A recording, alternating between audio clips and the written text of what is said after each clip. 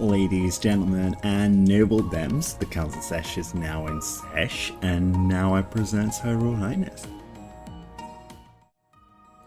Greetings, nobles. I am RiiYENNA. I am a queer autistic British Twitch VTuber. Good to see you all today. Yeah, I've made it. 1 year of affiliate. I'm very tired right now. It was a very, very, very busy week of work last week. Yeah, I worked 6 days in a row, including a 15-hour shift on Saturday because it was Liverpool Pride. Yeah, crazy. Yeah, I haven't written a script for this little intro speech here, but I'm gonna do my best anyway. So yeah, I was gonna do a full-on Subathon to celebrate my Twitch affiliate, 1 year of that. However, I did recently get a Section 21 notice for where I'm currently living at, so I've had to downscale this an awful lot. So I've got time to look for a new place to live at. But it'd be a shame to let the affiliate celebration go, so I'm still going to do my best with a mini subathon. It'll only be 5 days long. But it should be good fun. And I thought that the best way to celebrate the year would be to actually go back and relive it. So you're going to see me play old games like Call of the Lamb, XCOM, oh my, XCOM, and pardon me, and Alien Isolation. And then I'm going to add back the old VTuber, play some Subnautica, and then on Sunday I will close the stream with my current VTuber look and play some roguelikes like FTL, Void War, Cobalt Core, Slay the Spire, Nuclear Throne, Balatro. Good fun, good fun. I don't know how this is gonna go. I hope it goes well. Anyway, without further ado, I think I'm gonna go and get the game that started it all set up. And if no one joins, I'll jump straight into Call of the Lamb and then play King of the Castle later.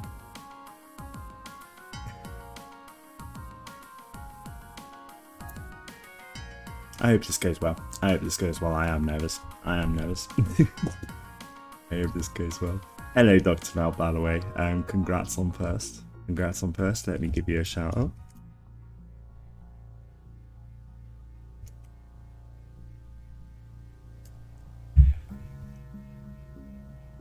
Very awesome, friend. And hi, Summer, as well. Hi, Summer. Hope you're doing well.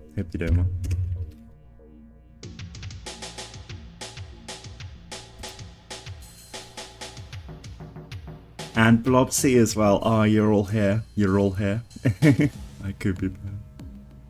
Also worse. Yeah, that's me as well. That is me as well. Anyway, without further ado. What am I doing? What am I doing? Anyway. So this VTuber look, I'm gonna hide in the corner for a bit, and it'll be just the voice for the time being. So yeah, I'm gonna take you back to the past. Oh, it's King of the Castle. No voice, no face rather. And I'm gonna start a new dynasty. What am I gonna call it? Oh, I know. I'll rename it as I used to. Play the funny game where she dies. And my first ever dynasty was simply called the 16-bit dynasty because I was inventive, very inventive. We're gonna play on Twitch. I'm gonna change the stream category as well. And also, we've got a timer here.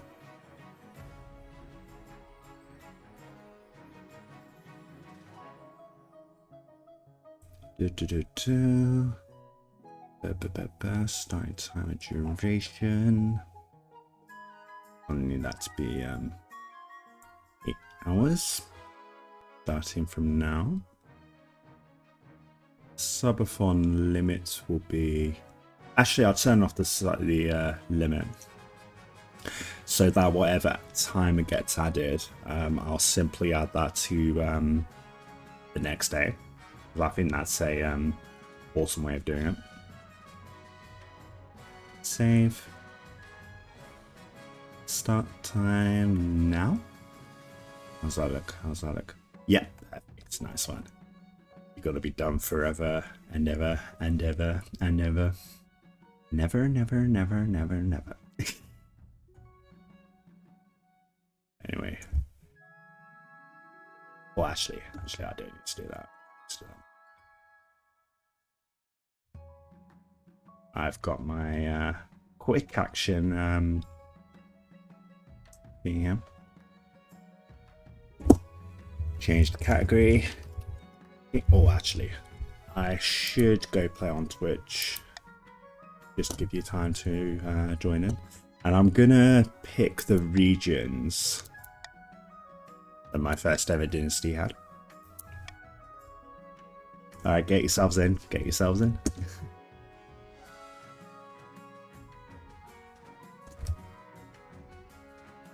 Yeah, I rushed up this overlay last night because, as I said, I was at work.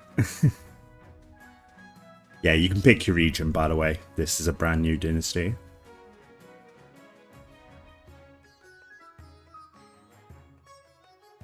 And I'll let the guys on Discord know.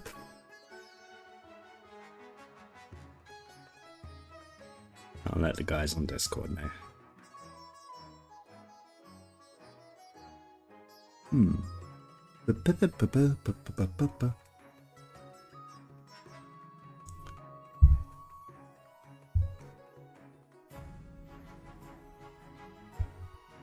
Already missed Facecam. Well, you might get to see Facecam. Depending on how well this goes. £4 billion.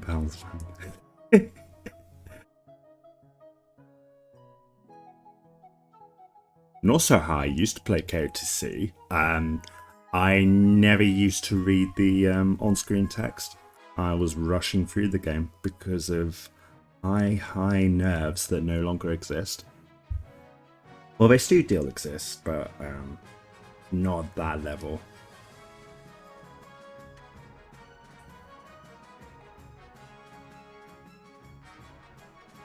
Alright, looking for game ping.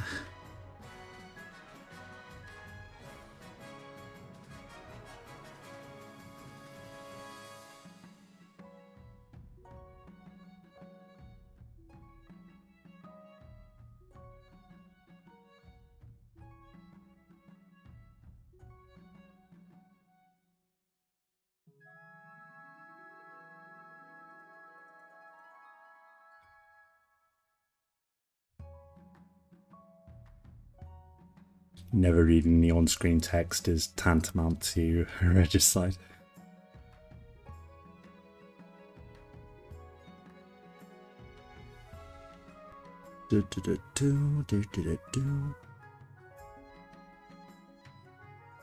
I've had a coffee, so I should have more energy in a bit.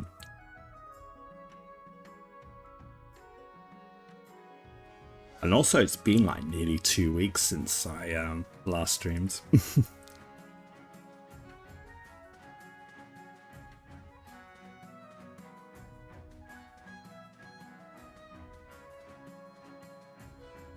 Right, that's in the KOTC Discord.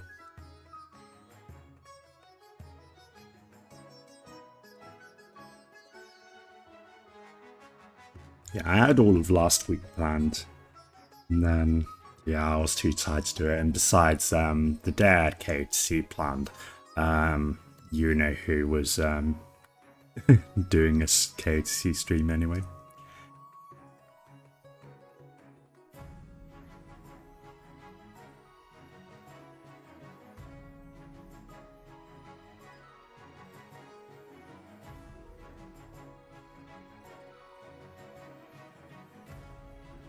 I'll post around a few more Discords.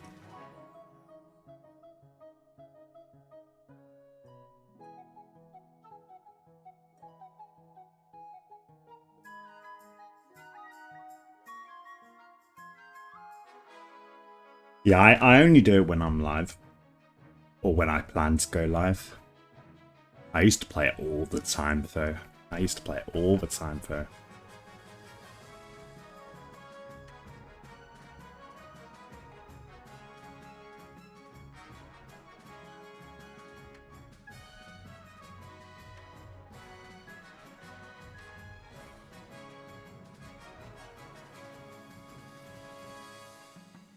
Yeah, once you start it or return to it, you do enjoy it.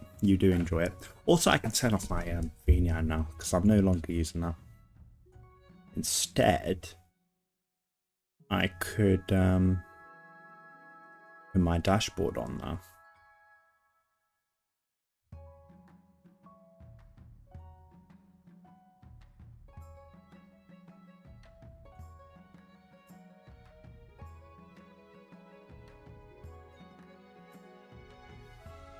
I can actually monitor the stream now.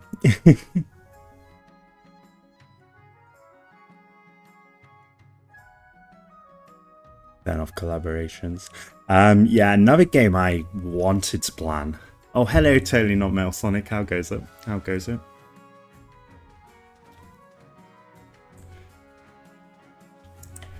Yeah, a game I had planned for my Subathon as well was Core Keeper with Foxy Phoenix, because I had a lot of fun playing that.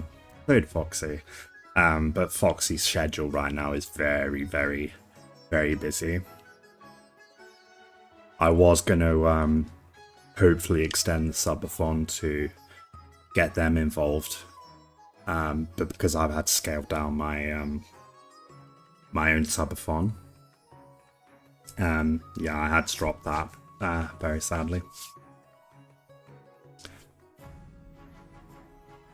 But I'll definitely chat to them about returning to it again soon, because you know it should be part of the celebration.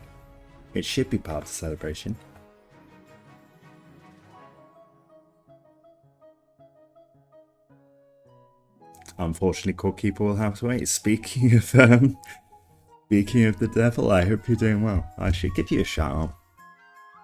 And I hear you finally reached 50 follows, which is bloody fantastic.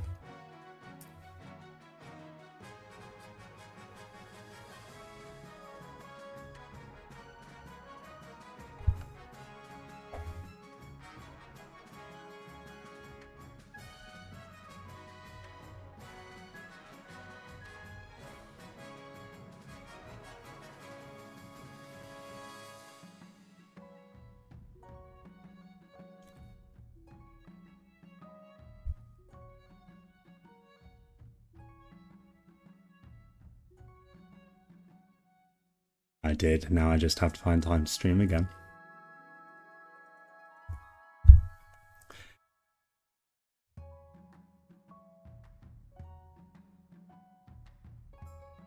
You should.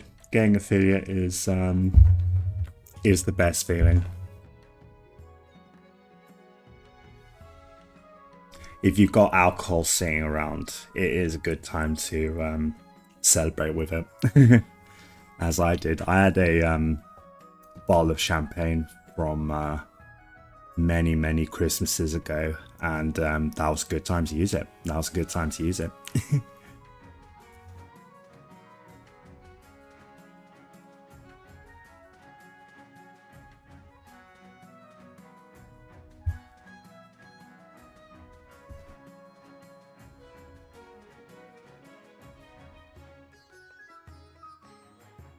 Yeah, get yourselves in here. We just need one more Grandy.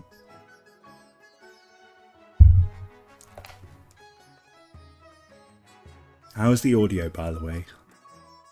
Can you hear the game audio? Can you hear myself?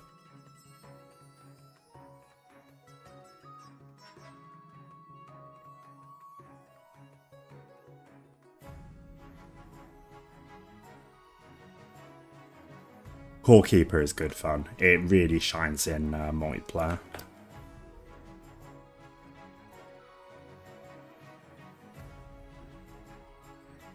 Like, 'cause it's a big game map. It's a big game map.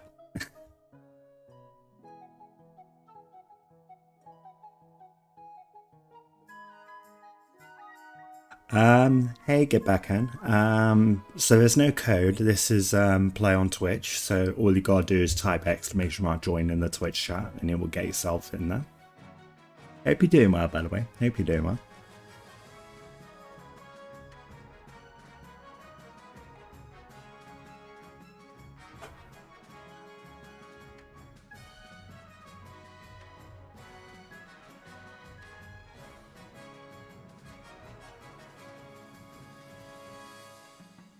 Should do. There you go, you're in now. You're in now. Nice one. Shall we wait for a bit longer? Or shall we start right now?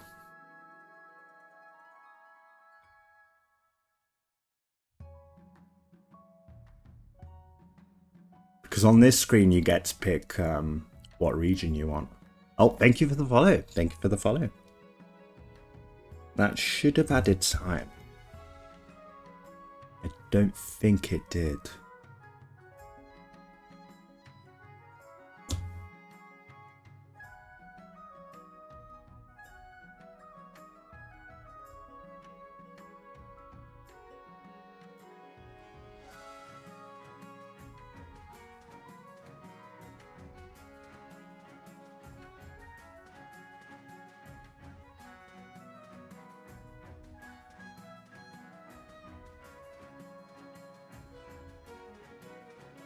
Oh well, I'm pretty sure we'll max out that timer anyway.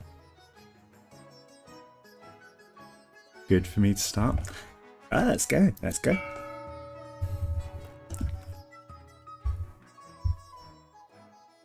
Nice one, nice one, nice one.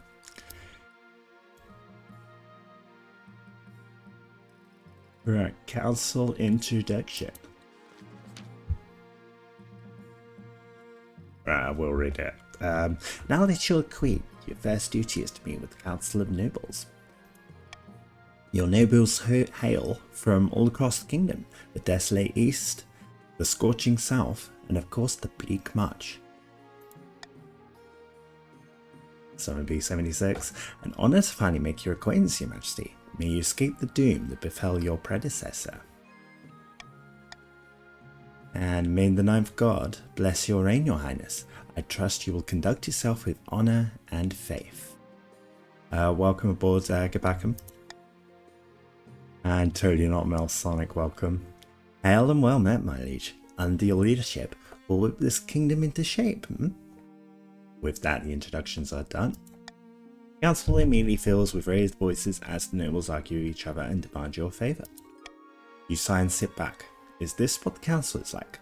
No wonder your father told you to avoid the throne at all costs. Coronation. Your vote seat commander is broken.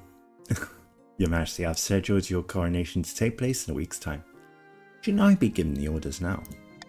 Of course, Your Majesty, but to delay any longer will make the nobles restless. When nobles get restless, they take their daggers and look for the nearest bag. Very well then, what must I do? As a tradition, the council will decide what happens to your coronation. But it's my coronation. This isn't an absolute monarchy, Your Majesty. Everything has to be run past council vote. Even this. We call him Nibbleston.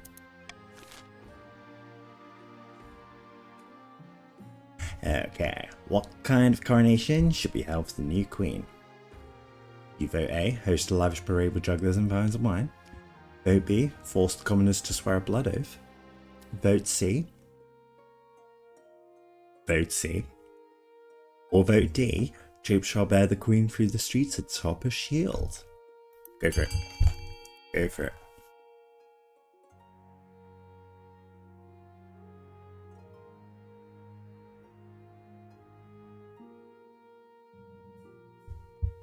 So I am gonna just something real quick here. Bear with me, bear with me, bear with me. We'll do that. There we go. You should be able to read the text more easily now.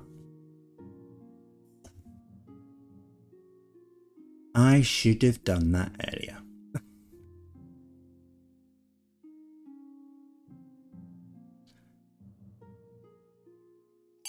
Yeah, I'm gonna count down from 5, 4, 3, 2, 1, and 0. And tradition is being upheld. It is decided the queen will be thrown in the river. Let me get changed out my nice robes. Yeah, sorry, Bobsy, but you'll vote one anyway. The canoe will pick you up and carry you out the Treadwater River, heading you into the shallow water with a cheer. When you climb back up the bank, soaking wet, the Chancellor steps forward and places the crown upon your head. Is it your imagination? Or are some of the nobles stifling giggles?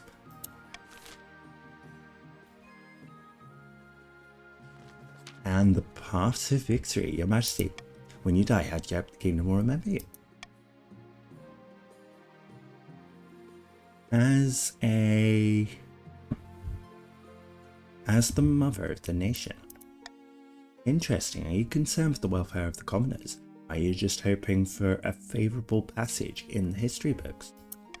I suggest over the next few years, you focus on improving the kingdom's overall farming as much as possible. Once you have an heir, I will return to discuss how your ambition is progressing. Good luck, Your Majesty. And the season. Right, that's my scheme. What is your scheme? Bastion of the totally not Malsonic bloodline, Sinister Marcher Prodigy stands before a blazing hearth, shouting and swearing. When did the Barons of the Marsh back down from a fight? Never! I'll know you'll do whatever it takes to put me, your rightful king, on the throne. Here you got doppelganger propaganda and gunpowder.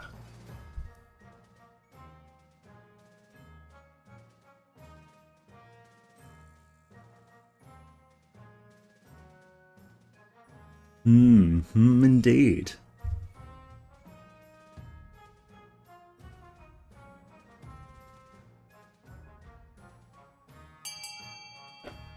Doppelganger.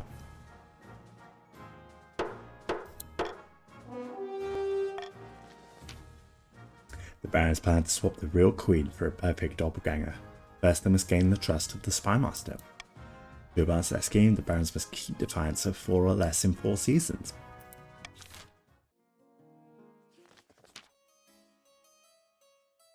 And Counts Nicholas of the Blobsy dynasty. Sinister Eastern Orator leans delicately on podium, whispering carefully. No Counts. In ancient times, the East was its own proud kingdom. We could bring back those days of glory, but not while this false queen, RiiYENNA, wears the crown. Here you got Uprising, Ascension, and Possession. What's it gonna be?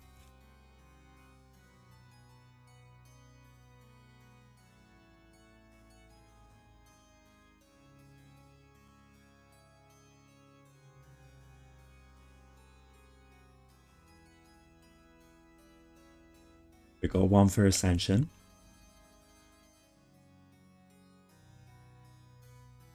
You know what I should have done? I should have put my water bottle near me, so bear with me one.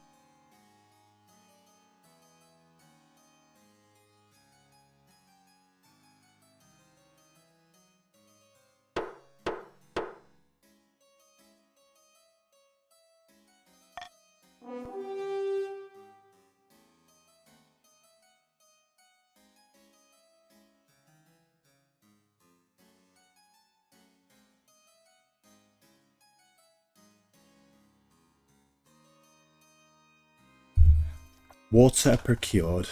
Water procured. So the counts plan to induct the queen into their secret cult and offer her immortality in exchange for the throne. First, they must reduce the power of the Eastern Church. To advance their scheme, the counts must lower their faith to 4 or less in 3 seasons.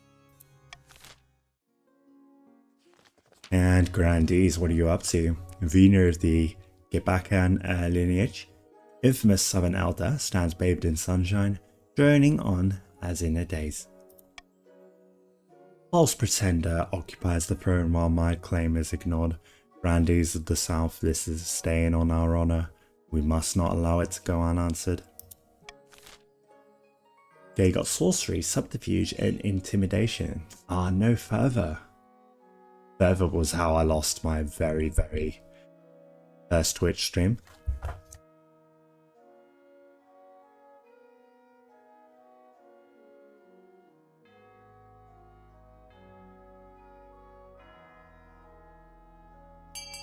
We're going intimidation.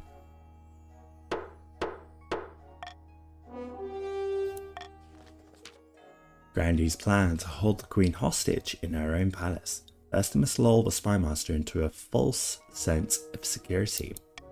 To advance their scheme, the Grandees must raise the ability to survive or more in 4 seasons.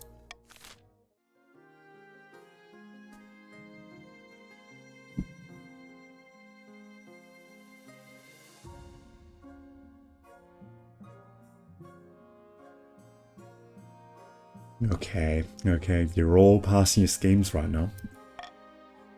That is a dangerous start. But we do have golden choice. I can make you do things. Don't worry, we've got fishy wedding.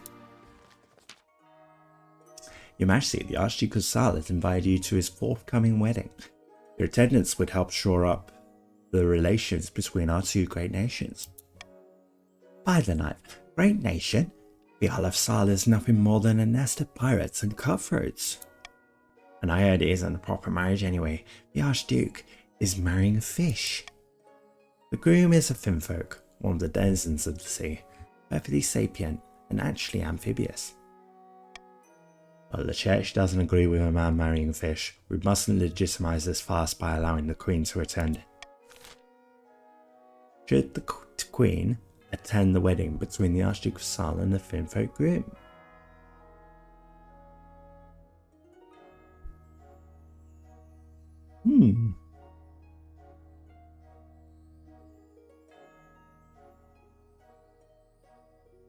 So, vote A, of course the Queen should attend the wedding.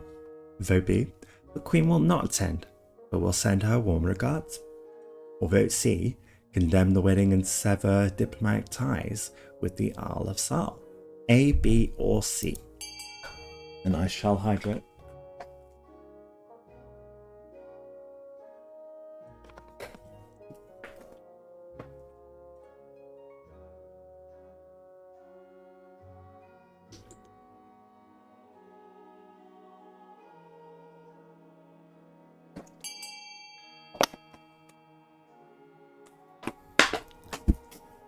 Unanimous.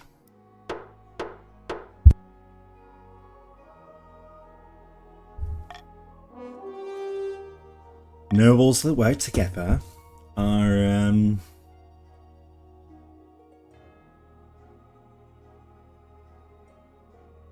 dangerous. Excellent. The wedding is scheduled for next year. I'll inform the Archduke that you shall be delighted to attend. This kingdom is sliding into madness. When it's announced that you'll attend the wedding, the grandees are naturally scandalized. But the peasants, sentimental as ever, are in favour of your decision. Public opinion turns against the overly strict church. Only the grandees were unimpressed with that. Even though they did vote for it. A new plague. Your Grace, the East has been struck with plague. Not just any plague. A dancing plague. Why aren't you dancing then? I haven't been infected yet, of course. Otherwise I would not be here to risk it spreading to your Grace. It affects everyone, even dogs and cats. We don't know how it started. but it's spreading quickly. Whole villages are dancing themselves half to death. What should be done about the dancing plague that has gripped the East?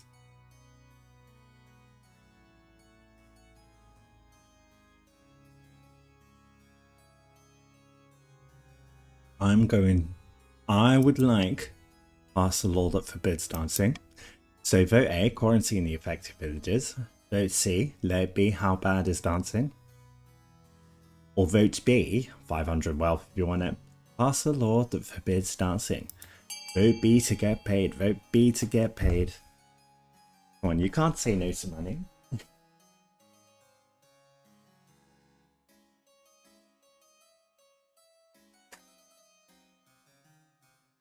Well, the nobles are thinking. The nobles are thinking.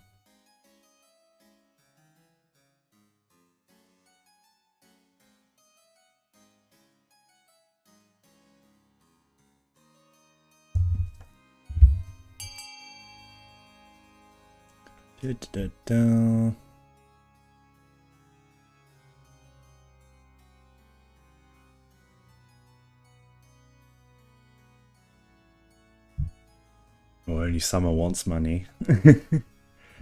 Oh, okay, okay.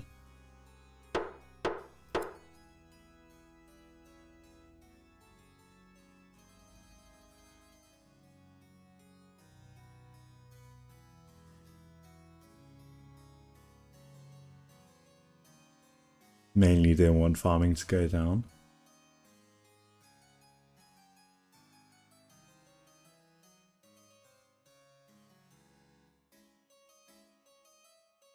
Neither do I. See, now I'm thinking because based on who picked the golden choice option,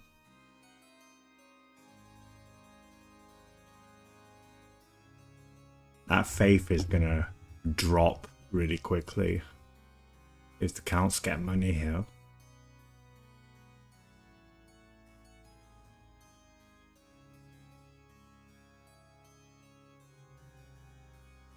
But stability will also drop, so I'm going to stick with the golden choice. The peasantry and nobility are unhappy with the new dancing ban, which has earned you the moniker Cantankerous Queen. Where still it doesn't slow the spread, no matter how much one is flogged or fined. They continue to dance. Soon your bailiffs are dancing along with them.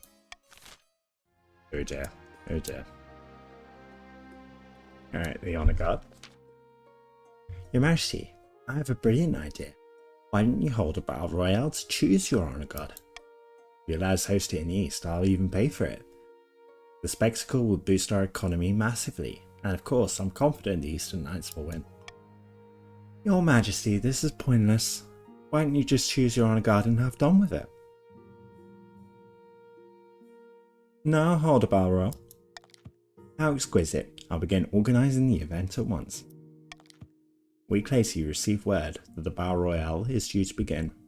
Held on the battlements of Countess Summer's castle, you travel down to spectate with a horde of murder fans from across the kingdom.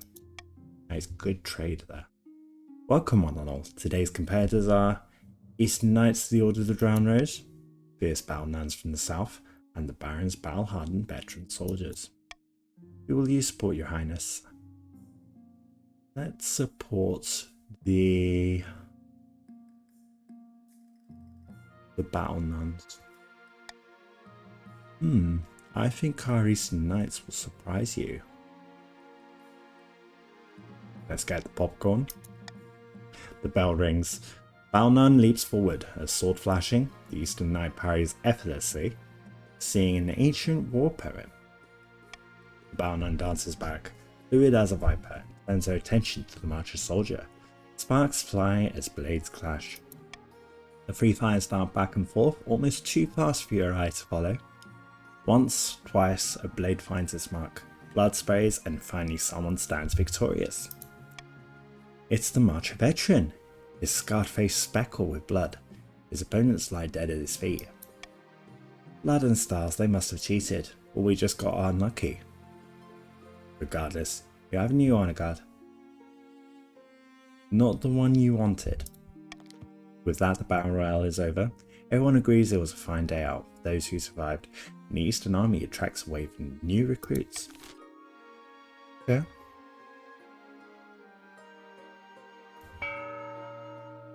Alright, we got an auction here. So normally I have a chat timer. But I think that's going to spoil the vibe. Because I originally didn't have that when I started on Twitch. So we're going to do it the old fashioned way. So, Barons, you've got an aqueduct on A that will raise your farming by 1. And a theatre on B that will lower authority by 1. Counts, you have a monument on C that will raise authority by 1. And yeah, this option doesn't exist. D does not exist. Grandees, you have a library on E that will that also does not exist. And a prison on F that definitely does exist. That will lower stability by 1. Alright everyone, get set, get ready, and auction. Auction, auction, auction.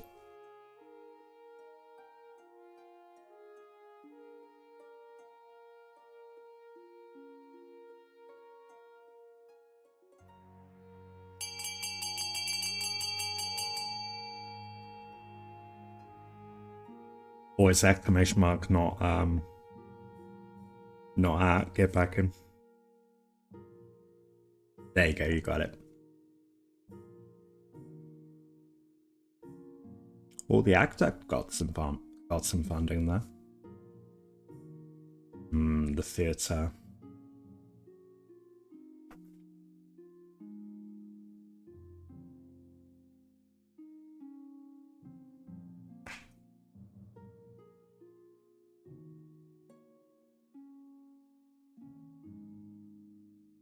Five seconds. 3, 2, 1. All C and D.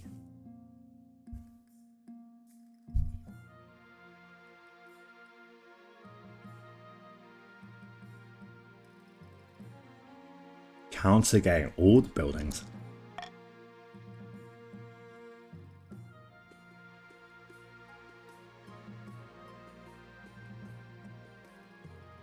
An island rises. Your Majesty, Your Highness, something most strange has occurred in the Ghost Sea. A new island has risen, halfway between our shores and the Isle of Sal. The Finfolk raised it from the depths using their weird ocean magic. It's true, Your Majesty. Finfolk raised the island to celebrate the marriage of their prince to the Archduke of Sal.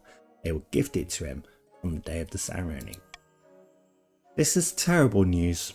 That island is of immense strategic importance. We can't let it fall into Salish hands. What can be done about the new island that has appeared as a result of Salish Archduke's upcoming wedding to a Finfolk?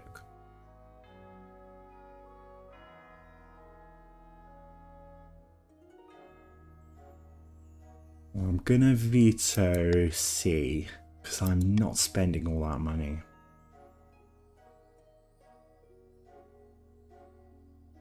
And also stability. It's a very dangerous thing. So, vote A, send the Queen to conduct secret negotiations with the Finfolk. Vote B, the Queen shall just attend the wedding as planned. Or vote D, send the Queen to seduce the Finfolk Prince, sabotaging the wedding. Alright, go vote. C has been vetoed.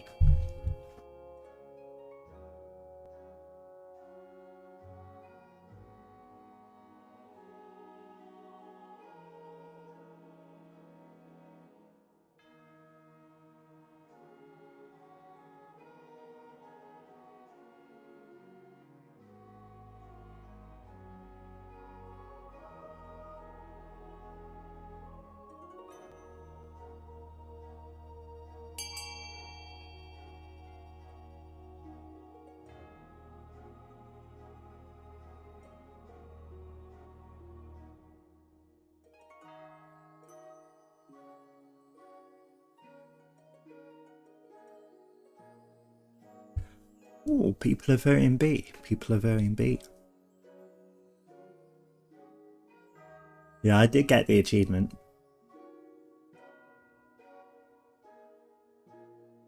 That's almost unanimous, that. Almost unanimous. I'm going to count down if the remaining noble wants to vote. So 5, 4, 3, 2, 1, and 0. Can't pay enough attention to play, but go Barons. Hey, Cookie Fanfal goes there. Green shall just attend the wedding as planned. But I won that island. That island is hosting a very important wedding in a few months, and is also the dowry. Surely I don't have to explain the diplomatic importance of such an event, and the Queen's attendance. It is an important event indeed. Countess Summer stands before you, hopping frantically from one foot to the other as she speaks. Oh dear, someone's been infected, eh? The plague, Your Grace, it's spreading. Why, I think I've been affected myself. When did you learn those moves? Now is not the time for jest, Your Highness. You need to do something or we'll dance ourselves to death. This may look fun, but trust me, it's anything but.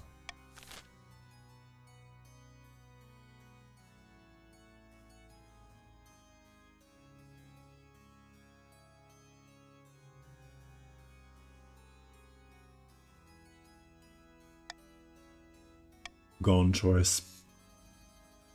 So, the dancing plague has spread to half the kingdom. What can be done? Vote B, hire a wizard to sort it out. Vote C, infect the nobility as a show of solidarity. Or vote A, golden choice. Order the nobles to hide in their castles and wait it out. Vote A to get 500 wealth. Vote A. Vote A.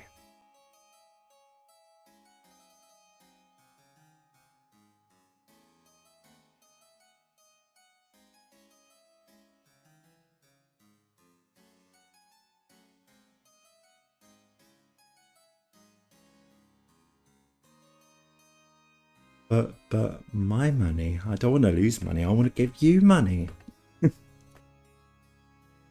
Oh no.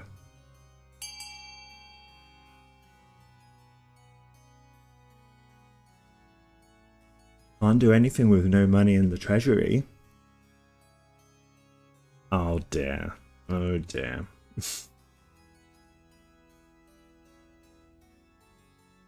Oh dear. Oh dear.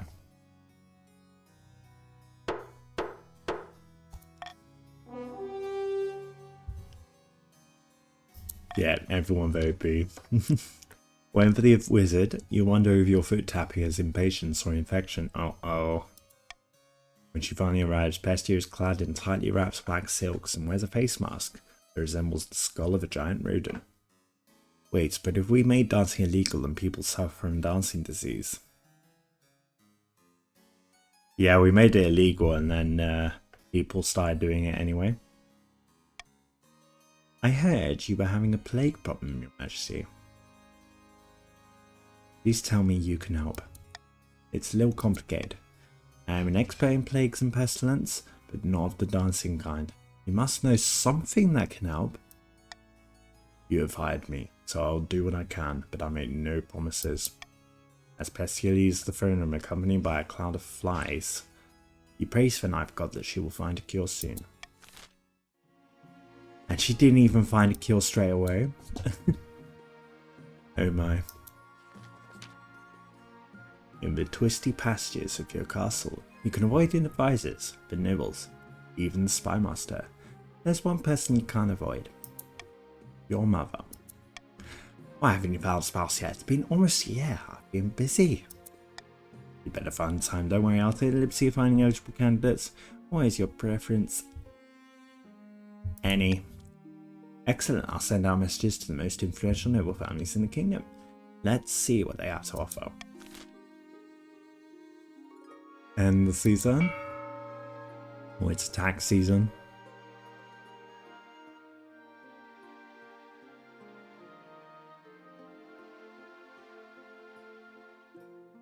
You voted for it, you're paying for it. You vote for it, you're paying for it.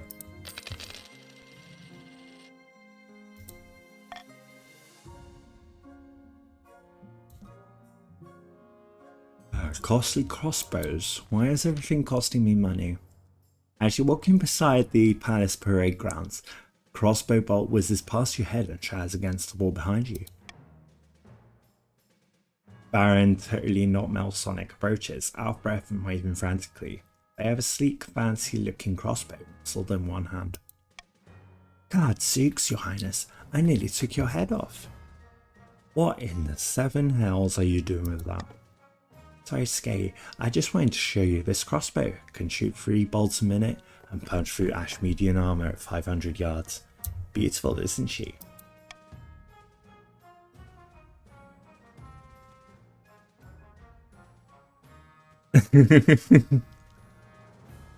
No, let's not drag me anywhere, please. Trouble is, to achieve such accuracy and power, she needs to be crafted from springwood. It grows only in the forests of the east, and those eastern goids charge exorbitantly for it. What does this have to do with me? The Barons of the Marsh are guarding your borders, and yet we can't afford to buy the weapons we need, your majesty. If you want to keep your kingdom safe, the counts must stop price gouging.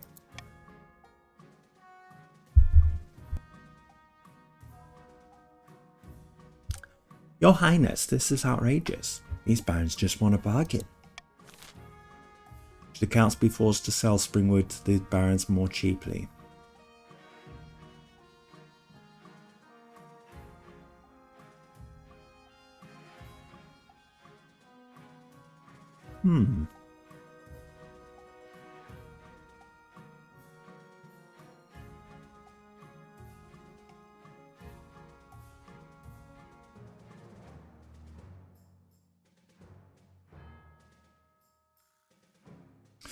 What do?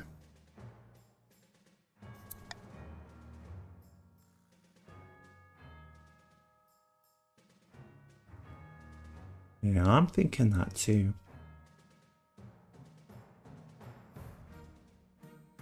Gambo. Right, should the counts be forced to sell springwood to the barons more cheaply? Vote A, put a price cap on the sale of springwood. Vote B, order the counts to send springwood to the barons for free. Vote C, refuse to limit the free market. Or vote D, plant a springwood grove in the march. Gambo.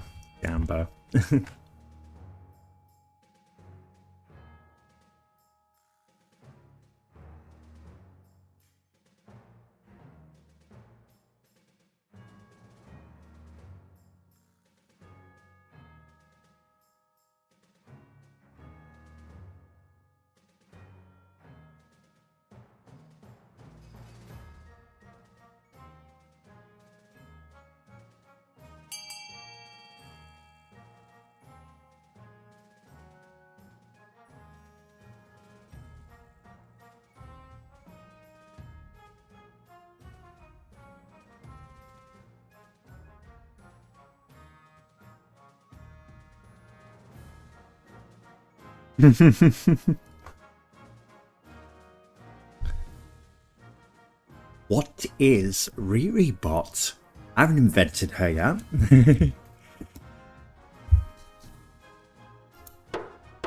I got really excited when I added the bot to my channel.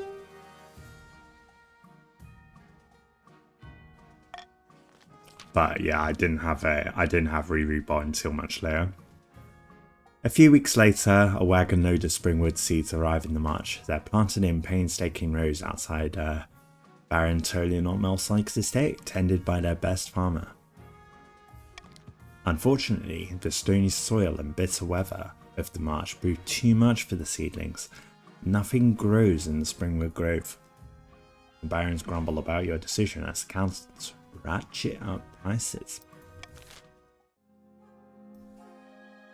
Okay, the island wedding. Your Majesty, in a few days you'll be travelling to the Archduke Tsar's controversial wedding. Surely there's a way we could turn this to our advantage. We must forge an alliance with Sal. They have fast ships and with this new island outpost, control over most of the Ghost Sea. Or you could probably object to this blasphemous union of man and fish. He's not a fish, he's a finfolk. Ah, same difference. This is a matter for the council, I believe. What should the Queen aim to do at the Archduke of Sal's wedding?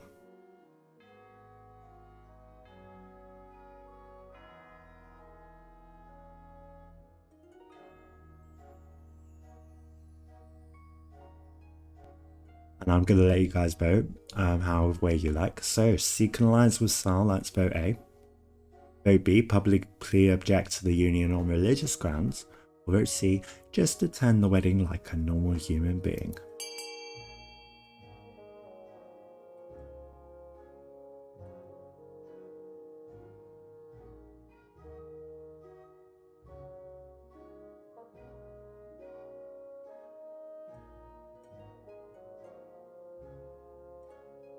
One vote for A.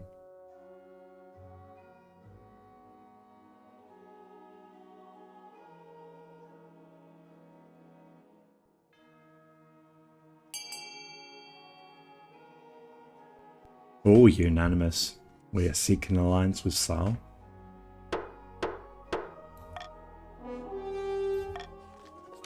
Well, the council has spoken. Good luck, your highness. Soon the time has come. You board a ship and sail to the newly risen island, where the Archduke of Sal is due to marry his finfolk groom. Lacking a spouse, you have chosen the Chancellor as your +1. Oh, I do love weddings, for I always end up in a flood of tears. At last, the new island crests the horizon. It's an empty little rock, devoid of vegetation, with no buildings, except a marquee and a hastily constructed church on the ninth. But it's packed with people, mostly minor nobles of Sal, who welcome you with cheers and bows. You file into the church. As the ceremony begins, the finfolk prince walks down the aisle, while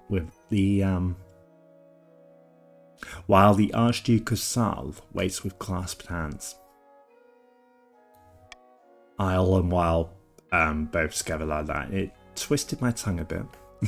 Does anyone here know any lawful impediment to these two people being joined in marriage?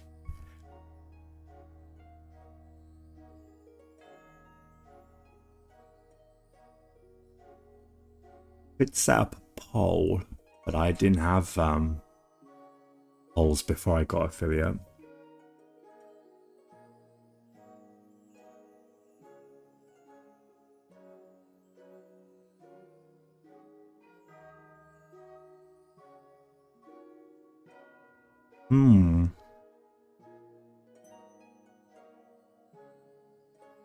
Faith goes up, defiance goes up, stability goes down.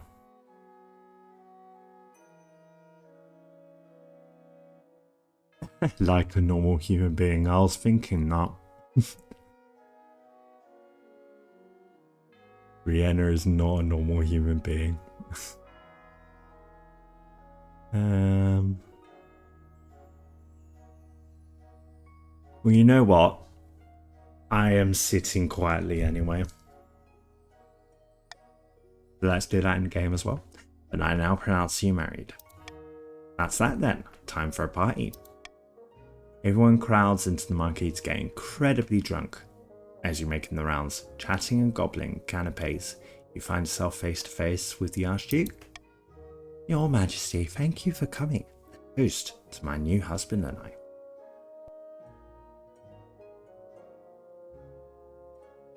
No cute fish person slipped out of our grasp.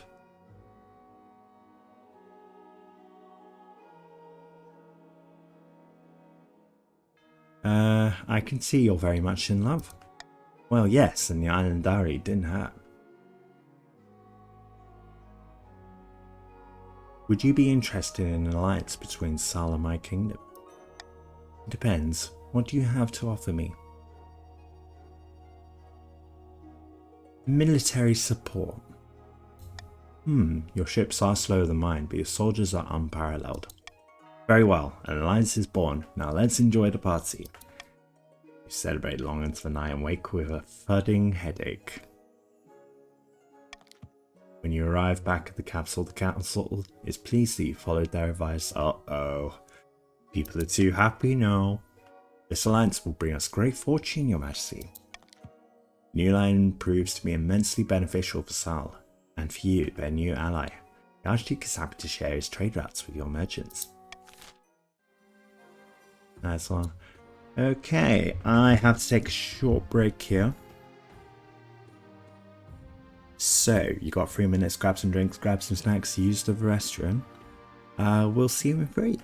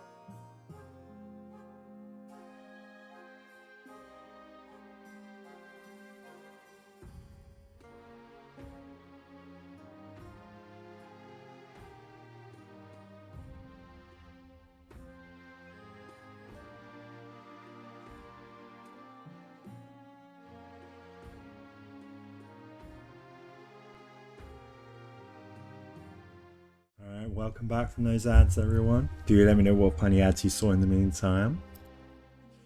Time for eligible options now. Also, type your favorite number in chat when you've returned from those ads. Eligible options. I have found 3 potential matches for you. 1 eligible young candidate from each of the Kingdom's 3 regions. Choose wisely. You'll be securing a powerful alliance. And a partner for life. They're having to hold, don't forget. I suppose so, but the alliance comes first. Your mother leads you to the Great Hall where she's arranged 3 portraits on easels, but now each is covered by a cloth. Wait, I don't even get to meet them. There's no time for sentiment. You just need a match that befits your station and suits your political needs. Whisks away the cloth from the first portrait. This is Grimwald, the eldest son of the Eastern Blobsy the Trans-Dragon dynasty. Apparently they had a hell of a time getting him to smile for this portrait.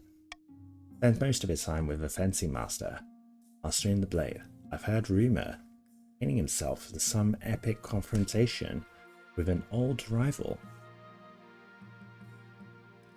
He's an intriguing candidate. From the south, Cardoso, the eldest daughter of the Gabakan lineage. She is reputed to have an ego the size of the sun, but there's nothing wrong with confidence, right? She's a savvy businesswoman who has had success in the spice trade. There are rumours that she's obsessed with avenging an old slight on her family honour.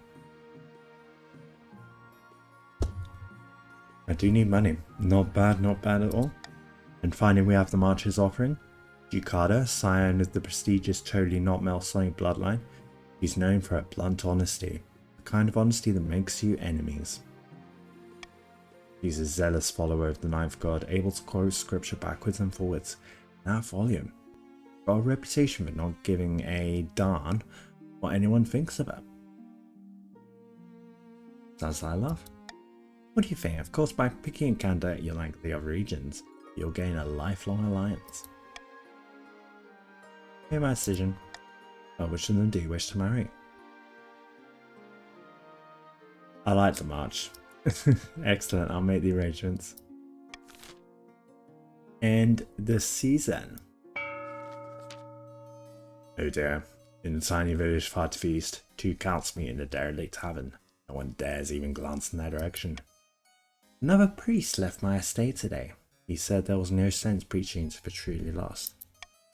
I've heard the same across the east. We are no longer trapped under the church's thumb. Now we must not falter. If the queen grows proud, we can offer her the ultimate reward. Immortality. Say their scheme, the council must raise authorities 5 or more in 4 seasons. Oh dear.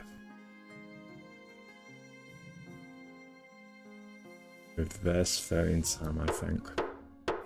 Reverse voting.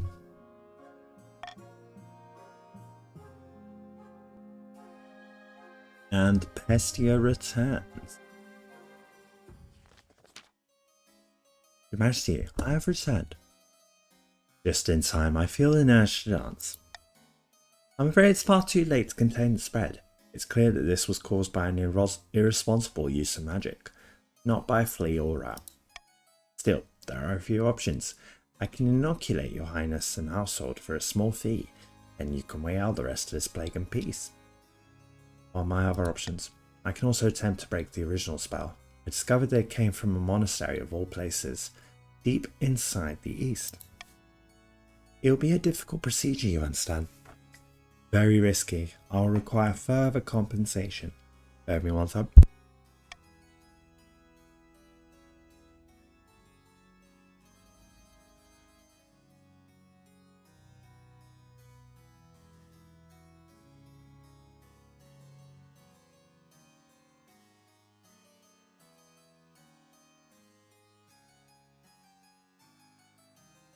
Excuse me. Right, what are we gonna do here?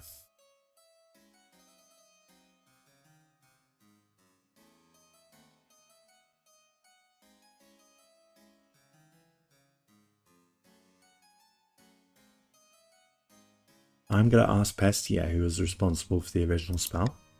As I said, it came from a monastery and it was clearly an amateur playing with magic. Nothing serious, probably a nun who was jealous of her sisters. Imagine that, dancing nun. Even though you can't see her face, you're not sure if Pestia is expecting you to laugh at this or not.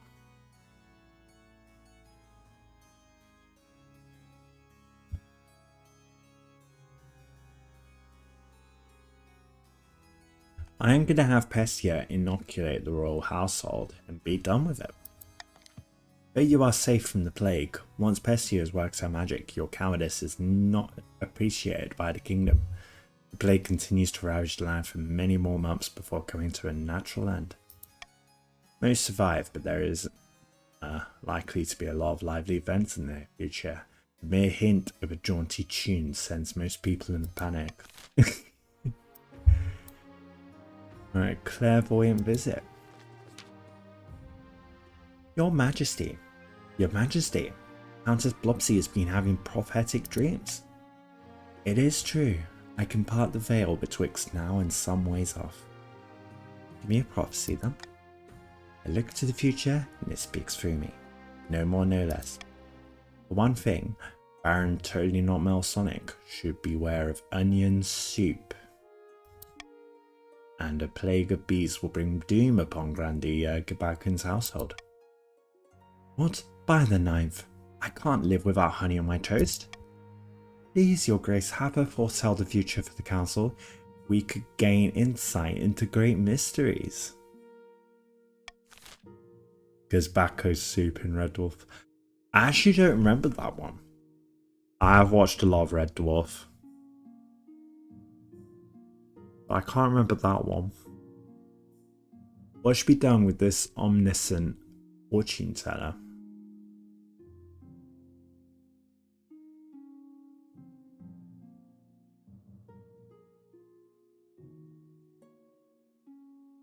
I think so too. Go on, choice if you want it. So, vote A, alright, just as once begin the visions. Vote B, through this chalice is the dungeon. Or vote C, 500 wealth if you want it. Make Countess Blobsy an official council advisor.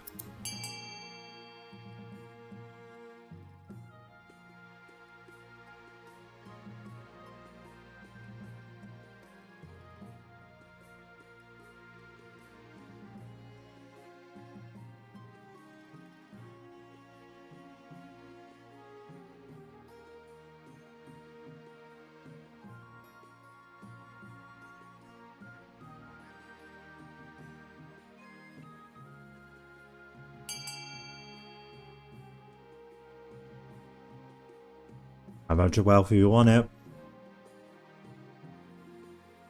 Do not stray from the holy path.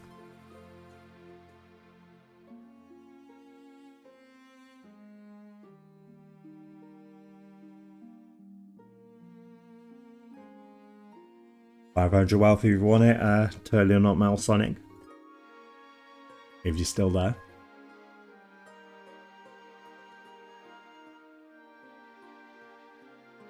I'm going to count down from 5, 4, 3, 2, 1, and 0. I think it's close. I'm going to make Countess Blobsy an official council advisor.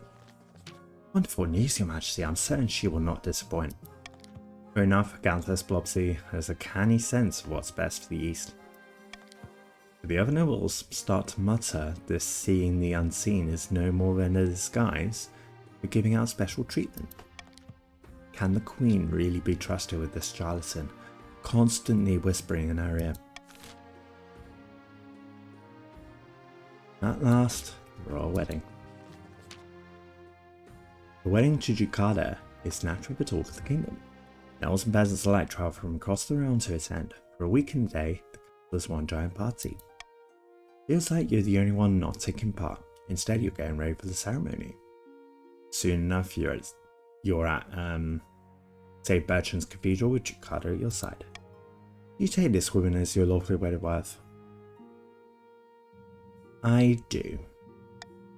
But I pronounce you queen and wife.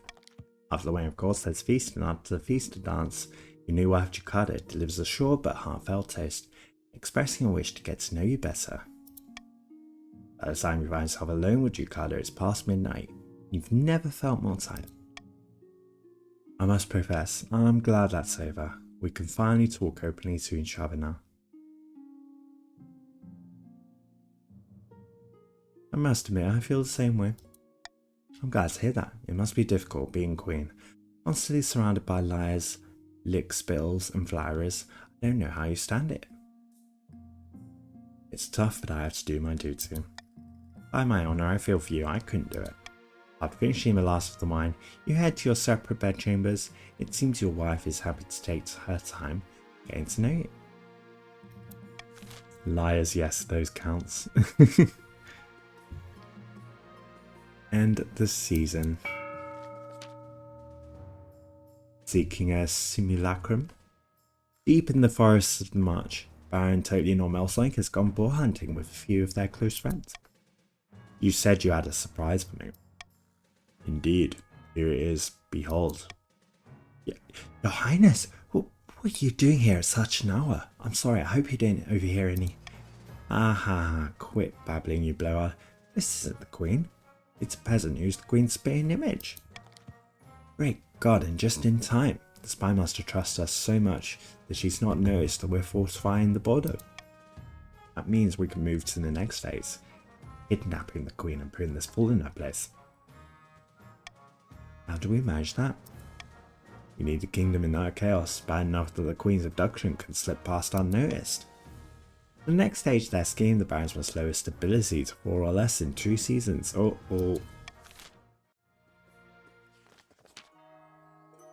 And in the south, beneath a scorching sun, Randy Gabakan strolls through their vineyard in the company of a few close friends. Our plans are going better than expected. The spymaster thinks that all is well in the kingdom, and while the cat's away, the mice shall play. Please don't dishonour me by comparing me to a mouse. Speak plainly, or not at all. I apologise, my friend. In plain terms, then, our next step is to replace the Palace Watch with our own agents. Indeed, the Honor Guard are incorruptible. The Watch are another story. If the Queen can't pay them, they will look for money elsewhere. Next stage of their scheme, the Grannies must lower the treasury to 1,500 or less in 2 seasons. Got it. Keep this up, keep this up, keep this down.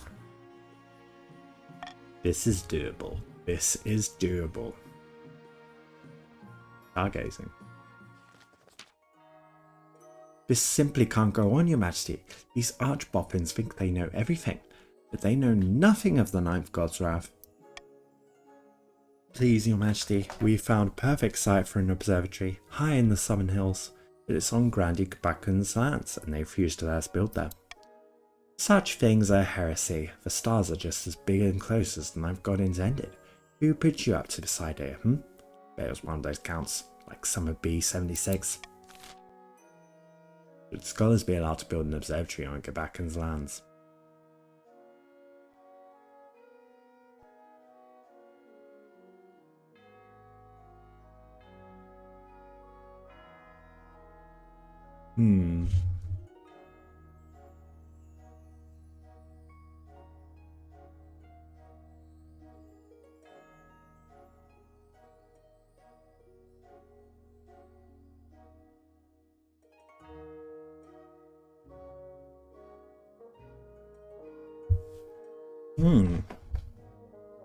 I'm thinking A here. Go on choice on Gamba, I think. So you could vote B, find a different site for the observatory. Vote C, forbid the construction of the observatory. Vote D, forbid construction, investigate the scholars' funding. Or vote A, with 500 wealth up for grabs. Vote A, construct the observatory. 500 wealth if you want it, 500 wealth if you want it.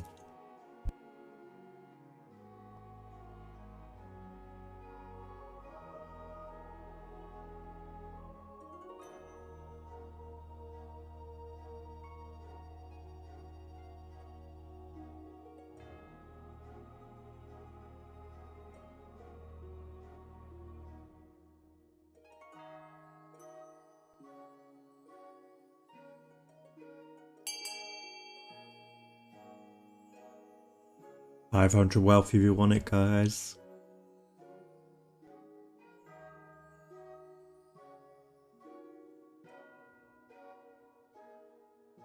Gamba indeed, Gamba indeed.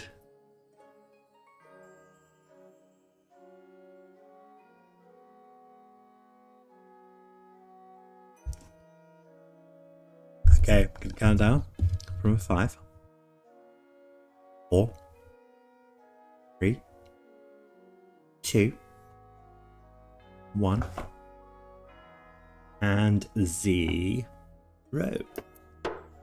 Things closed. Going to construct the observatory. Grandy's grumble and groan, but construction goes ahead. Over time, the observatory provides new jobs and brings many travelling scholars to the area, paying for itself many times over.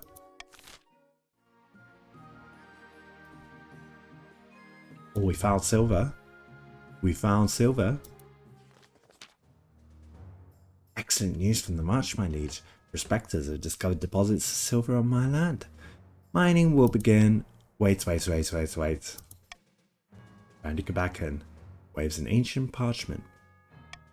Silver belongs to me. The deposit is on our side of the border, and this scroll proves it. This could get nasty, Your Majesty. The border between the March and the South has always been highly contested.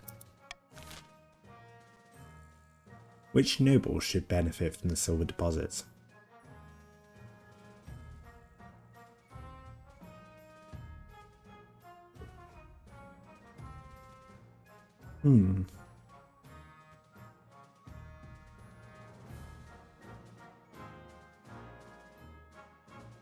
I'll let you guys vote.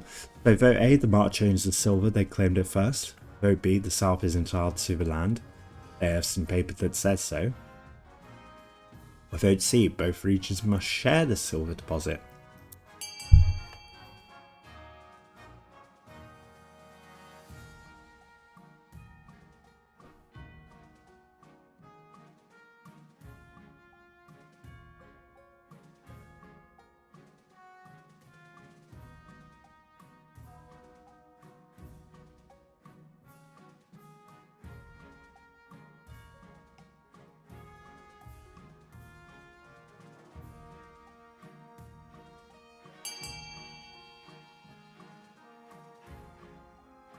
One vote for C, one vote for B.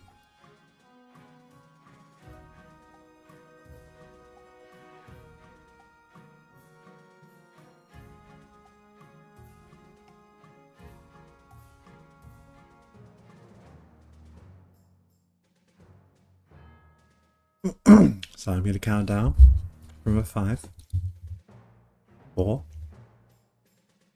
3, 2, 1, and 0.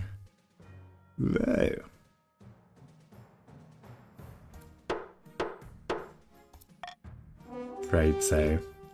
Both regions must share the silver deposit. Baron totally not Melsonic and Grounded Gabakan exchange wary glances. Ounce power. As they shake hands, their smiles are very sight. Okay, what else we got? Comet sighting. A blood red comet was spotted in the night sky over the Marsh, Your Majesty. The common folk are claiming it is a terrible omen.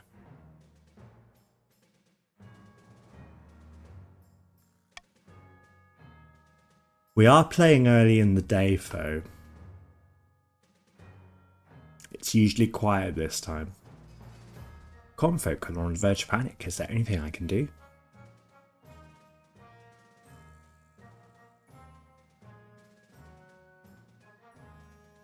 Tell the church to dispel such baseless superstitions. 45%. The priests of the March preached that the comet is actually a good omen, due to a new interpretation of an obscure cluster of stars. Unfortunately, the peasants don't believe a word of it. For a few weeks, the March is gripped by panic. Riots break out in the streets. Soothsayers wander the land, foretelling doom. Oh dear. Alright, we got an auction here. So A is a prison, B is a theatre, C is a fortress, D is a monument, E is a cathedral, and F is a library. Alright everyone, time for auction in 5, 4, 3, 2, 1, go.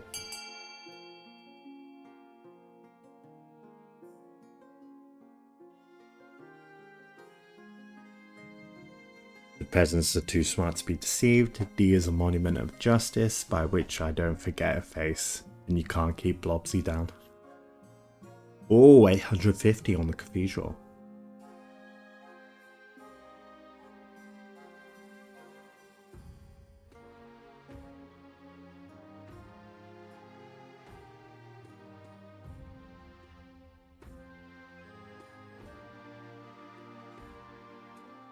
Makes pears laying down the smoke.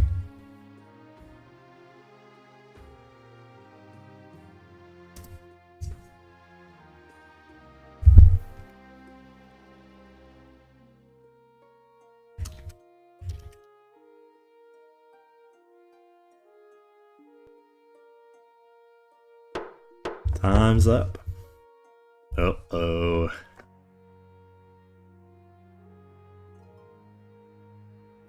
Yeah, cathedral's interesting.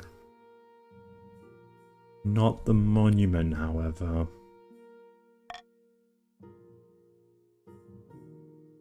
No silver. Okay, that's interesting. Baron Totally Not Melsonic and Grandy Gabakan arrive in the council chamber side by side. This is the third week in a row with no silver. Why are the miners spending all their time playing this rockball sport anyway? Great God, it was your miners who invented rockball. I can't help that march workers are competitive. It's a disaster. Even the miners who haven't broken their arms aren't getting any mining done. What should be done about rockball getting in the way of mining?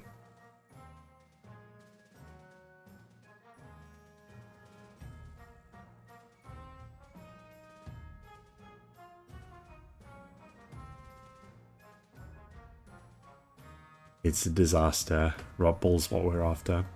I love rockball, but what if it could be turned to the dark side?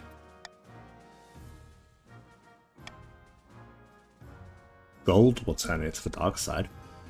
So vote B, ban rockball. Vote C, host an official rockball tournament. The Lord loves rockball.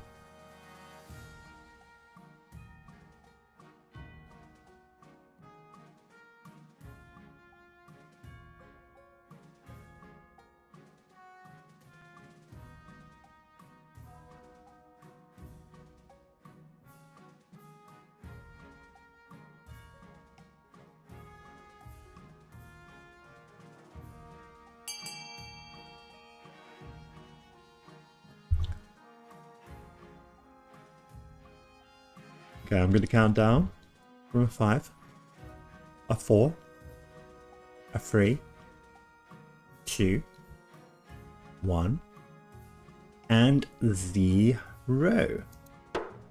Voting is closed. Going to host an official rockball tournament. The cathedral is open to host the tournament. The first annual Rockball Cup is a smashing success, with the Mancha Geodes edging out the southern moles. Baron Totally Not Melsonic even stands proudly with the filthy competitors. They hoist the gleaming silver trophy. In the aftermath, silver production reaches new heights with profits shared equally between the two regions. That is good trade there. And some money for the barons and the grandees. See, this is good for everyone. Indeed. All rumors of bribery.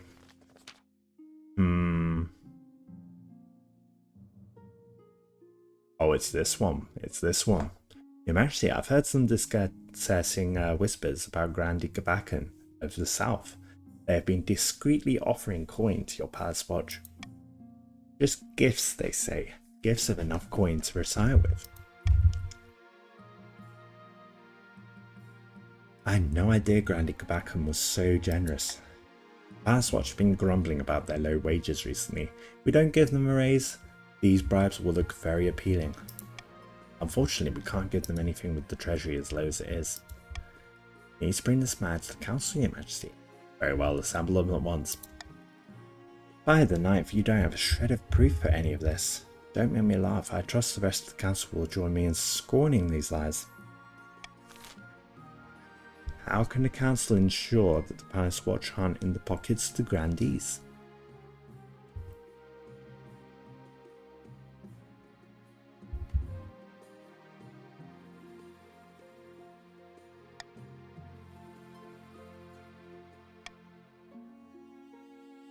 Vote A, take emergency measures to boost the treasury. Or vote B, sack the current watch and rehire from scratch, which will delay their scheme for one season.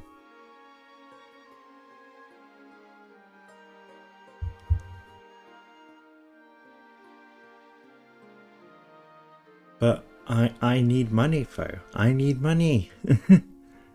I need money. Oh, you meanie poos. You meanie poos.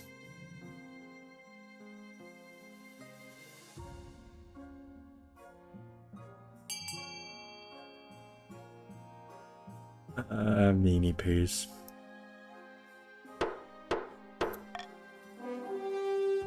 Start the current watch and rehire him from scratch. It's an outrageous overreaction.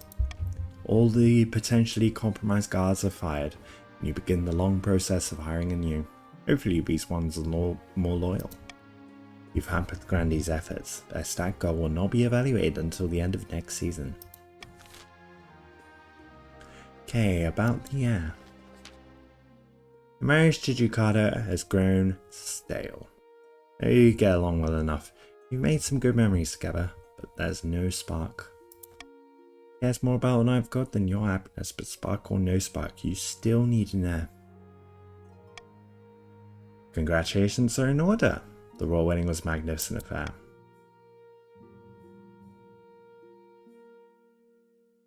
You went about as well as could be expected. Still in power, aren't you? Still got the crown on your head? That's what matters. You've done well so far, but something's still missing. An heir. Means someone young whose loyalty is assured. Child of your own would do the trick, even if they're illegitimate, or the youngest of your many cousins.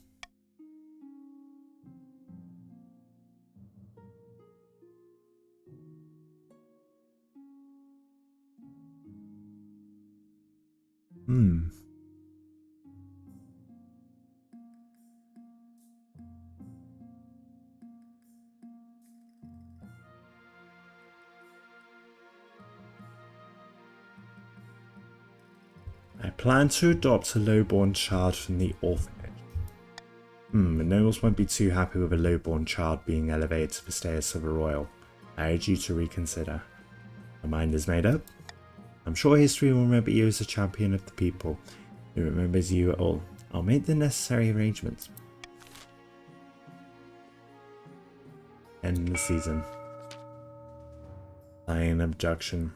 Somewhere in the march, Baron Totally Not Melsonic sits at banquet, gnawing on a greasy chicken leg. They and their fellow plotters discuss their scheme between mouthfuls. Kingdom's not exactly peaceful, but there's still no way we could stage the abduction of the Queen without being noticed. We need chaos. Baron's aim is to lower stabilities for less. It is currently 6.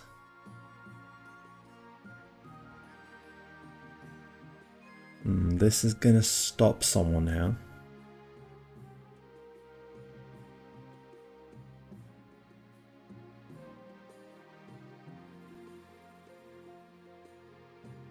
It's okay, Grandies, you can keep your wealth.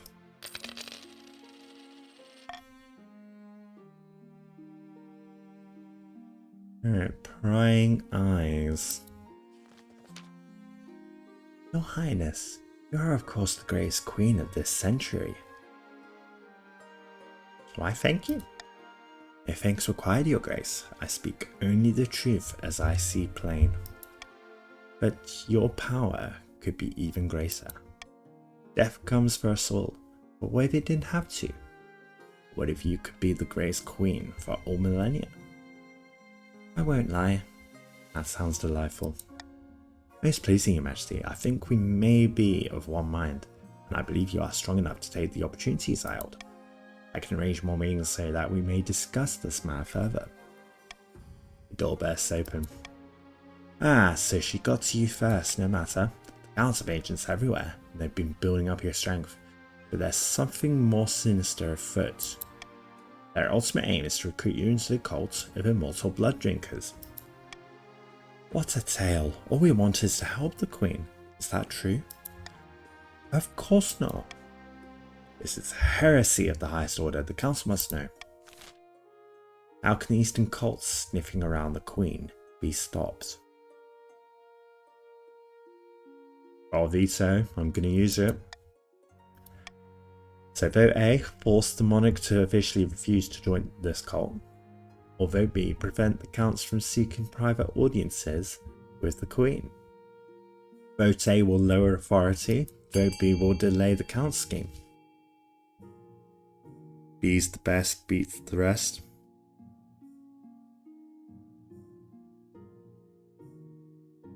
Well, you could vote A, and then you could suddenly raise authority again.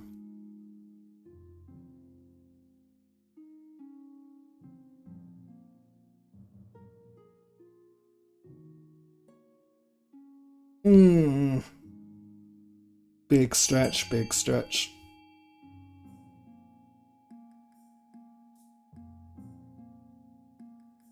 Last week was rough. Now I'm going to count down from a 5, 4, 3, 2. I don't know when the march is. 1. And 0. Oh, it's tied. It is tied.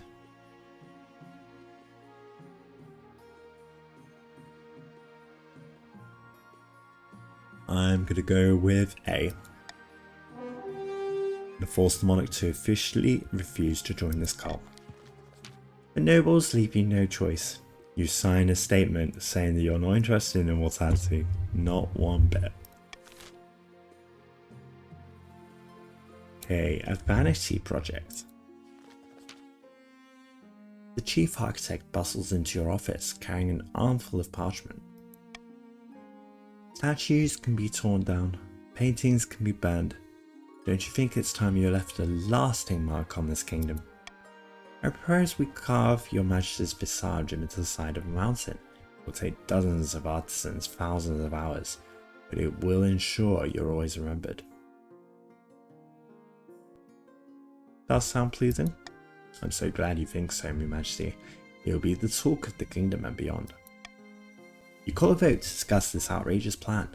A mountain sign carved in your likeness will surely get people talking, but it will take time and a lot of gold. Chief architect carved the Queen's likeness into a mountain.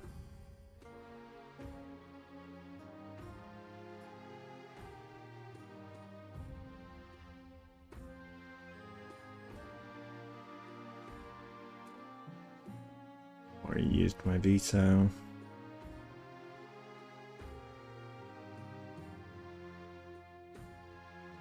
So, reverse voting. Vote A if you don't want to go ahead with the project, because it won't be a wonder of the world. Vote C if you don't want the nobles to fund it. Or vote D if you don't want to leave the idea forgotten. Reverse voting, reverse voting. S-Rever voting.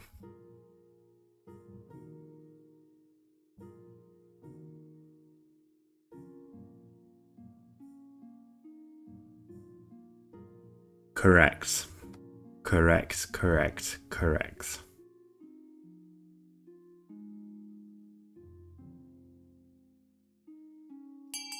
This is an idea best left forgotten.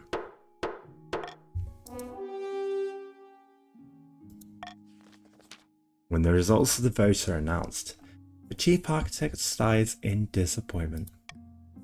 Oh well, I suppose I'll have to focus my work elsewhere. He decides to train up enterprising architects and builders across the kingdom, sharing his knowledge. Many of the nobles make use of this new expertise to renovate their estates. Yes, see, we got something good out of it. We got something good out of it. The good word. Hail Vienna, I've had an idea. Then is Max, yep. As I'm sure you know, my fellow barons have been shirking their religious duties a bit recently. Faith in the Knife God could certainly be higher in the march right now. Problem is the feeling of disconnection from the church here in the capital. I think the message came from one of their own. It might make a difference. You want to become a preacher? Not a preacher exactly, just an ambassador, I suppose. To show them what it means to be a faithful adherent of the Knife God. You give me your blessing?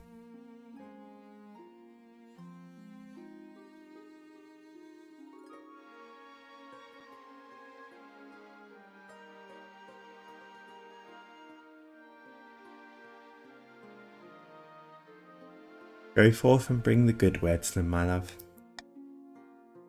Grand, I'll make the preparations immediately. Word spreads fast that the Queen Consort is on the march. Thousands flock to the towns and villages where she plans to stop. Once she arrives, Ducati gives a series of impassioned speeches to the locals, pleading with them to abandon their heathen ways. It strikes a chord. The Archbishop happily announces that church attendance is rising all across the region. Nice, nice, nice. Faith is only back where it started. In fact, apart from trade, the barons have their stats all intact.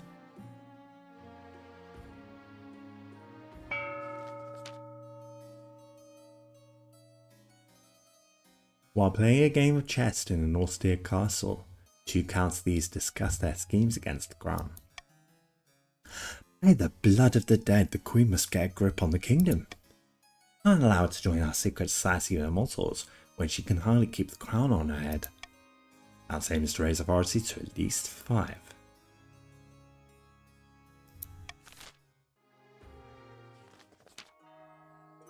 And meanwhile in the south, Grandy Gabakan has invited their closest associates to their manor house for some wine and cheese and treason.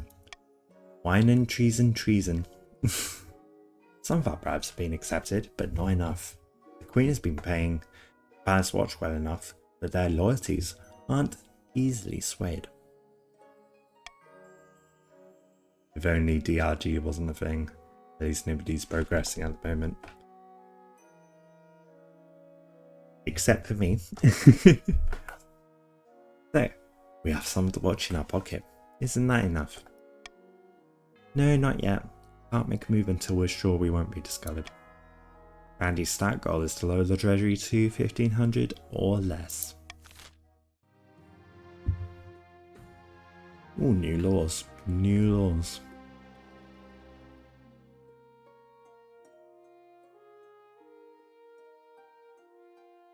I've gone with farming. But that doesn't kick in until I get an heir. Which is coming. Oh, a rogue golem. A rogue golem made its way all the way up here. That is a long way away. It's usually like down here, but it's made its way across the country here. A rogue golem has crossed into our territory over the Ashmetian border, Your Highness. All the way to the other side. This could be an exciting opportunity. Why did it cross all the way over here? It was instructed to dig a trench, but evidently not told when to stop. Okay. Yeah, dug a 16-mile part. That's a lot more than 16 miles.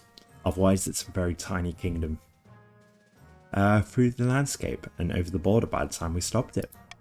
Please, my liege, this is our chance to figure out how this golem magic works. We could even turn it against Ashmead. Your Majesty, the barons would drown their own grandmothers to gain advantage over Ashmead or over the counts and grandees. Golems are an offence to the ninth god. They're dangerous. We should destroy it before it gets out of control. What should be done with the rogue Ashmeadian golem that has crossed over into the march?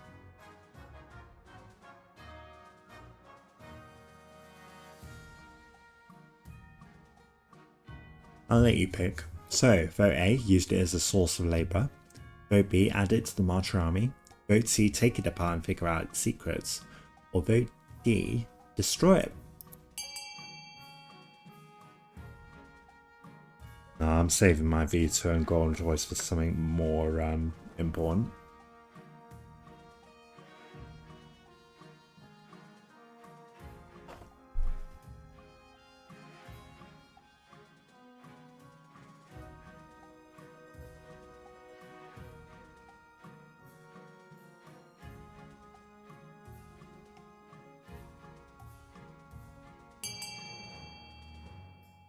D sounds fine.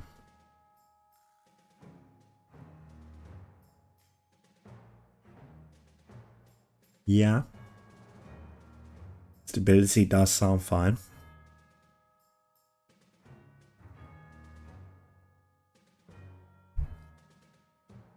shall continue.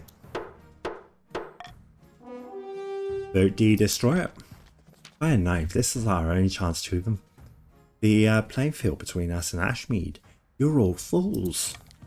The Iron Golem is smashed to pieces with hammers. It's for the best, most likely. So no Golem.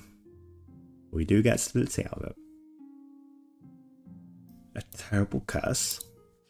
What could this involve? Baron totally not Melsonic rushes into the council chamber, breathless and in disarray. By a knife, you look like you haven't slept for weeks. That's because I've been placed under a curse. Look, my hair's falling out in chunks. By a knife, God, get him away from me. It was one of my common folk. I swear in her eyes. She's an evil witch. How should the council deal with Baron totally not Melsonic's curse?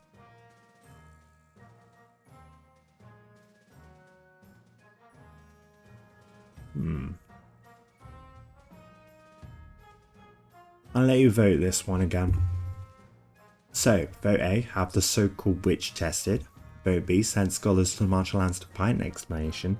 Or vote C, have the accursed totally not Melsonic sent to the south. Relax.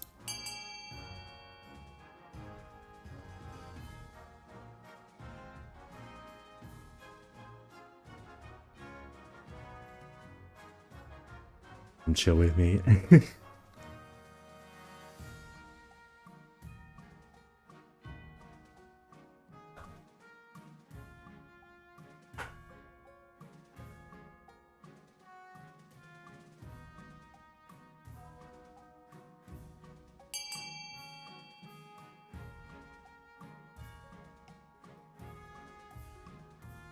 Is Blobsy still in the chat?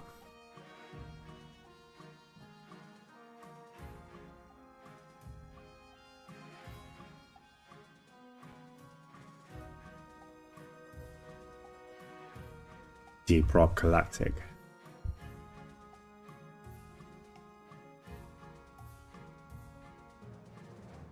Right, I'll count down just in case. 5, 4, 3, 2, 1, and 0. Very excited one. It's my choice. Gamba. Let's go for Gamba. If you insist, but if this curse isn't broken soon, I'll be the laughing stock of the march. Unfortunately, Quell University's finest scholars are mystified. Curse, if that's what it is, does not fade away. Totally not Melsonic is forced to spend their hard-earned coin on dozens of new hats. Poor Sonic. Actually, a number of grandees have gone missing in the east. They travelled to Countess Blobsy's castle to negotiate a trade agreement, but they should have returned weeks ago. Missing grandees never even made it to my lands. Most likely got lost. East is a dangerous place. Who's gone missing? Anyone I care about? 3 grandees are missing. Vargas, Angelo, and Grandee Kabacco. Where could they have gone? Just north of my estate lies the Mold Pata Forest. To the west, the Twilight Lakeland. And to the south, Hilarian's Haunt. I like to live remotely. Does wonders for the soul, I agree. I'm certain that this is some kind of ploy by Countess Blobsy. In a few months' time, she'll quietly offer us a ransom. Dracov's bones, don't be so foolish. We'll find them. We just have to decide where to focus our efforts. Where should Countess Blobsy look for the missing grandees?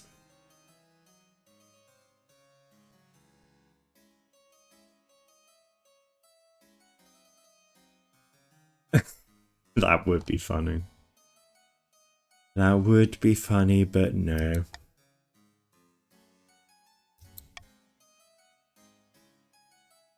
That would be funny. Good thing I saved the veto.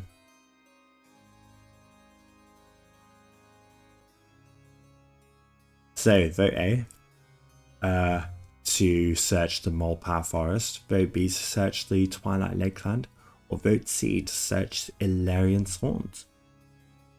Didn't expect to catch that one. That would be funny.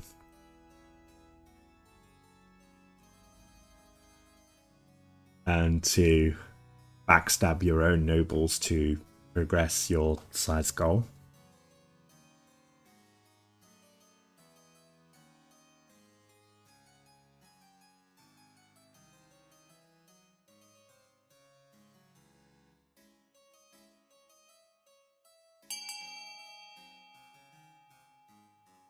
Your cows abducted my nobles. Please give back.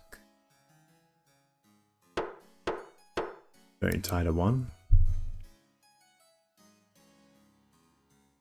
Right, we'll go look in the Twilight Lakeland. Because we're looking for Grandees, and there's... The Grandees picks that one. A detachment of elite trackers are sent over the vast Lakeland to search for Gabakan and the other Grandees. But they turn up nothing. Nothing to do with the missing nobles anyway.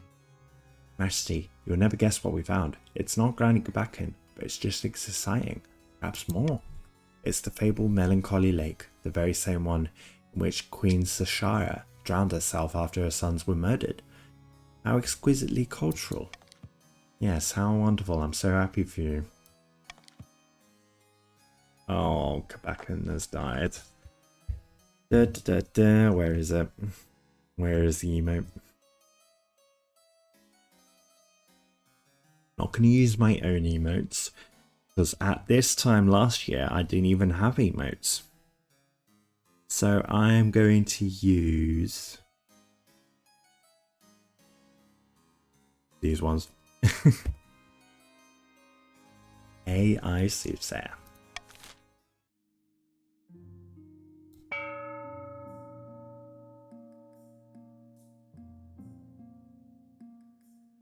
We're just about staying in the game now.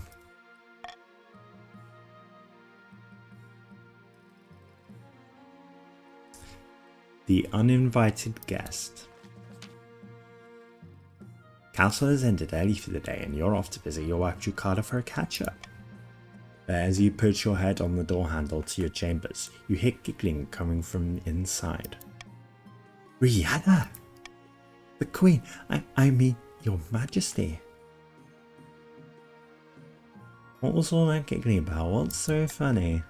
That's when you recognise the second person in the room. Zermia, a grandee of the south.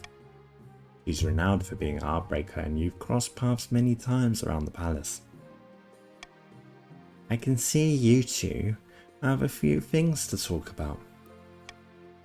She slips out of the room, leaving you and Jukata to stare each other down. Evil Zermia, you have at least waited a few years. Thank God, RiiYENNA, I'm so sorry. I never meant for this to happen. You all got away from me so fast.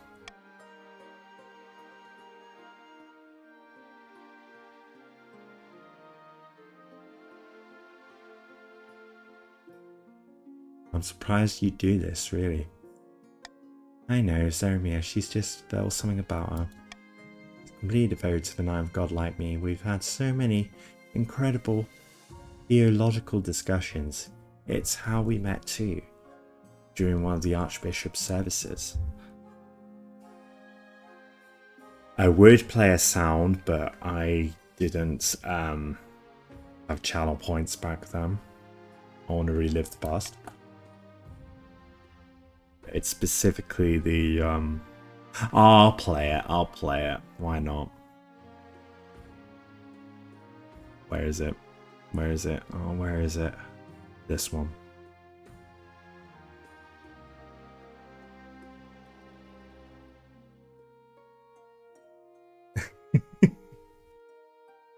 I'm sorry, I won't see her again. I swear it, by the knife. This ends now. That was perfect. I will find Zermia and tell her that I won't be seeing her again. Jukata briskly recovers her discarded clothes and heads off in search of Zermia, leaving you alone. Oh my gosh, thank you for the subs, and it's a hype train. Oh, that's amazing. It should have added more time than that though.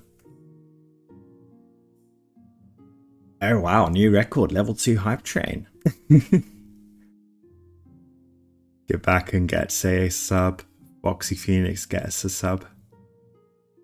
Blobsy gets a sub.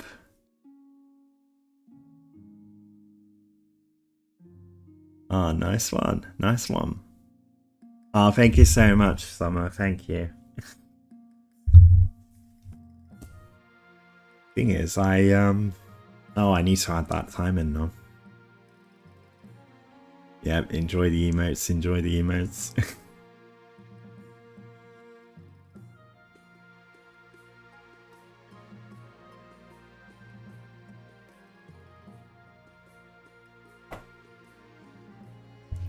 Okay, bear with me one sec. So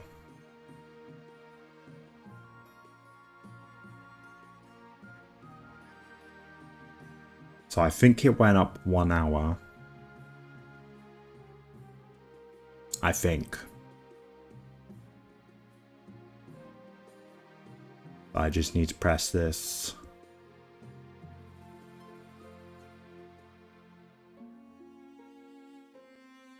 Oh gosh. Oh my. Oh my. Streaming to at least 3. 3 in the morning now. So it looks fixed. Nice. But yeah, that's my second ever hype train. Nice one, Summer. Thank you. Okay, so Jukada briskly recovers her discarded clothes and heads off in search of Saramia, leaving you alone. I'll teach that snake Saramia to seduce my wife. Spend the rest of the afternoon in your bedroom alone. Suddenly you don't feel much like attending to your royal duties.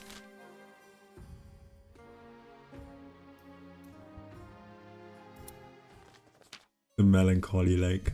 That lake we discovered is beyond all doubt the final resting place of Queen Sashara, the Melancholy.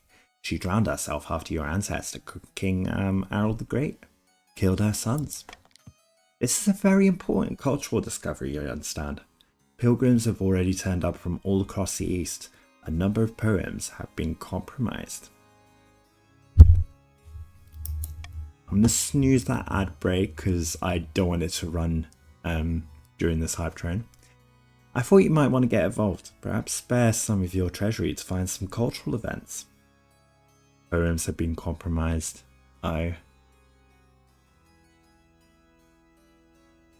So, yes, Summer, so each day will be capped at 8 hours each. This one will be capped at 16 because I don't have work today. Yeah, if the timer does go over, that time will be added to the next day instead. Yeah, that's how I'm going to do it. It would have continued indefinitely. I mean, the days will still have gaps, but it would have continued indefinitely.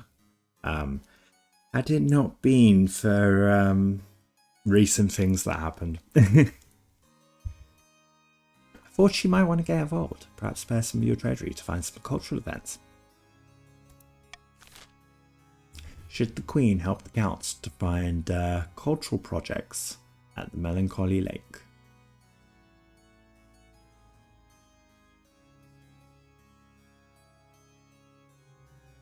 Well, 40 seconds if anyone wants to carry on that hype train. It would be good for getting extra emotes. So should the Queen help the Counts fund cultural projects at the Melancholy Lake? I'd rather not spend money. So, vote A, excavate the lake bed and search for Queen Sashara's remains. Or vote D, leave the lake alone. But 2 broke for C and B has been vetoed.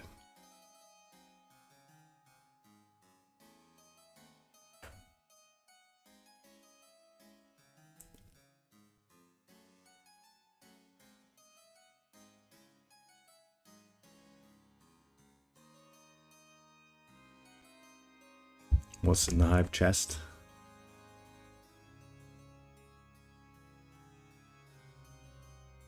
Oh, okay. Confetti hype emote.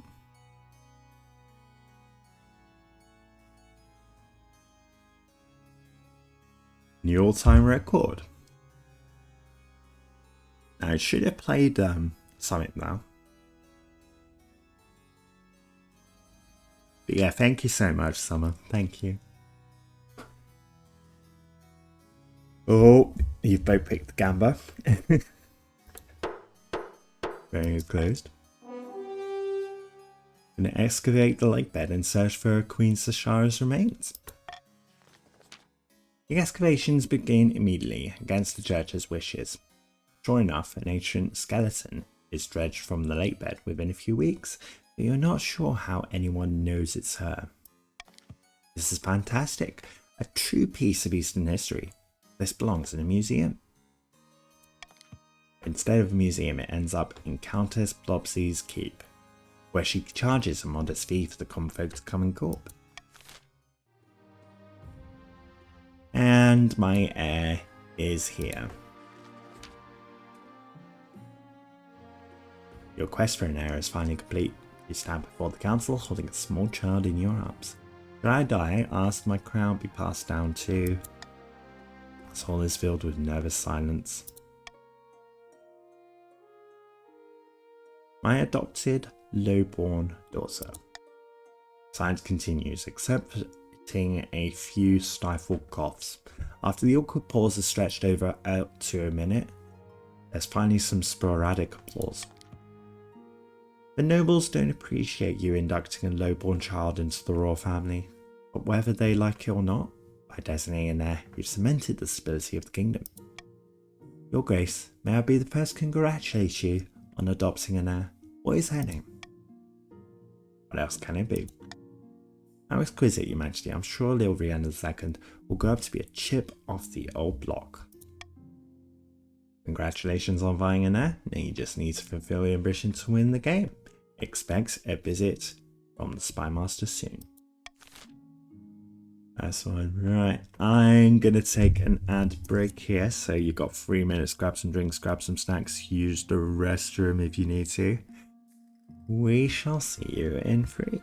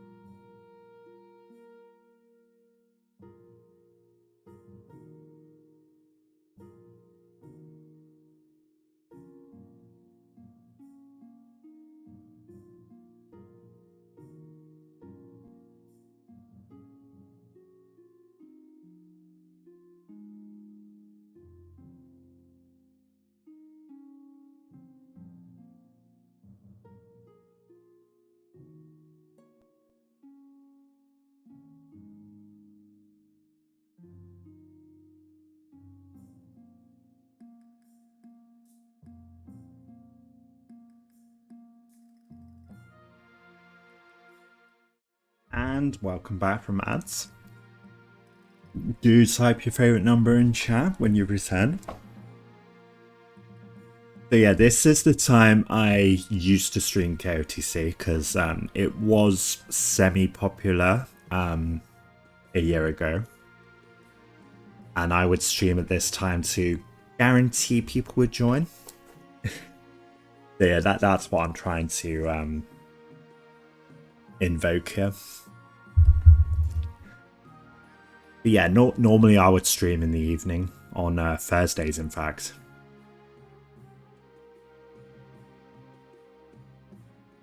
I'm surprised people actually joined. Like, normally I have to wait an hour at this time. So yeah, type your favorite number in chat when you've returned. We got an auction here. So, Barons, you got a library on A that will raise stability, and a prison on B that will lower stability. Counts, you have an aqueduct on C that will raise your farming, and a monument on D that will raise authority. That option doesn't exist. Grandees, you have a theatre on E, that definitely does exist. And a Thieves Guild on F that will lower your trade. Also, nice. Can start the auction in 5, 4, 3, 2, 1. Boom.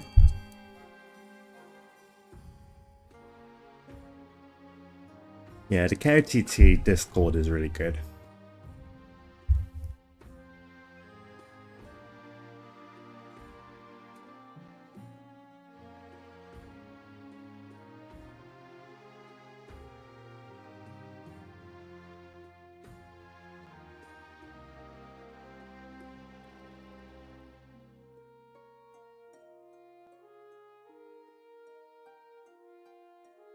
You got 25 seconds.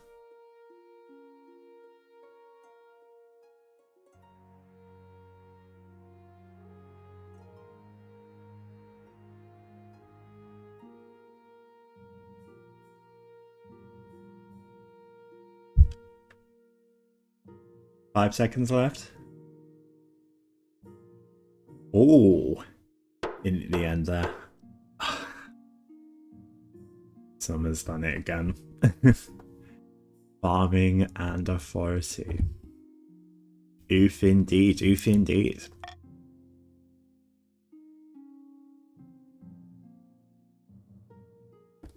Troublesome holiday makers. God above, this is not to be borne. Brandy Kabakan, Brandis is a crumpled hat. Is that supposed to mean something to me? No thanks, I think that's mine. This was left on the edge of my estate by a group of barons on holiday, along with a huge number of empty bottles of ale. They scattered picnic baskets everywhere, trampled my crops and sat around the bonfire all night. My horses were terrified. Now I know, the culprit was Baron Totally Not Melsonic and their dissolute idle friends. We're just enjoying our prosperity and taking a break. Those clear skies, that shining sun, what a nice change from the march. You should be glad that we're so eager to visit. That said, egad, when the barons come to our lands, all they do is cause trouble and destruction. Should the barons continue their raucous holidays in the south?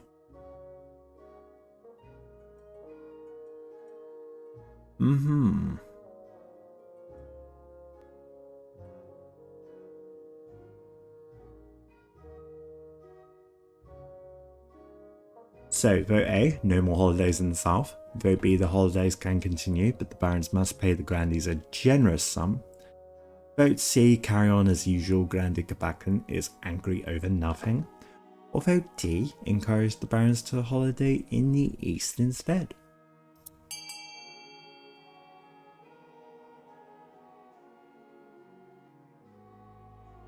Minimal investment, maximal profit.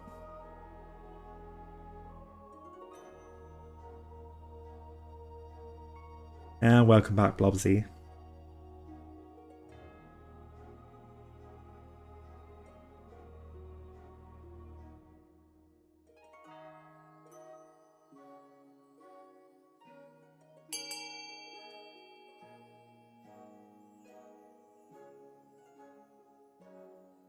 Get back and angry over nothing. So, spring is closed. No more holidays in the south. Baron, totally not melting, storms out of the council and returns to the marsh in high dudgeon. Instead of travelling to the southern territory for their holidays, the barons remain on their lands, organising huge banquets and week-long festivities. The marcher merchants and caterers are delighted, but the people elsewhere start grumbling about their idleness of the nobility. Oh no, trade went down a bit there for the grandees. I think it went up for the barons.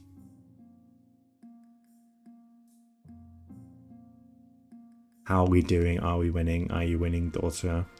You'll have to translate that. Those ones for me. Yeah, I can't read. I can't read Dutch.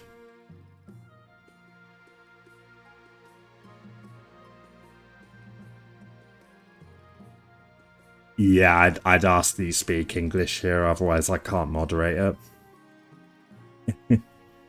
I mean, you're welcome to whisper to each other in your own language. But yeah, I can't moderate it if it's not in English, because I'm cursed with monolingualness.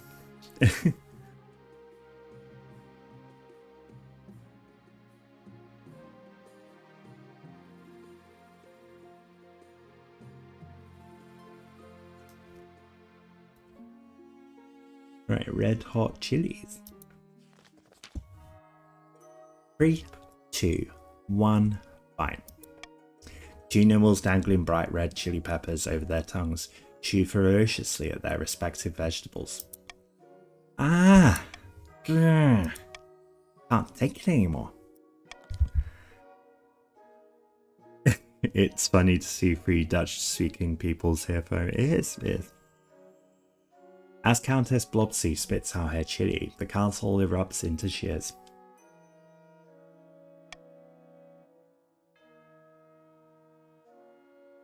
Someone please explain what's going on.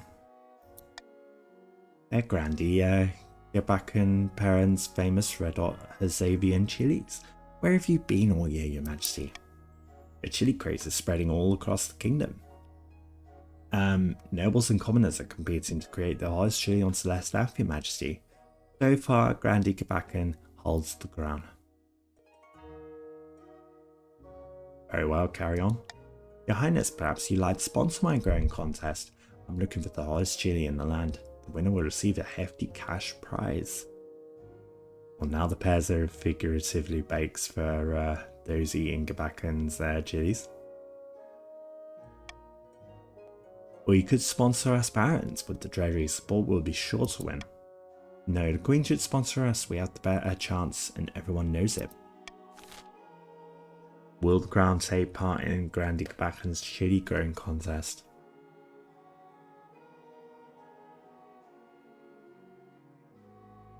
If you let me keep my money, I'll give you some of it.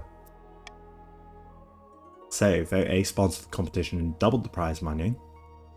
Vote B, sponsor one of the regions to grow the highest chili. Or vote C, you want 500 wealth out of the contest and just see where it goes. Vote C to get paid. Vote C to get paid.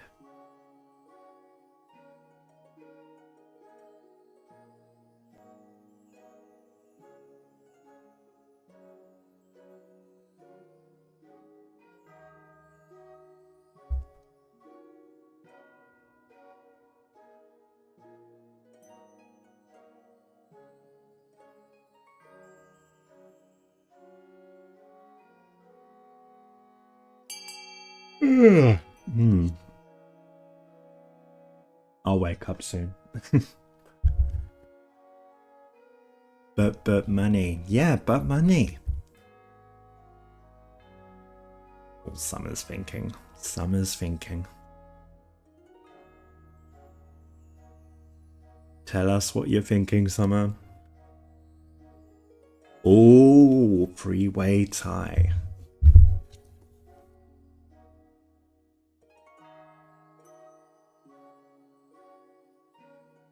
Oh dear. Oh dear.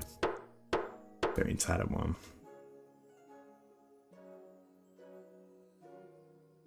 Farming goes up, trade goes up. The battle contest, just see where it goes.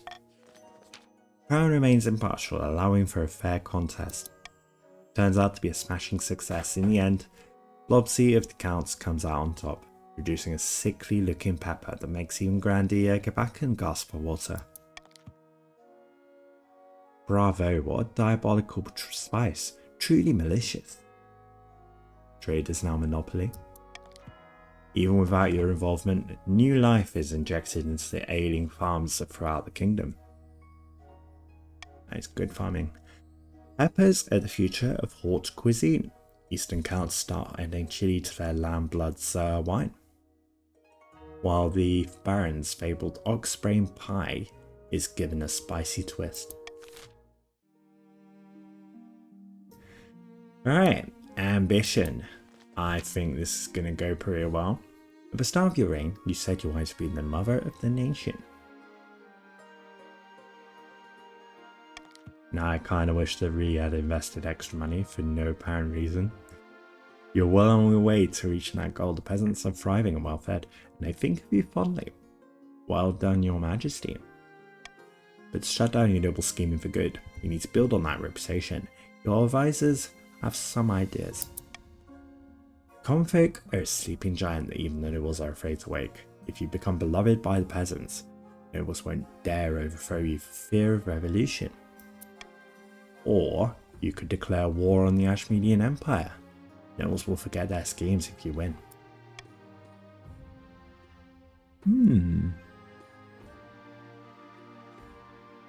I'm gonna go for this one because this was the first way I won King of the Castle. It took me about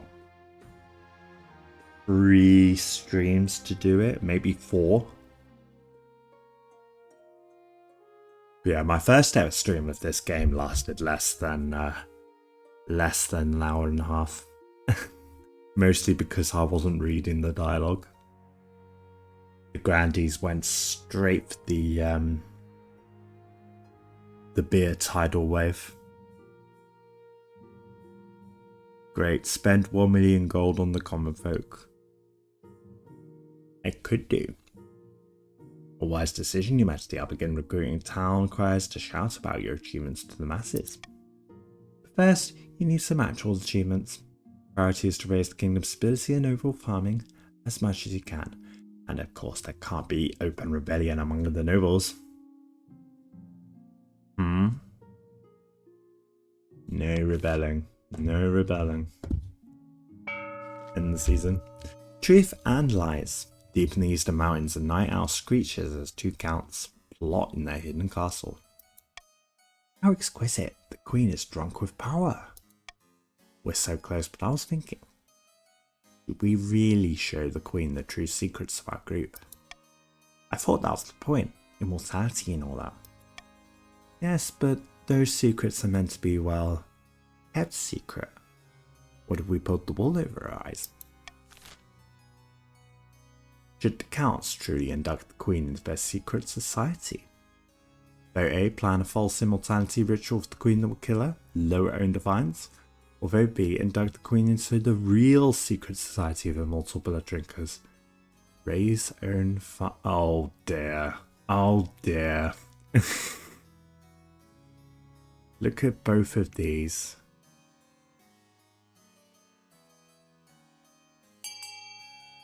Can't go higher, can't go lower.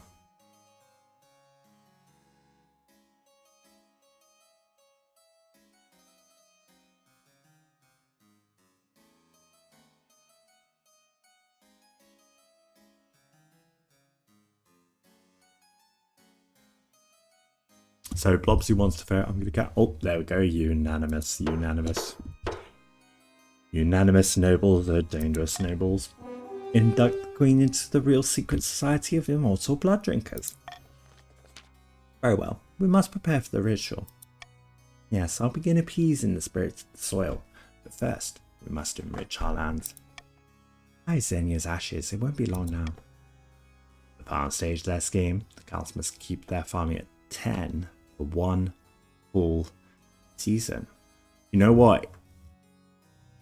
I won't tell you now, I'll tell you in a bit. Although you can probably work out from this screen. See, I could have done that. Could have done that.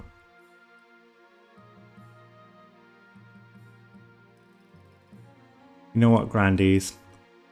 Have some money. Have some money.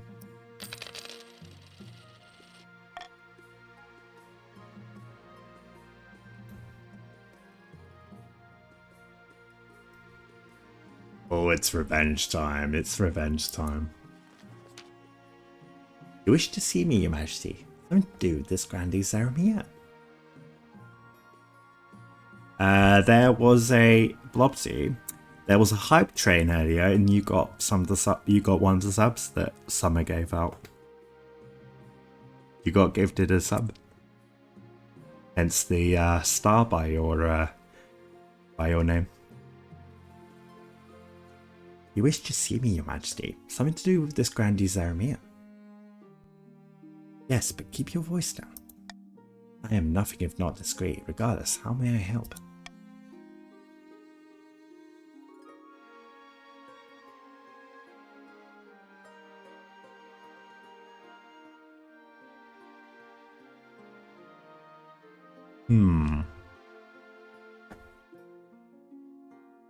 Yeah, that's how community gift subs work. They're always random. You can only choose people if you gift one sub, but if you gift more than one sub at a time, it randomizes them. It prioritizes people watching the stream though.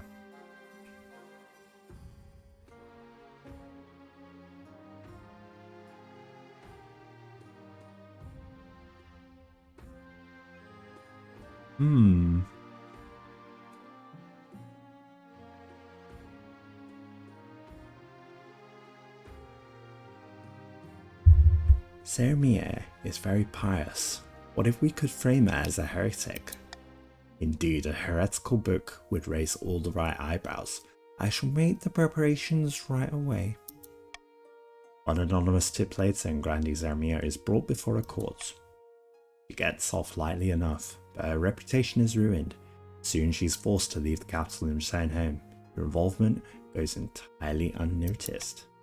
Might take some time for Ducati to come around to you again. At least that snake Zaramiya is out of the picture. Damn right. GG, not just yet. Your Majesty, it is my singular honour to invite you to attend the annual Night of the Seven Pyres celebration.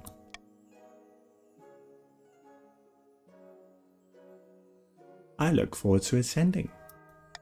We are blessed. I trust you are willing to finance and organise one of the pyres. It is customary for the Queen to do so if she is in attendance. I'll make sure it's a night to remember. I look forward to it, Your Highness. Right. First attempt at ambition.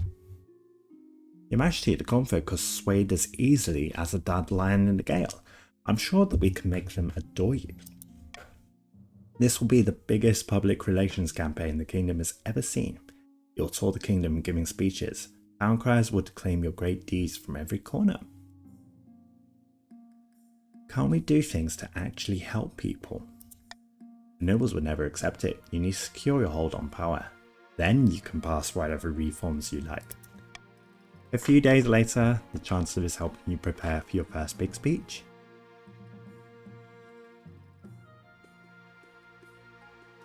This is the 5th one this week. Damn it, Peg's Pears has found a way to reduce the treasury. I know. Did you think becoming a beloved public figure was easy? You're hustled out onto your palace balcony, below which a sea of expectant and unwashed faces gaze up at you. As you step out into view, they erupt in cheers. Hats are thrown into the air. Someone faints with joy. Everywhere you've gone, you've met the same reception. The public like you, they really like you. You need to turn that into love. Give the speech. As you launch into your speech, the peasants hang on to your every word. The crowd grows and grows. When you wrap up, the peasants' cheering is so loud, you're nearly knocked over. Oh, well done, Your Majesty. That went brilliantly. I need a drink. By all means, take the night off and celebrate. I want you up at dawn tomorrow. Now's the time to take the show on the road. In the next few weeks, you travel all over the kingdom, delivering that same speech to packed venues. Everywhere you go, you're greeted by cheers and applause. Things are going wonderfully. The common folk of the East even want to throw you a surprise banquet to celebrate your achievements. If it's a surprise party, why are you telling me? If I've learned anything as Chancellor, it's that surprises should be avoided. This is a sign that you're a true queen of the people. This has nothing to do with the nobles, Your Majesty. It's all about the ordinary folk, the salt of the earth. Sounds tiresome, but very well. Oh, it'll be lovely, I'm sure. I'm waiting for that invitation. After a few weeks, the Chancellor sails into your office, looking very pleased with themselves. We're going to play another game after this. I don't think I can do 10 hours of Call of the Lamb. Your Majesty, the townsfolk of the East are ready for you to visit. Ah, yes, for my surprise party. That's right, Your Majesty. Please give up the pretense. You could have been a god, you fool. I'm not a fool. Make your preparations to leave. Although it's meant to be a surprise, you may as well bring some essential luxuries. Your wife Gicarda steps up into the carriage and settles beside you, giving you a kiss on the cheek. Can't stop thinking about what a good job you've done, darling. This is our chance to do something amazing for the kingdom. This is very nice, don't you think? I just want my banquet, I'm starving. I brought some snacks in the meantime, Your Majesty. RiiYENNA's second makes the chance to play increasingly undignified make-believe games on the journey. You finally arrive in the eastern capital. Everywhere the people line the streets and hang out the windows cheering your procession. Get back in. Countess Summer stalks up to you and bows. Her smile is very rigid. Greetings, Your Grace. How good to see you. Surprise. Yes, but where's my banquet? These peasants have decided they support the crown so much that they put on a party in your honour. Goodness, I'm overcome. Yes, that's quite understandable. It was a surprise for all of us. Voices of praise follow you as you travel to the banquet hall.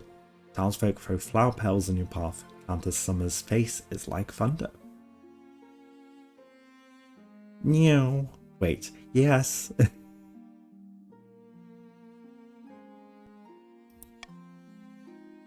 When you enter the banquet hall, the national anthem strikes up and even more cheering rises.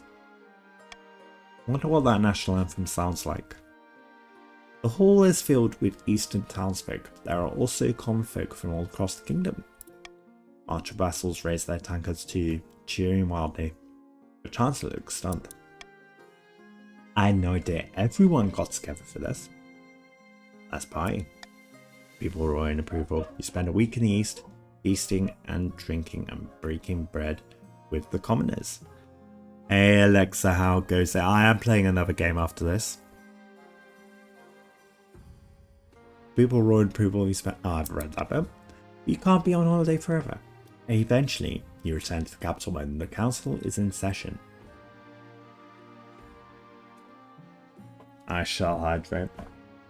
I shall hydrate as ordered. As ordered.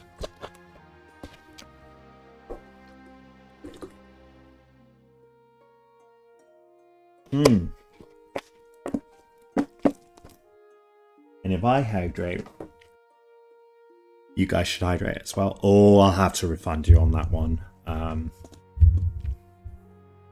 Because I've not got the VTuber up right now. I have to go to mod view for this, I think.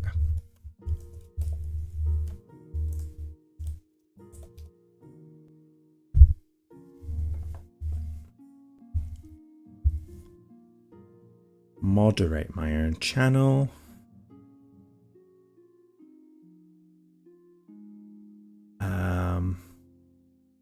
And thank you for the follow, whoever that was. They are anonymous. But you're welcome to say hi in the chat as well.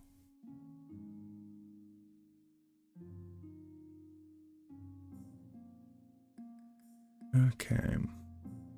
Reward request queue. There you go. Oh, hang on, that was the wrong one. That was the wrong one. Not done.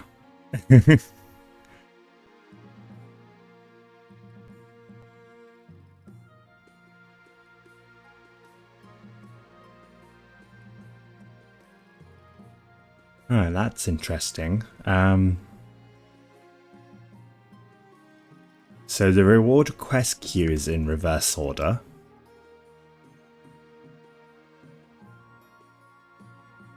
Oh, okay, I think someone else has done it already. Okay. Fair enough. Fair enough. Hi, Red Deucer, how goes it? So I've actually reached the end of this this reign, but I am going to play another game very shortly. You can't be on holiday forever. Eventually you return to the capital where the council is in session. The nobles are arguing again. By the 9th, we must have coin from the treasury. I found an ancient law stating that the march is entitled to funds for marchers' sporting activities. No, we need gold for our businesses. The peasants aren't working hard enough and we're losing momentum. You think back to the gathered peasants, tradespeople and merchants, all cheering for you. So many of them cheering for you.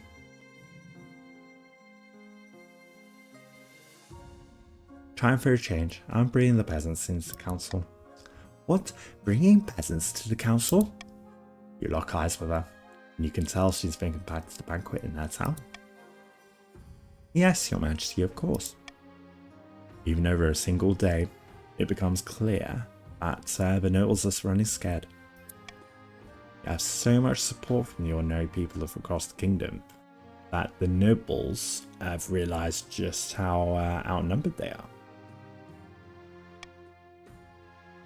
Merchants and peasants rub shoulders with aristocrats in castle sessions, bringing fresh perspective and the concerns of ordinary people to the throne for the first time. The kingdom grows truly harmonious. Even your crown feels lighter on your head when you put it on each morning.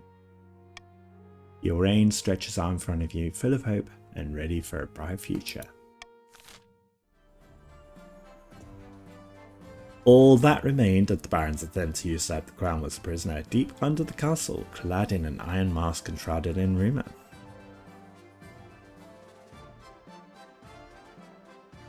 Oh dear, do you have to speak Dutch as well? With their plans in tatters, the council retreated the councils to brood. Their olive branch was rejected, the secret of eternity, that they had guarded for eons. They would not be so kind again. Randy's attempt to worm their way into the palace was uncovered, and a number of arrests were made. Randy Gabakan ended their life chained upside down to a dungeon wall. It's nice to be loved, especially when you're loved by an entire kingdom. Queen RiiYENNA rode a surge of public adoration for another 15 years of carousing, feasting, and popular reform, which were promptly undone after her passing, but the peasants thought it was nice while it lasted. Queen RiiYENNA the lawgiver. Lobsy was the richest, Tony not Mouse-like was the poorest. And there's the next monarch. This one, I'm gonna get this game started up. And I'll be taking a very brief break. So I'll see you very shortly.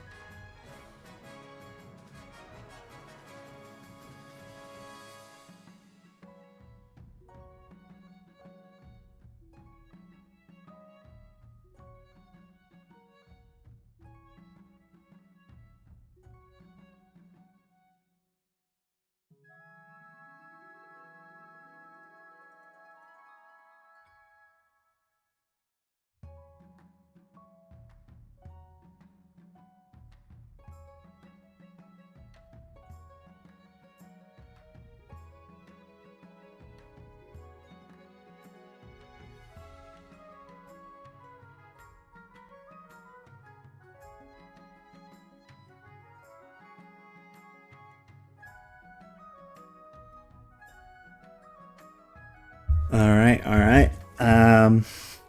Prepare yourself, everyone. Prepare yourself, everyone. Do, do, do, do.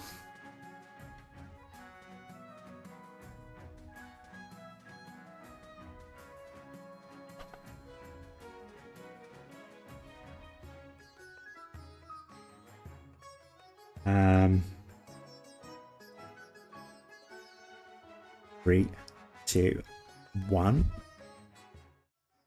Hello everyone. How goes it? How goes it? Back in August 2024, I hit a video and added the face cam. Also, hi Alexa. Good to see you here. Yep, face cam still works. I've still got the microphone. This one. I am time traveling through my Twitch career here. Thank you. This is shirt I never got to wear yet, because at work I do have to wear black because it's part of the uniform. I've still got the colours on the lights. I've gone with purple and teal to match the colour of the colour theme we've got. I see a black girl and thinks you could, yeah.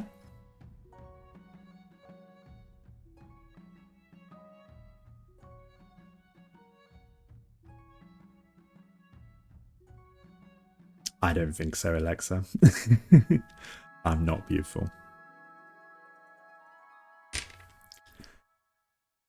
I mean, I did not get to sleep much because of bloody work. 15-hour shift last week on Saturday. But it was Pride, and Pride is good fun. We do need a Baron to join. We do need a Baron to join. All facts be facts, lol, beautiful inside and out. If there we. What I should do.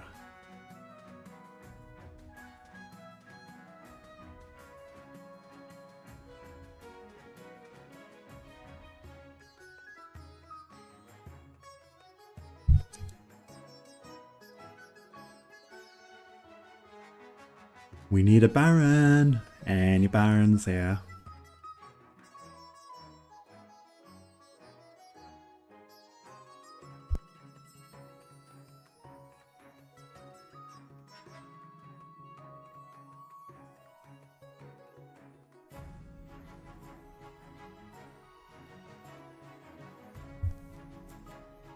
Sorry, it is very noisy outside.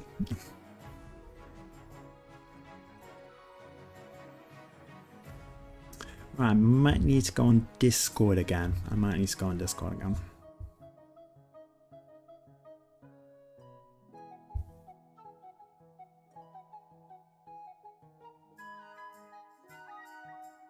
Sorry if I get distracted with work, no worries.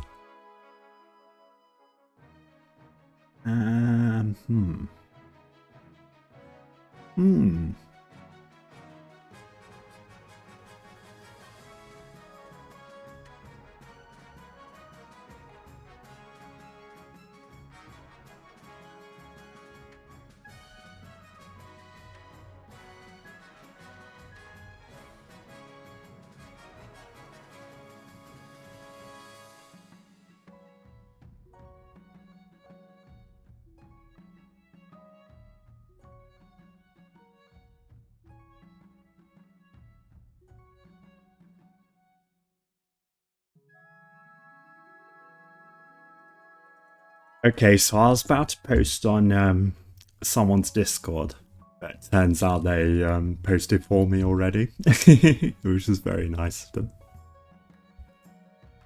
I'll give them a shout out actually. Baby an awesome person. They also play King of the Castle on occasion as well. It is good fun. It is good fun. And they also did an excellent Subnautica playthrough. My headphones just fell out. As soon as I add the face cam, the scuff starts to happen.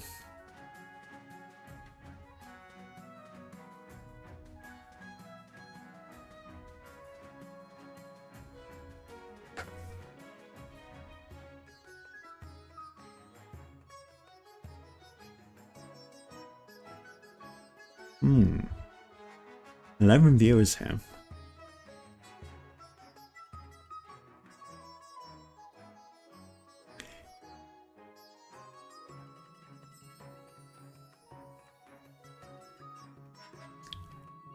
We need one more noble, one more baron.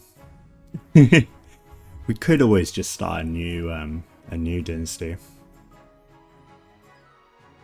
fact, I may just do that. I may just do that. Yeah, exactly. Come on, barons. Come on, barons. Oh, Jesus.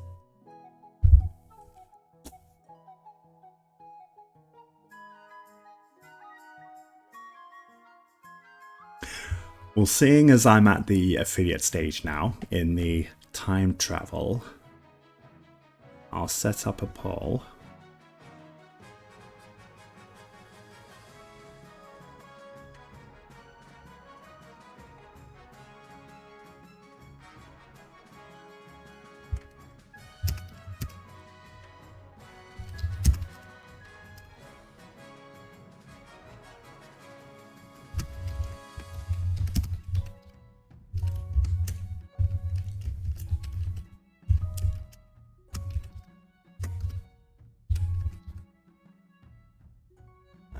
I'll leave this up for at least 2 minutes. At least 2 minutes. No additional votes.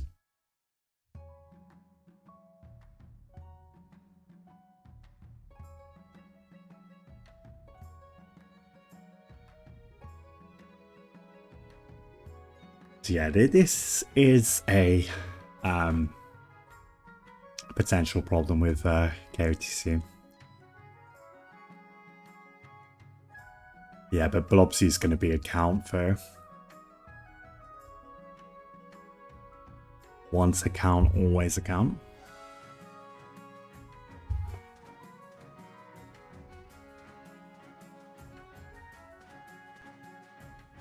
Once a count, always a count.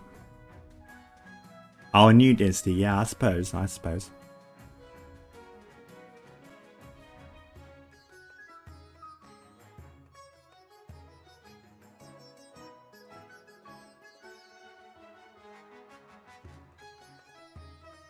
You can always count on me. Oh, dear. Yeah, I think new dynasty is in the lead. Yeah, we can do that. And I'll let you guys pick the regions as well.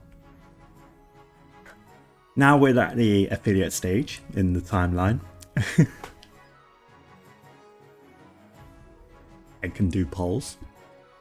You couldn't do that before affiliate.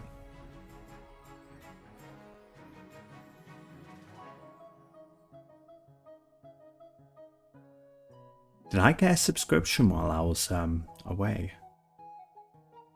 Because that subscriber count's gone up. Okay, maybe not. Maybe not. Well, maybe I did, but they kept it quiet.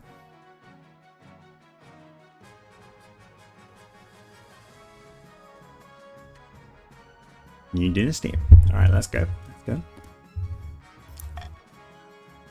Oh, I thought so. Thank you for the sub, Alexa. Did the timer go up there? I don't... What's up with this sub timer? I don't think it went up, you know.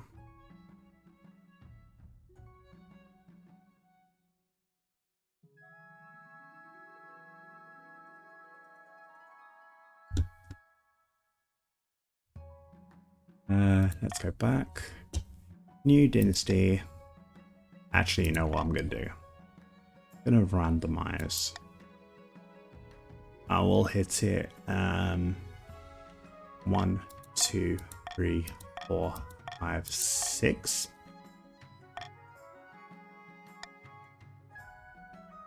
And what would the name be? I'm still going to keep it simple. That's the wrong keyboard, RiiYENNA.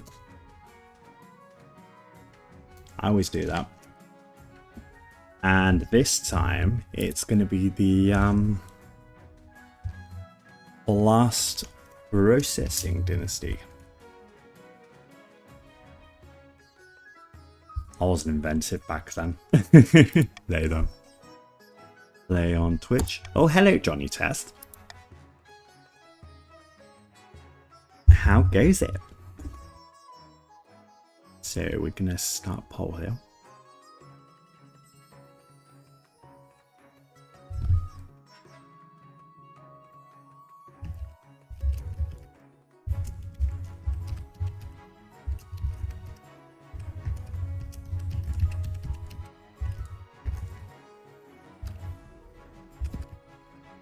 This time I will allow additional votes. Leave it up for 3 minutes. Oh. Hang on. First time seeing your face. Yeah, it's only for one off though. I'm going through the my career on Twitch. So I started off with just the voice, no face cam, no VTuber, no nothing. And then I added the face cam. And then I decided I was too awkward for face cam, and so I went for VTubing. And today I'm going back through all that. Well, I've been on Twitch for a while now, so I have gone better over time. Now, who's winning regions? All patricians. 6 votes for patricians. I reckon that's one person putting all the points.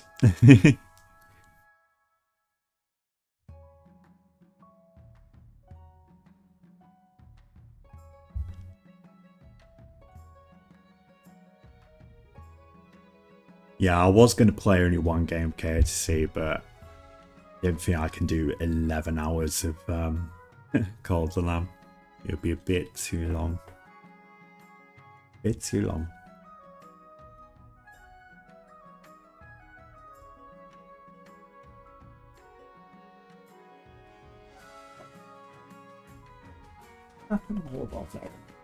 I shall hydrate. Proof that I actually hydrate.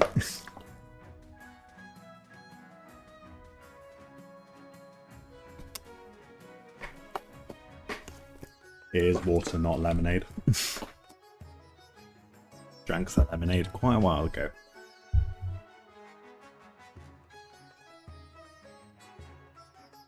Who's in the lead? Everyone except Grandies.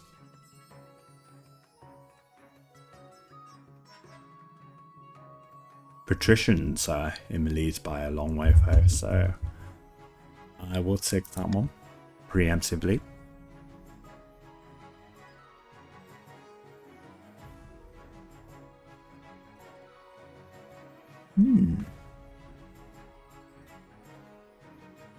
All cheaps and counts. Preemptive. Oh, hello. Hello.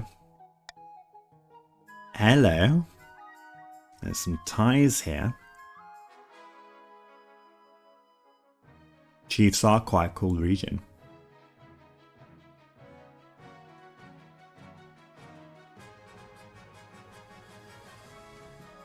Barons and Chiefs. How are we going to break that tie?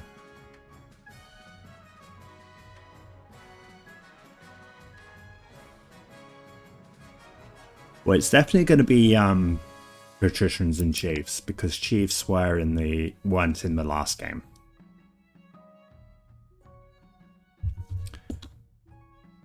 90 channel points. Okay, how? Oh, I've got an idea. Got an idea. That's the wrong screen. New poll. 1 minute.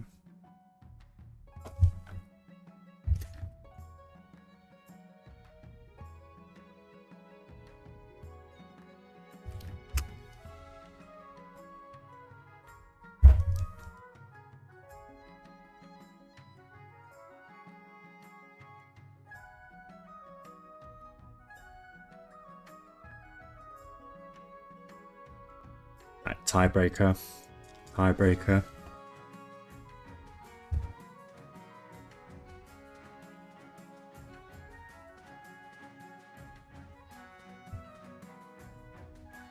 I shall stretch.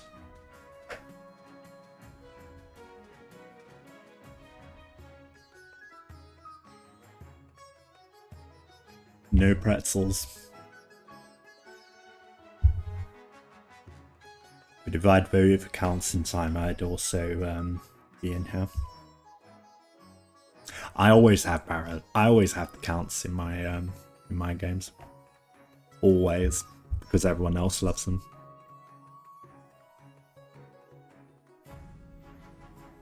Yeah, the Barons are my favorite region. That's why I try to avoid putting them in, because otherwise I inadvertently help them. And then everyone tells me off for picking sides. Anyway, alright, get yourselves in it. Monarch RiiYENNA of the Blast Processing Dynasty.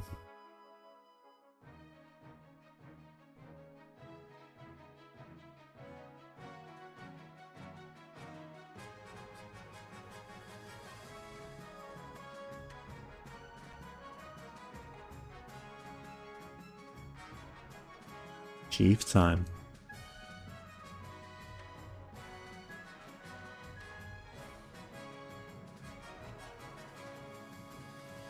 Well, it might put you in another region if you oh,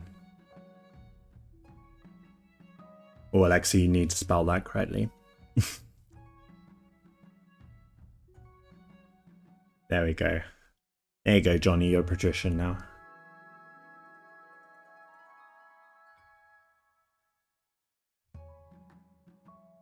Yeah, it moves you around to balance the teams.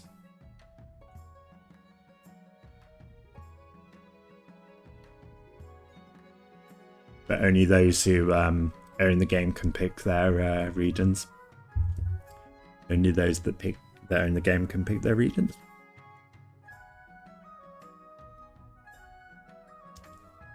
There we go, 6 nobles. That is a lot more than I would have when I started playing this. Let's go. Let's go. Right. Council introduction. Now that you're the monarch, your first duty is to meet with the Council of Nobles. Your nobles hail from all across the kingdom, the wintry north, the wealthy coast, and of course, the bleak march. I'm going to introduce myself to the patricians of the coast, because they won by quite a lot. A pleasure, your serene highness. I hope to see our kingdom prosper and grow wealthy under your reign. Chiefs to the north. Good luck in the days ahead, your highness. You'll need it doing thus lot. Barons on the march, hail and well met, your majesty. Under your leadership will whip this kingdom into shape,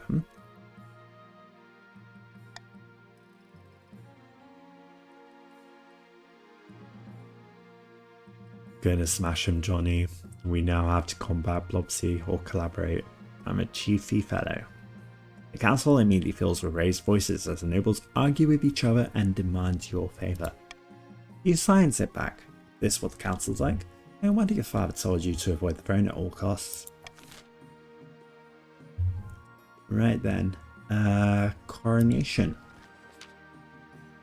Majesty, I've scheduled your coronation to take place in a week's time. Shouldn't I be giving the orders now? Of course, your majesty, but to delay any longer would make the nobles Restless, and when nobles get restless, they take their daggers and look for the nearest sack. They wouldn't dare. You should pay more attention to your history books, Your Majesty. Nobles are always plotting something.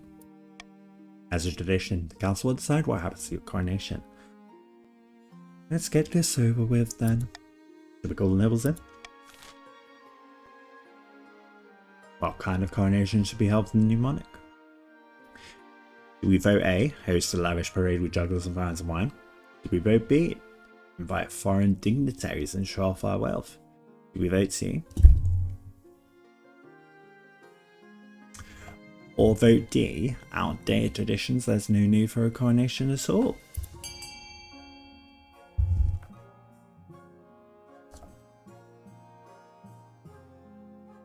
Oh, I forgot about that outbreak, sorry.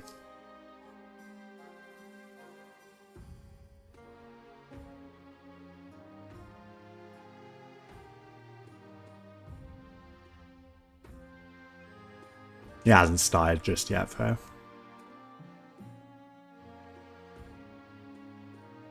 Oh dear. 1800 treasury to show off.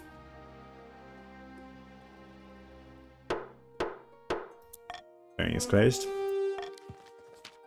Dignitaries arrive from all corners of Celestath, and it's only appropriate you show off. A trained eagle drops a ruby encrusted crown atop your head as you stand on a golden podium. The old crowd includes such influential figures as the Dukes of Sal, the Princes of Tavalin, and even a pearl bearer from Adash. Lucrative trade deals are struck at the evening's feast. Only the Grand Pensionary of Kurth is not in attendance. The Republic, after all, is fundamentally opposed to the very concept of monarchy. I shall abstain from voting as a form of protest. How dare you all not maintain tradition?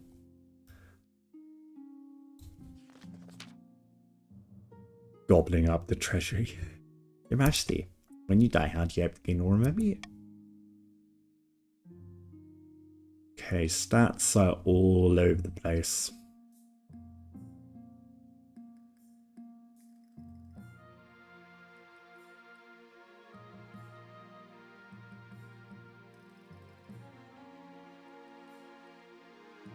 I think I'm going to be a conqueror this time.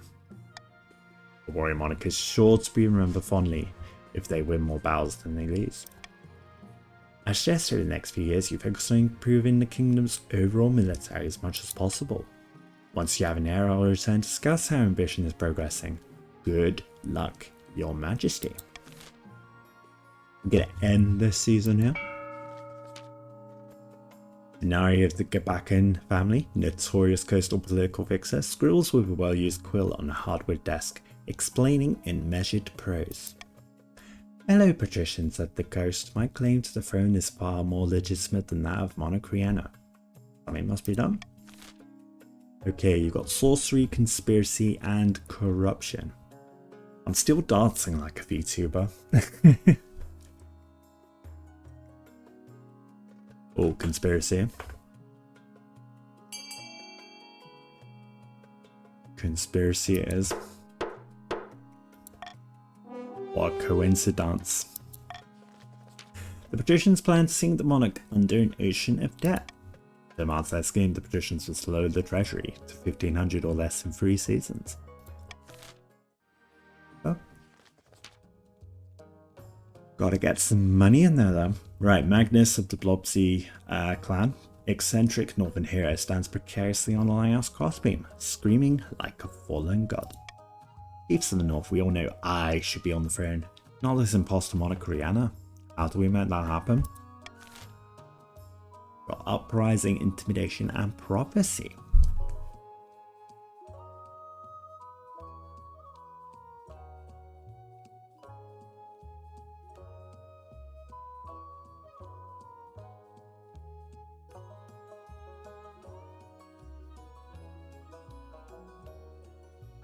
I think it's Alexa and Blobsy, isn't it? Yeah. Got one for prophecy.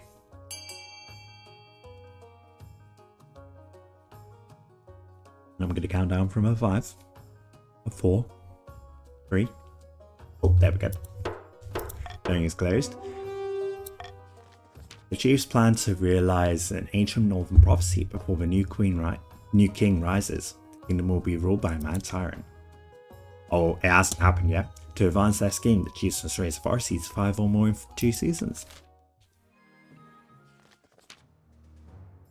Johann of the Red Deucer bloodline, well-known marcher Hellion, stands before a blazing hearth, yelling at full volume.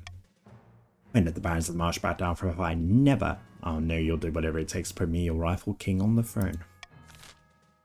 Here you got subterfuge, doppelganger, and propaganda.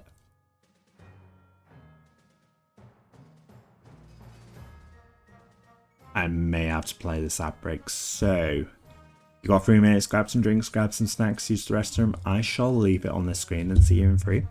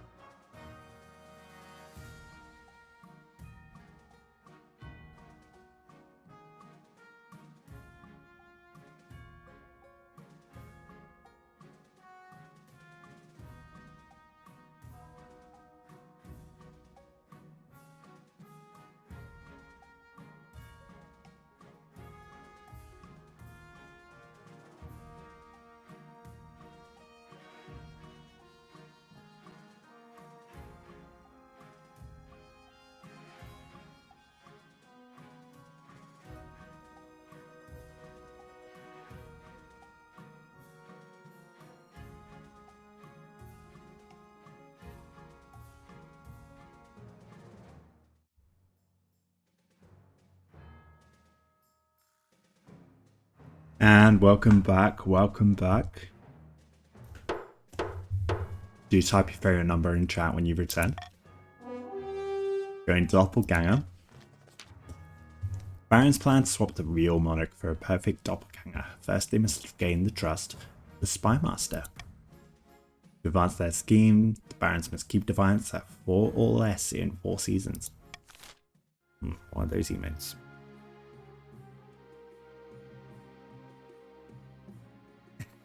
Four. Okay. Call for unity. Yes, please. Call for unity.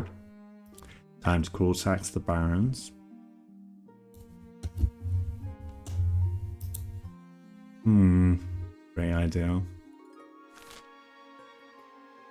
Another fishy wedding.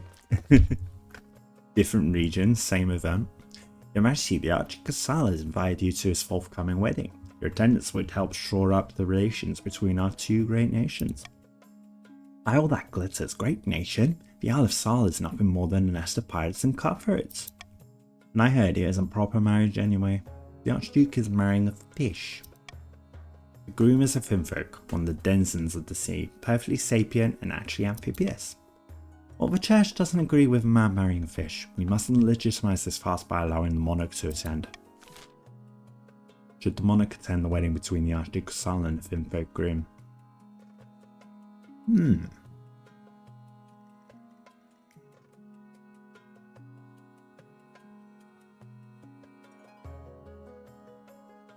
Call for unity. I have a feeling you're all going to vote together.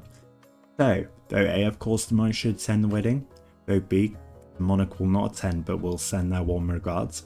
Or vote C, condemn the wedding and sever diplomatic ties with the Isle of Sal. The vote is yours.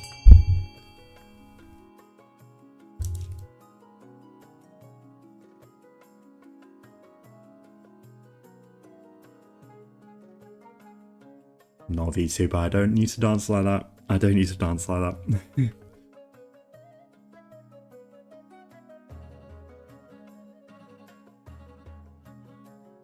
I know what can happen with this event. I do too, I've got the achievement. Only a few weeks ago though.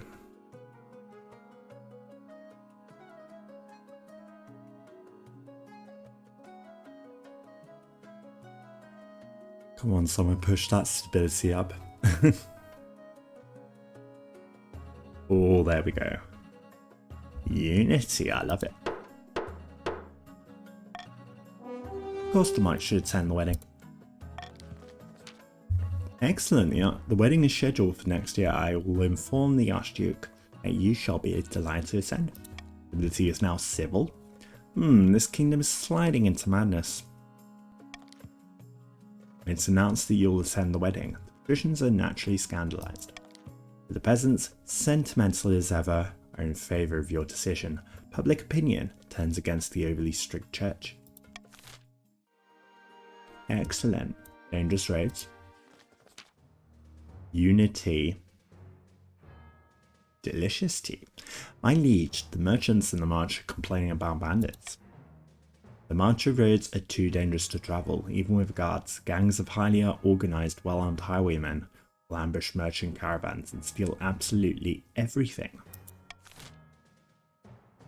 What can be done about these bandits plaguing marcher roads?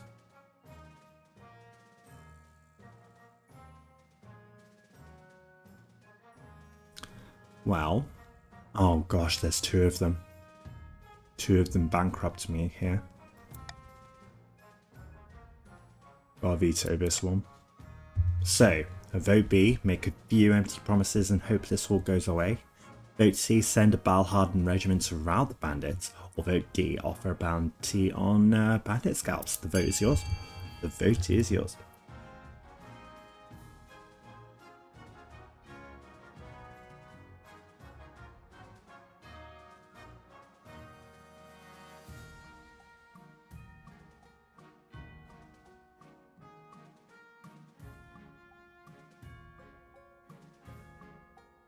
No, my money, foe. My money. Don't OD, please.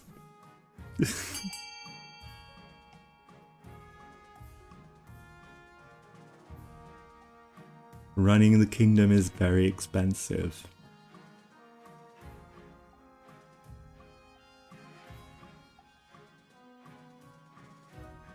Okay, I'm gonna count down.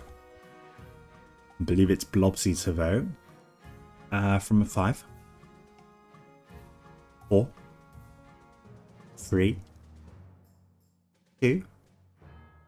Well, there we go. There we go. Unanimous. I love it.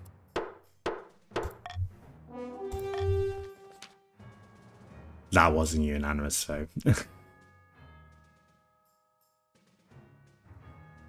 To be fair, you just had a monarch victory. So mean, we need help. Not empty promises.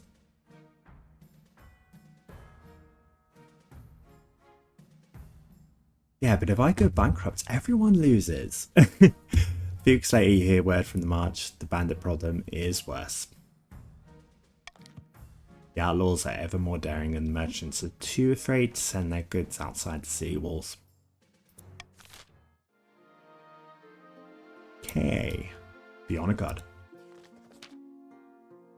One evening, you're sitting up in bed, reading some paperwork, when a filthy crusted peasant wanders into your bedchamber as bold as brass. Hello, your Madge. Glad I finally found you. This bloody place is a maze. Mind if I take a seat? Who are you? Oh, me? Name's Quacking Tony, your Madge. Pleased to meet ya. Listen, I've got a bloody great idea for you. What if we tied a bunch of duds to a knight? I reckon you could field some aerial troops and totally dominate the battlefield. Before Quacking Tony can explain further, your marshal bursts into the bedchamber, sword drawn. Your Majesty, I'm so sorry I didn't come sooner. I have no idea where the palace watch are. You want me to kill this intruder?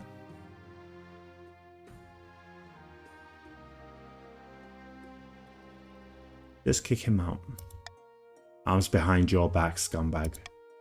Peasant is dragged from your bedchamber, still babbling about bird nights. When the marshal returns, she looks grim. One thing's clear from this mess, it's that you need an honor guard who can actually keep you safe, not like the pathetic watch. Think carefully, your Majesty. These guards' loyalties will be divided between you and their region. Of course, you could just hire foreign mercenaries. They'd be loyal to coin above all. I've made my decision. I wish you voted with bated breath, your Majesty. I'm gonna pick the Northern Warriors. I will make the arrangements I want.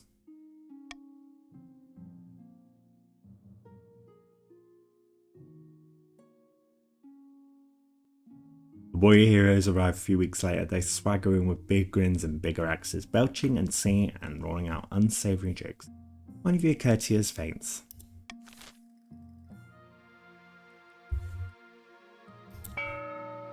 We almost have stopped the marcher goal.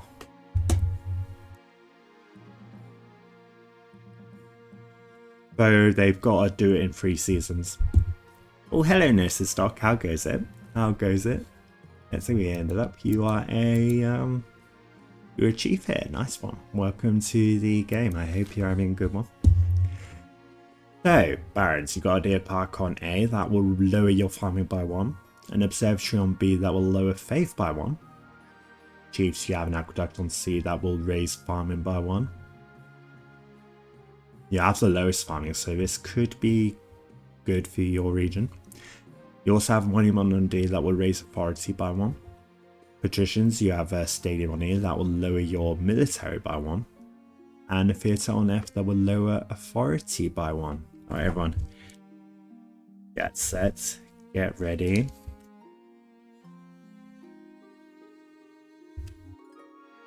See, at this point of my Twitch career, I did have a streamer bot that lets me do things like have a timer in the chat. Also, TV I don't want to shut down.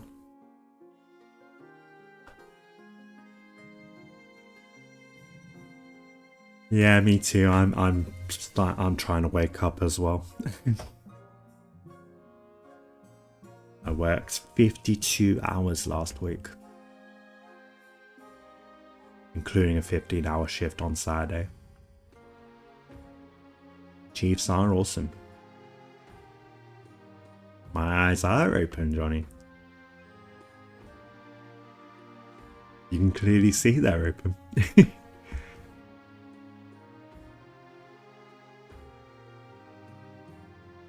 15 seconds.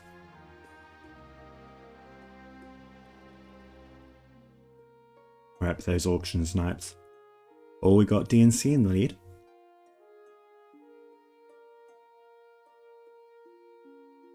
Oh, I saw a snipe though. Maybe 2 snipes actually. Yep. The theatre. Oh, nothing happened here. Nothing happened.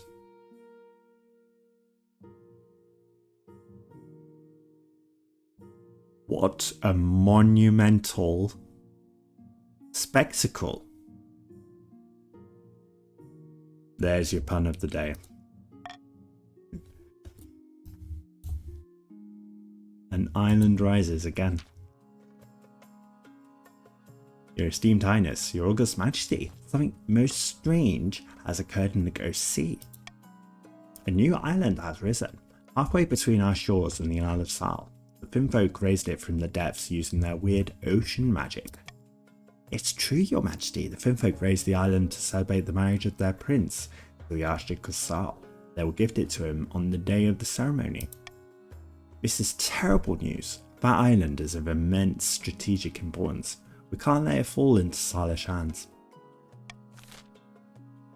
What can be done about the new island that has appeared as a result of the Salish Archduke's upcoming wedding to a Finfolk?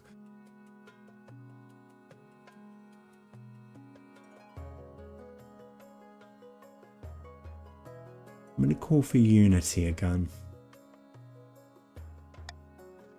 So, vote A, send the monarch to conduct secret negotiations with the Finfolk. Vote B, the monarch shall just attend the wedding as planned. Or vote D, send the monarch to seduce the Finfolk prince, sabotaging the wedding. Bribus gets heated. Well, we need to say 5 or higher, so this is good. See, I thought so. I thought so.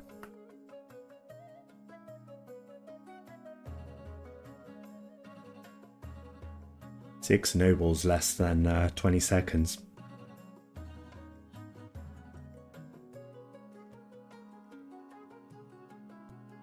Which noble hasn't voted yet?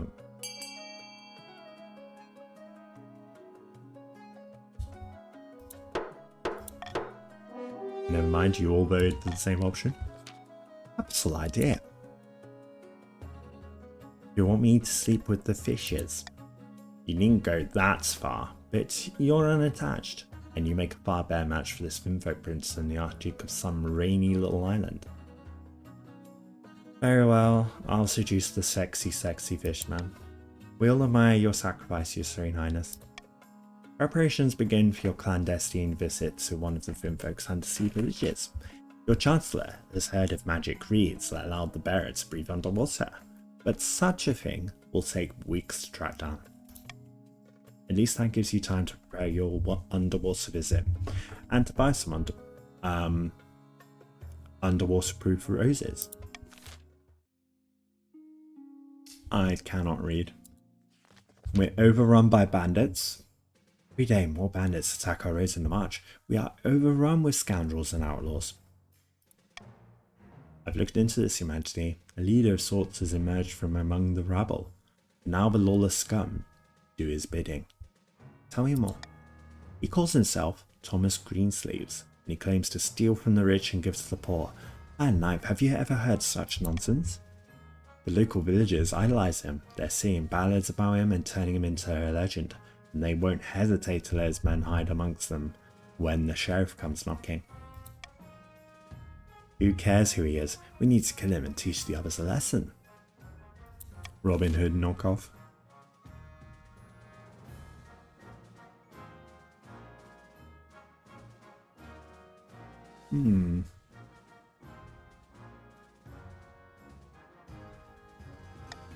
Gamba.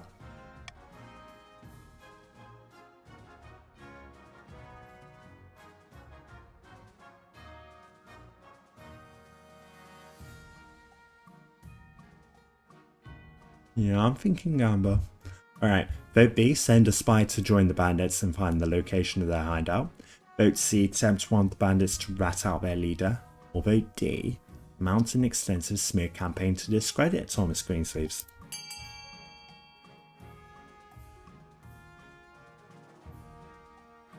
See, if you remove my money, I can't pick options like this one.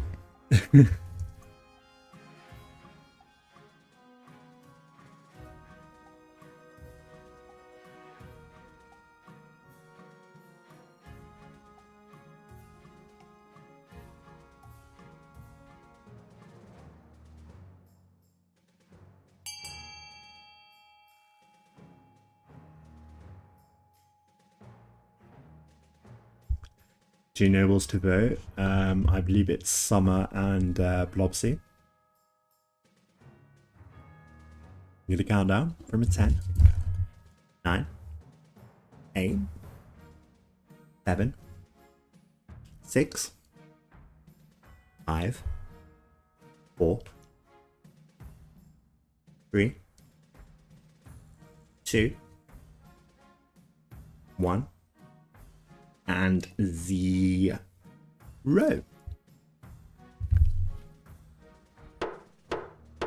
I did the pose that I would do for my VTuber. I would like dance to the side like that. He launched a smear campaign across the kingdom. Town criers shout about how Thomas Greensleeves bandits are cannibals and sadists. Posters denounce him as a devil-worshipping warlock. In a particularly ingenious touch, your spymaster sends a fleet of spies to crank the rumour mill, seeding the taverns with gossip. The Greensleeves is secretly a noble and staging attacks to justify increasing road policing. Top 10 ultimate anime portrayals. It works like a charm. Greensleeves' bandits mostly remain loyal, but the scandalised villagers refuse to shelter them any longer.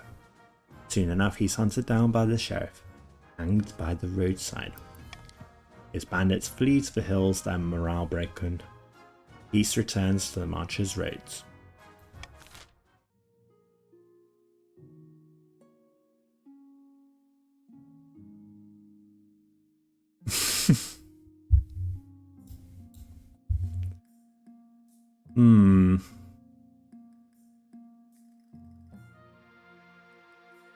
It did help the march.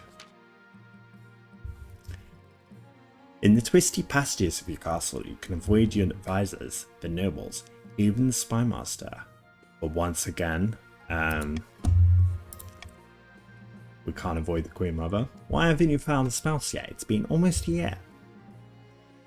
Is it really that urgent? Of course, don't worry. I'll take the liberty of finding eligible candidates. What is your preference?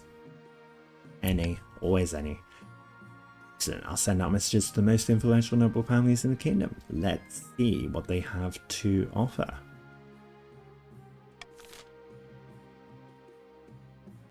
End season. Oh dear. Parts of the northwest snows blanket the landscape and wolves howl in the night. The chiefs uncover an ancient prophecy foretelling the rise of a tyrant monarch and the warrior who will overthrow them. A congregation of God-speakers huddle around the tablets, detailing the supposedly ancient story, whispering excitedly. Praise Morgana, the tablets are genuine. Then the gods are good and we are blessed. Magnus will be our king. All hail the Lord Render. Cheers circle the clan hall and Muggervale is tipped over Magnus's head. The influence of the old gods is spreading. We must ensure we keep the old ways of the North alive, and surely Morgana will bless us with the power to crown Magnus. In the next stage of the Chief's scheme, they must lower their fate to 4 or less in 4 seasons. It's already 0. That's the power of the North.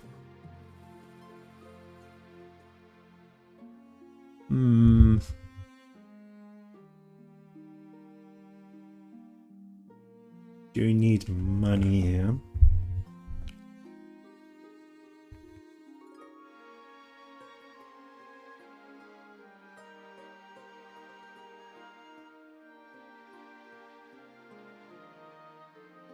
I showed off my wealth to you all. Now you must do the same for me. You must do the same for me. Also, I crawl taxed all the time at this when I was playing this game a year ago. Visiting the Finfolk. The Finfolk sent stagecoach made from a giant's clam, pulled by seahorses. You equip your magic breathing reed and hop inside. The clam carriage plunges back beneath the waves and you are whisked down into the murky depths. A few hours later, you arrive at an undersea citadel of kelp-woven huts. There, Prince meets you at a grand table formed of knowing coral. Tiny Finfolk spawnings swim around your legs as you sit. Greetings, Your Majesty. We are honoured to have such a prestigious visitor. Wow, this place is amazing. A whale passes overhead, momentarily dousing you in shadow. So, you're here to discuss my betrothal to Archduke Shomu, the island I'm giving him as a dowry. I ask, why do you have to give him a dowry? Well, it's a very small island. The Archduke assured it wasn't worth very much. After all, you surface folk have so much land already.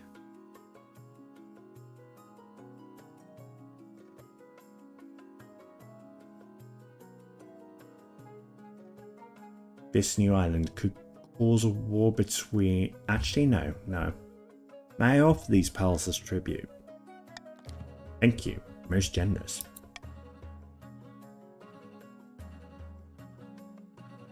And it's still 40%. This new island could cause a war between your future husband and I. Did you come all this way just to make threats over a tiny bit of land? I'll never understand you service folk. Be gone. Do not visit this village again. Your clam coach spirits you back to the surface. As you wade onto the beach, you gasp for breath. Air never tasted so good. So how did it go, Your Majesty? Did you successfully seduce the fisherman? Alas, the opportunity never came up. Well, that's a shame, I suppose. If you picked number one, it would have guaranteed it that would succeed.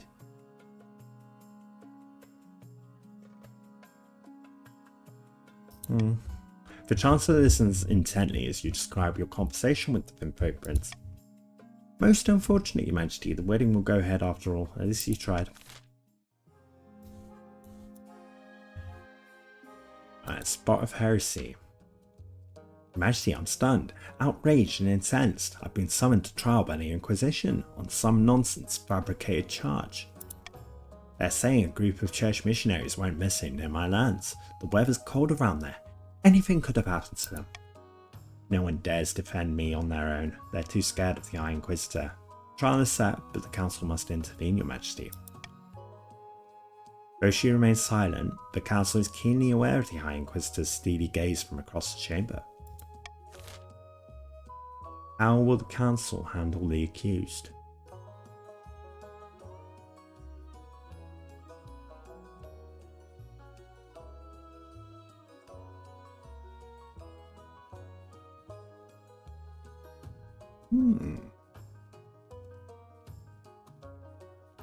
Call for unity, I think. Right. Vote A, search for a witness to defend Chief Gnosis Stock. Vote B, help the Inquisition gather evidence against Gnosis Stock. Vote C, suggest he pray for a good outcome. A, B, or C. Why is the High Inquisitor attending monitoring council meetings? Because she's a one of the council advisors, I think. Along with the Spy Master, the Marshal, the Chancellor,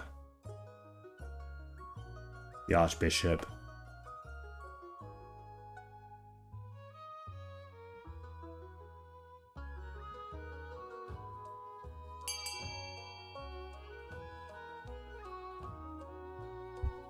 Oh yeah, that's unity. That's unity.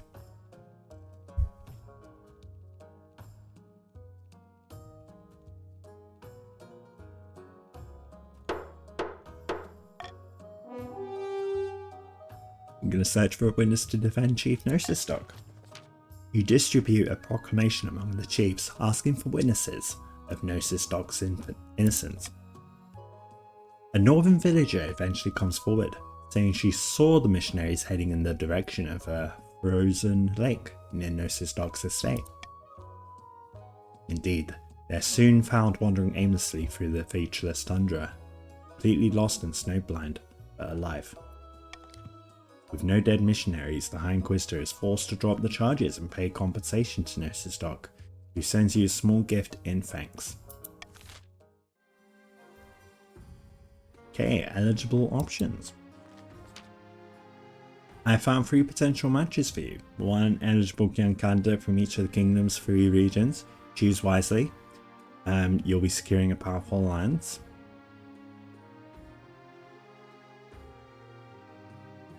Yes, I know. Your mother leads you to the Great Hall where she's arranged 3 portraits on easels. For now, each is covered by a cloth. Alright then, let's see the eligible candidates. She whisked away the cloth from the first portrait. I'm going to try to start a rebellion for the high tax. Oh, don't. That's no fun.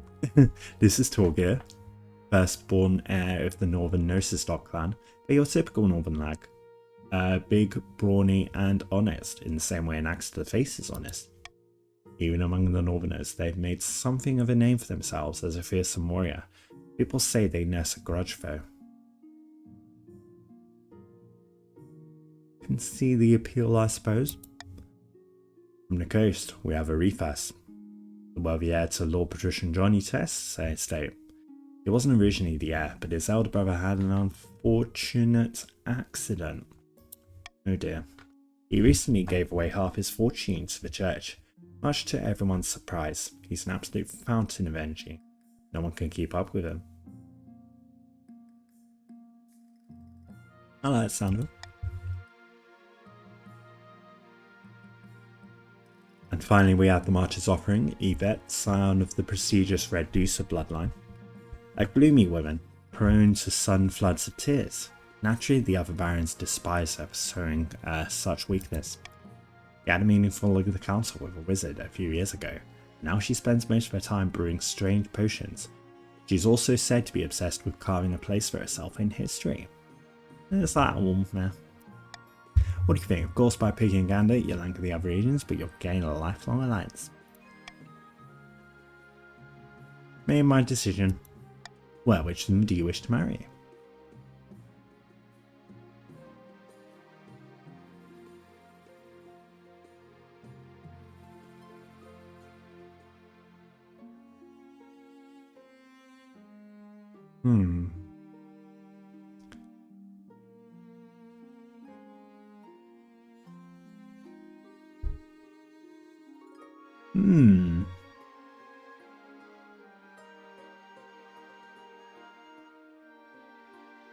Torgir of the North. Excellent, I'll make the arrangements. End the season. Starring a conspiracy. In a dingy seaside tavern, 2 patricians of the coast meet to plot their latest scheme. The treasuries are not empty. The monarch won't be tempted by lone offers. No, I won't. Maybe we could arrange some kind of heist. Don't get ahead of yourself, Lord Patrician. This coup will be conducted entirely within the bounds of the law. We have our principles after all. Patrician's aim is to lower the treasury to 1500 or less. Okay, what laws have we got here?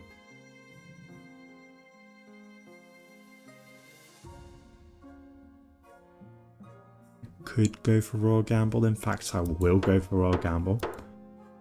Because we can't get any more out of Call for Unity. We've got a contentious sale over here. The royal wedding itself and an iron wedding. Oh, 2 weddings. Go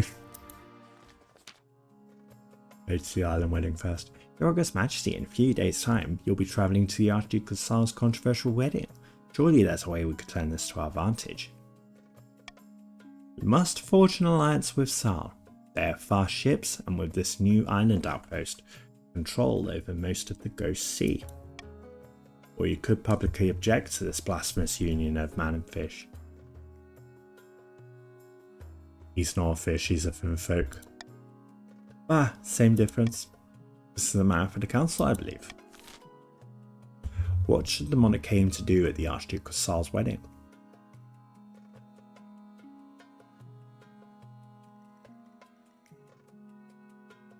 I'm going to let you guys vote. So, vote A, seek an alliance with Sal. Vote B, publicly object to the union on religious grounds. Or vote C, just attend the wedding like a normal human being. I'll be back in a bit, guys.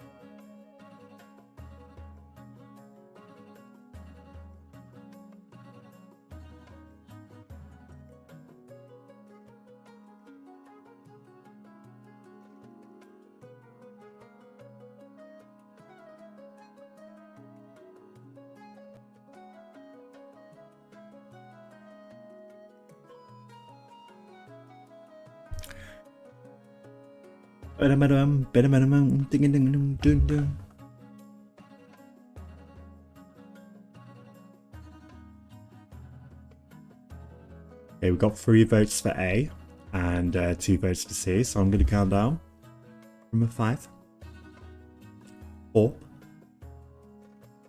3, 2, 1, and the row. Voting is closed. The seek an alliance with Sal, just like the last dynasty. Well, the council has spoken. Good luck, your August Majesty. Soon the time has come. You board a ship and sail to the newly risen island, where the Archduke of Sal is due to marry his infant groom. Lacking a spouse, you have chosen the Chancellor as your +1. Oh, I do love weddings, for I always end up in a flood of tears. Alas, the new island crests the horizon. It's an empty little rock, devoid of vegetation with no buildings except a marquee and hastily constructed church at the ninth. But it's packed with people, mostly minor nobles of Sal, who welcome you with cheers and bows. You file into the church. As the ceremony begins, the Finfo Prince walks down the aisle with while the Archduke of Sal waits with clasped hands. Does anyone here know any lawful impediment to these two people being joined in marriage?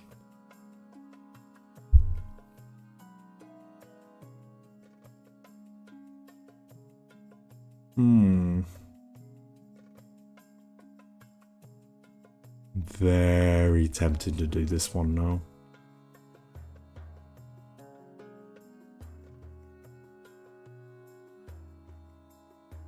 I object.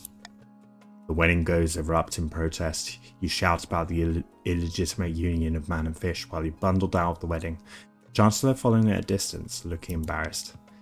When you arrive back at the capital, the council is furious that you didn't follow their advice, but our Inquisitor is ecstatic.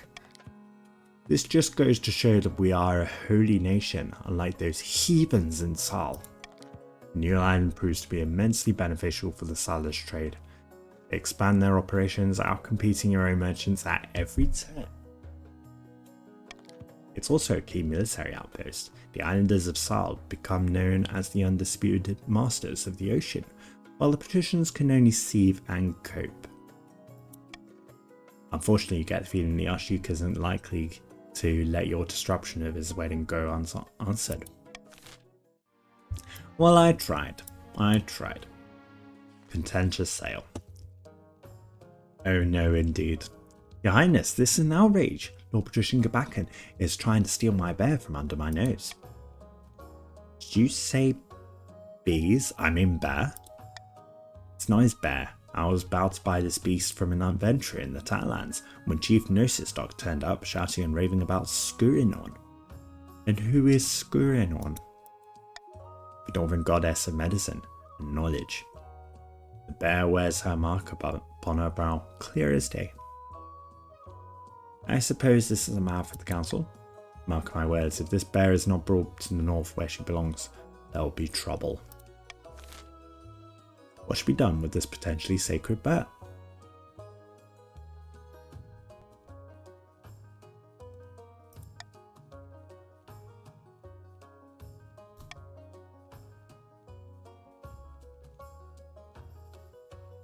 Vote B, finders keepers, Lord Patricia and Gabakan can have the bear.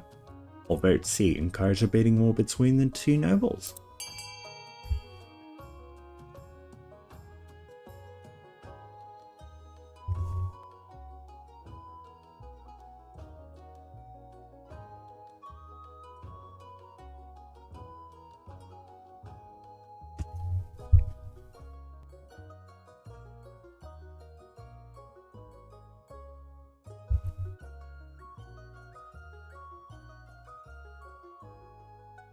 We're encouraging a bidding war, it looks like. Fight.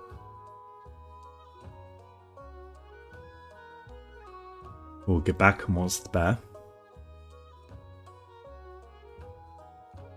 I can't change it for you, Summer.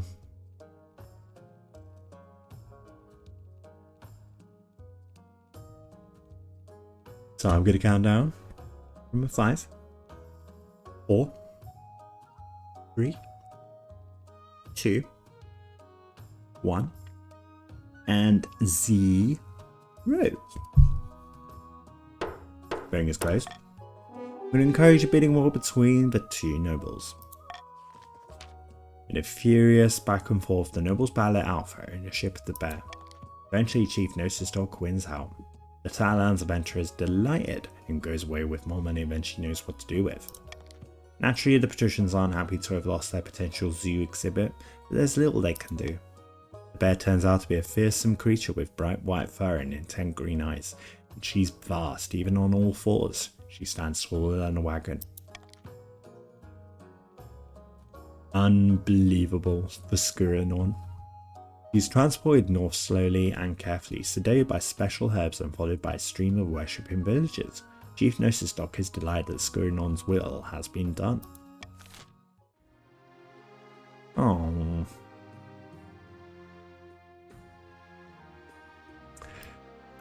Chiefs, no faith. Your wedding to Storgate is naturally the talk of the kingdom. Nobles and peasants alike travel from across the realm to attend. For a week and a day, the capital is one giant party. Feels like you're the only one not taking part, instead you're getting ready for the ceremony. Soon enough, you're standing in St. Petrus Cathedral with Torgeir at your side. You take this person as your lawfully wedded spouse. I do. I pronounce you married in the eyes of the kingdom. After the wedding, of course, there's a feast, and after the feast, a dance. Your new spouse Torgeir delivers a short but heartfelt toast, expressing a wish to get you to know you better. By the time you find yourself alone with Torgeir, it's past midnight and you've never felt more tired. Also, I've just noticed the patricians' defiance here.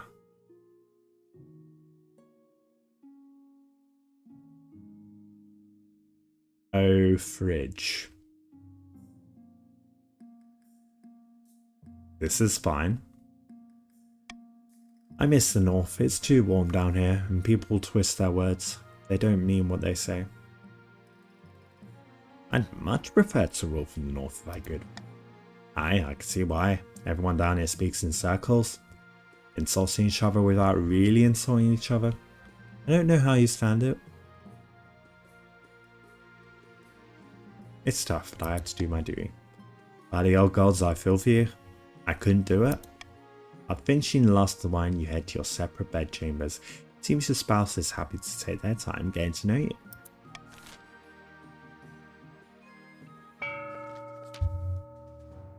Deep in the forests of the marge, Baron Red Deucer has gone boar hunting with a few of their close friends. Fate is against us, friend. We failed to win the Spymaster's trust and she still watches us with an eagle eye. Out goes the search for the lookalike. Not well. I'm still looking. The best I found is a peasant with the wrong shaped nose, the wrong coloured eyes, and a wooden leg. Don't let that discourage you. Keep searching. Our doppelganger is out there, I'm sure of it. Which region did you marry into? I married into the Chiefs. Baron's aim is to lower their defiance to 4 or less. 4 or less, it's currently 5. Wish it had the patrician's defiance though.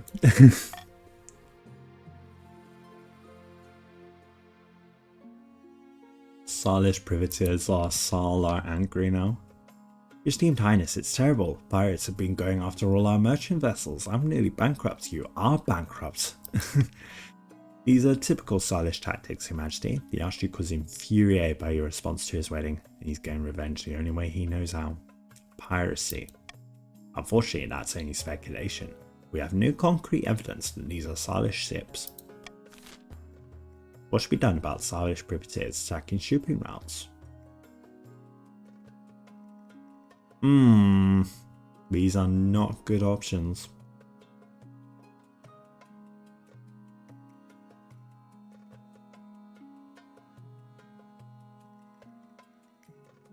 I tried to, but the 40% said no.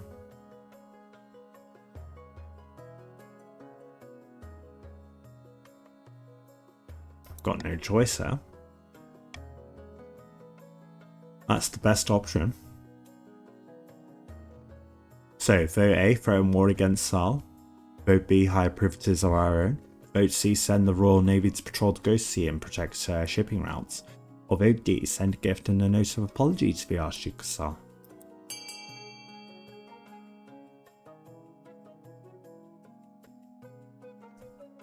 It's 15%. It's gonna be awful.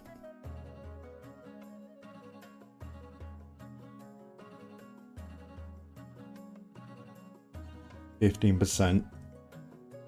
It's gonna hurt.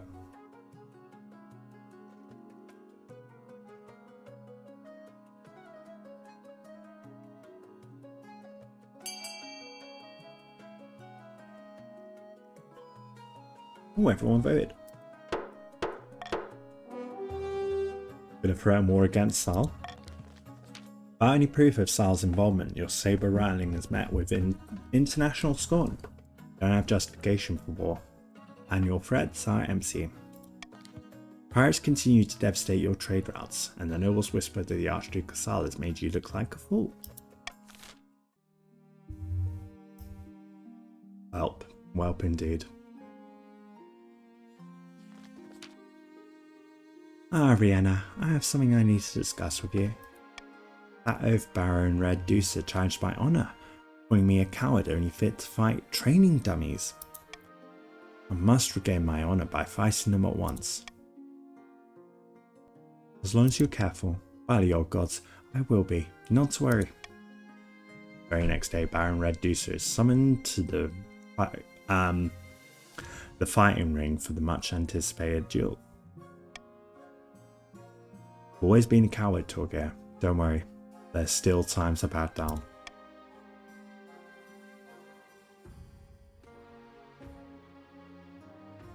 Shift Torgeir. Torgeir grins ever so slightly. The two combatants circle each other like lions, their axes drawn and pointed at each other. When they finally come to blows, the fight is almost over as quickly as it begins.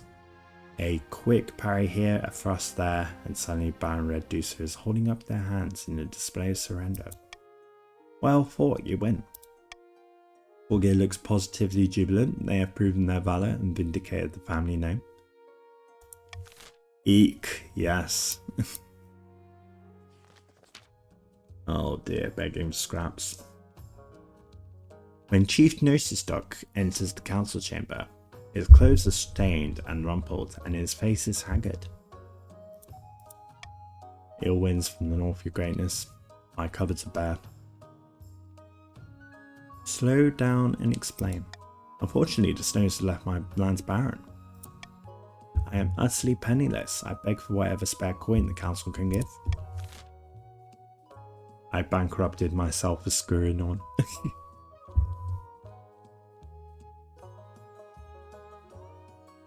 I'm gonna veto be here. I'm sorry, I can't spend all that money. So, vote A, Baron Reducer is healthy, they should help. Or vote C, you must deal with it yourself. 2 Gambas.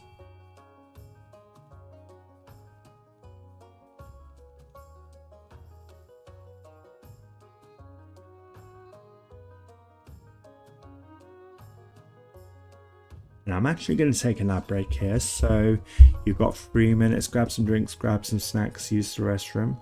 I shall leave it on the screen so you can vote. We'll see you in 3.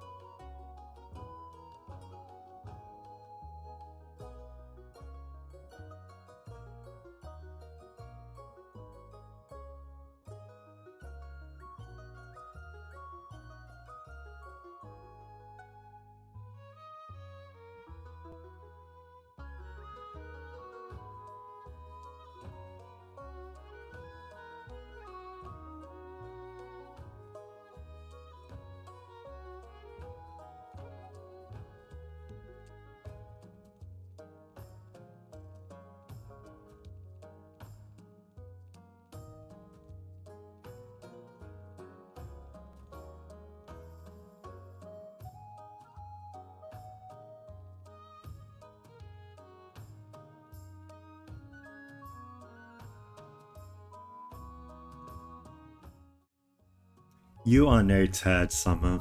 You are no turd. And I hope you're feeling okay. And welcome back from ads, everyone. Welcome back from ads. Baron Reducer is wealthy. They should help. Do type your favourite number in chat when you're back.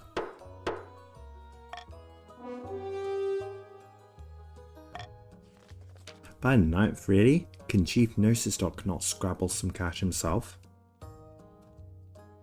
666. But with so much wealth at their disposal, they have no choice but to honour the council's decision. They reluctantly hand over the gold. Word gets around about your lack of generosity, probably spread by Red Deucer and their allies. End the season. Always another auction. That's why I waited. So, Barons, you've got a Cathedral on A that will raise your faith by 1. And a Deer Park on B that will lower farming. Chiefs, you have a Grand Bazaar on C that will raise trade. And a Thieves Guild on D that will lower your trade. Interesting. And Patricians, you have a Fortress on E that will raise your military. And a Theatre on F that will lower authority. Alright guys. Get set. Get ready. And...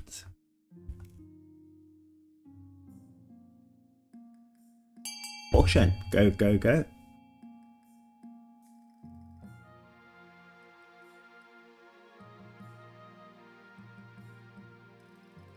F with 69. Nice.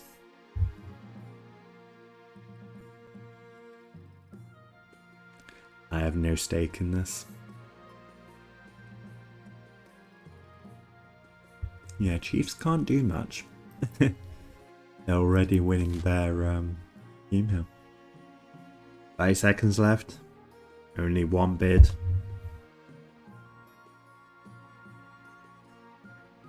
Or 2 bids now. With another funding number.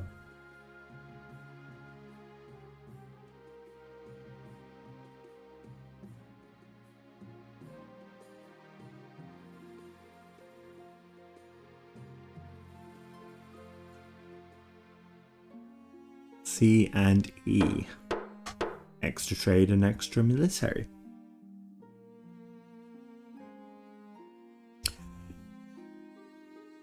Nice, nice, nice. And the Chiefs funded everything now. Pagan prophecies. The Northern Chiefs, God Speakers, have uncovered an ancient prophecy. What does it say? That's beside the point. All I know is that this specific heresy is spreading like wildfire. It must be stamped out immediately. What she means to say is, the Chiefs plan to use the prophecy to justify unseating you. True or not, many Northerners believe it. Can someone please tell me what it says? The prophecy tells of an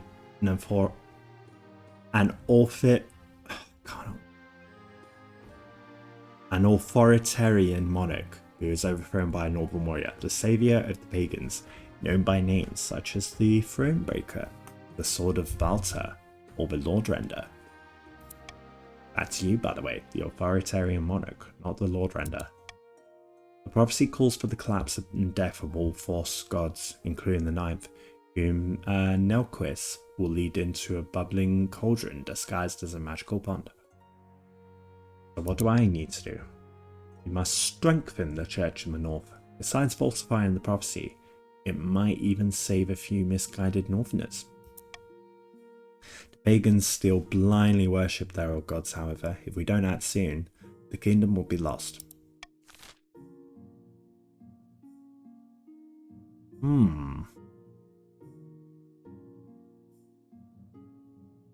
Veto this one at least. So, how should the kingdom combat the prophecy that is spreading in the north? Vote A, order priests to go north and decry the prophecy as false, or vote B, invent a counter-prophecy, which will delay the scheme for 1 season.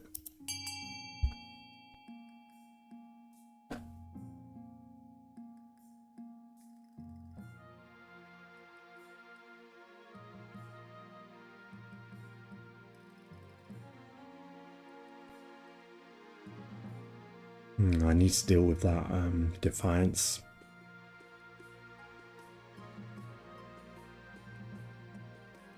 Patrician's defiance is very dangerous.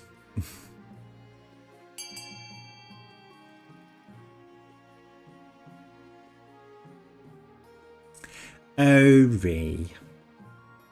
If we don't act soon, everything will be crushed. It's gonna happen.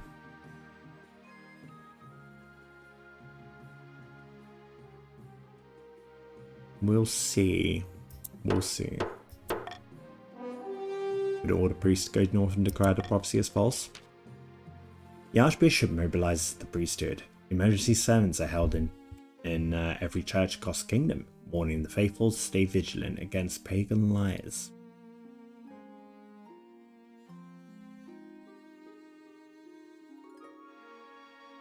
Over north's defiance went up. Hundreds of priests are sent up north to preach to the local populace, which naturally causes tension with the chiefs. You hope it'll be enough.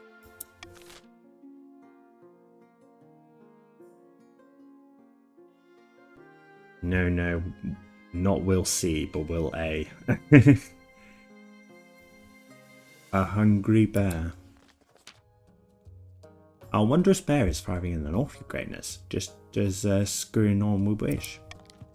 The god speakers have gained visions of new herbs and medicines ever since she arrived. Thank the gods. Time for the real question. Is she adorable and fluffy? She is an avatar of one of our most powerful deities, your greatness. But yes, she is very fluffy. The only thing is that she's eating a lot. Our hunters have to push into the frozen waste to find enough food to go around. Having second thoughts, are you? Potentially the bear would do better in a nice cozy menagerie, Praise scurrying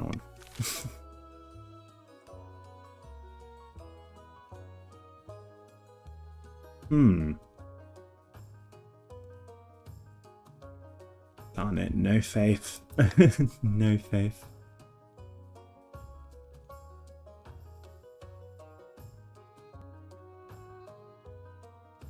I'm going to let you guys pick this one. That way it's not my fault. So the Sacred Bear has put a dent in northern food supplies. Can the council help? Vote A demand that the other nobles donate their crops. Vote B and find meats for the beasts. Vote C leave the chiefs to feed their own bear. Or vote D transfer ownership of the bear to the Lord Petitioner. Get back it. The vote is all yours.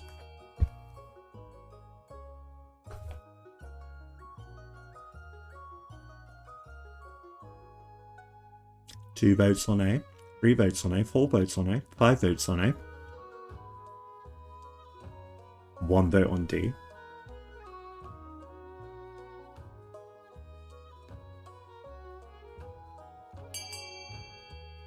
Oh dear. I think I know what's gonna happen now. Oh yes. Grumbling, the nobles gather their crops and send them to the chiefs to help them support their sacred bear. She goes sleeker and happier by the day, as do the chiefs who take their choicest cuts of meat and ripest vegetables for themselves. But all across the land, peasants start to wonder openly why a bear is being given special treatment over the people. About my yeah. The marriage to Togir has grown strong and steady, like an old castle wall. Though it began as a political arrangement, it's blossomed into something like love. It's high time you thought about now. Congratulations are in order. The royal wedding was a magnificent affair. Very happy, thank you. Your happiness isn't as important as fulfilling your duties to the kingdom, but I'm glad you found a way to have both. You've done well so far, but something's still missing. You need someone young whose loyalty is assured. A child of your own would do the trick, even if they're illegitimate. Or the youngest of your many cousins. My spouse and I will have a child together. Ah, the traditional method, no one will object to that. I'll arrange for you to take a month off from ruling so you can get down to business. And the season. Oh dear. Part of an orphanation ceremony in the Smoky Clan Hall reaches a fever pitch. Magnus, the chief's claimant, sits atop a throne of bones surrounded by god speakers chanting in the forgotten tongue. And thus, with Morgana as my witness, I hereby crown you the king in the north, the Lord Render, soon to be king of all the kingdom. Glory to the Lord Render, chosen of Valta, glory to Morgana and the north. The assembled chiefs roar in chorus with each other, steins are smashed against one another in celebration. Now we must bring down the false monarch in the south and fulfill the prophecy. the king in the north. So, lure them on it to the north and sacrifice them in the pagan ritual, or sacrifice thousands of goats to your gods and call upon them to intervene.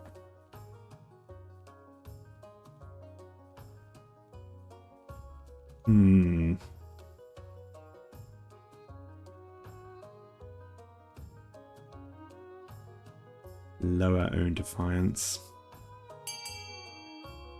Can't go any lower though.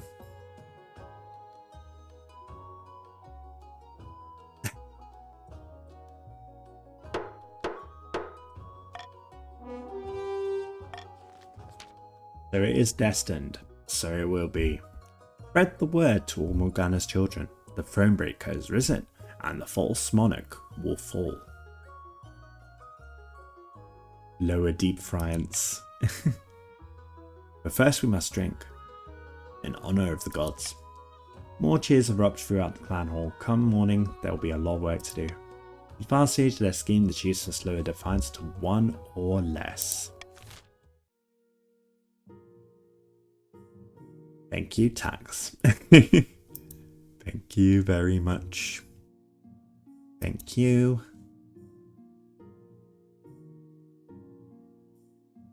I'm sorry, Barons, but I must do you as well.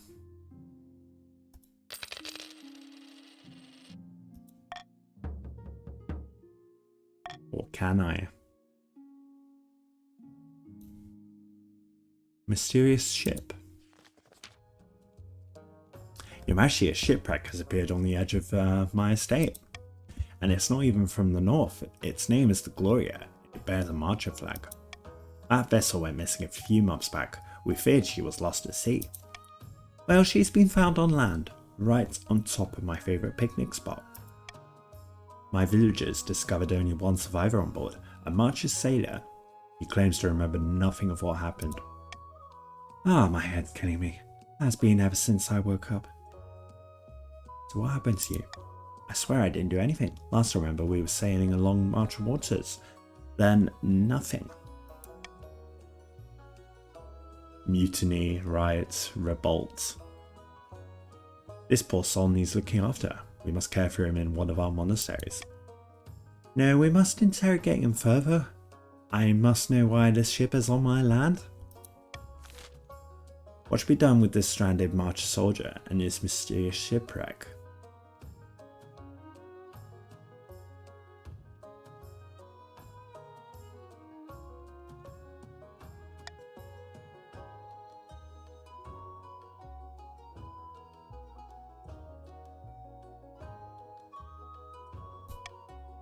So, vote A, send the sailor to a monastery to convalesce in peace. Vote B, pay a scholar to help him recover his memory. Vote C, the chief should hire inventors to investigate the wreck. Or vote D, leave the sailor to recover alone, and the wreck to moulder away. Hi Crown Bishop, how goes it? How goes it? Let's see where we have ended up. You are a Baron, welcome. Hope you're doing well.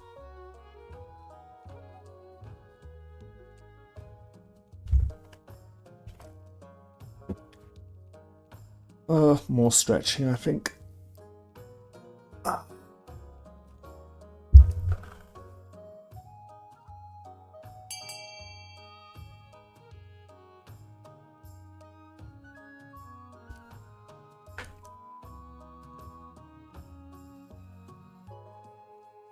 So I'm going to count down from 5, 4, 3, 2, 1, and 0.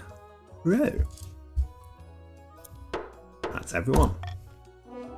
D wins, leave the sailor to recover alone and the wreck to moulder away. The barons grumble amongst themselves, muttering about your lack of charity. The sailor is left to wander as he wishes, and you do not hear from him again.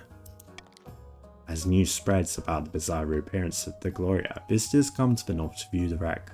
They arrive keen to spend money on overpriced tourist goods. No one dares to get too close. Rumour has it that some visitors have gone missing after spending too long near the vessel. The wrong region went up. The wrong region went up.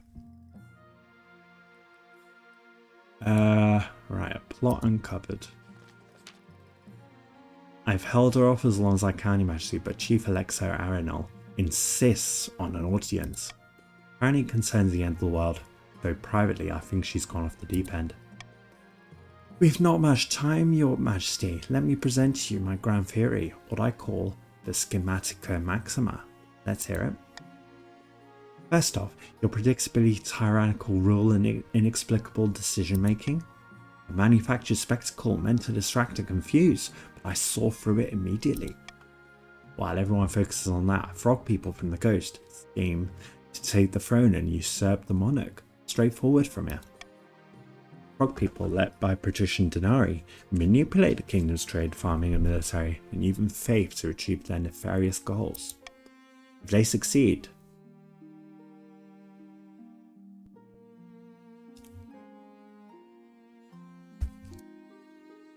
I will hydrate.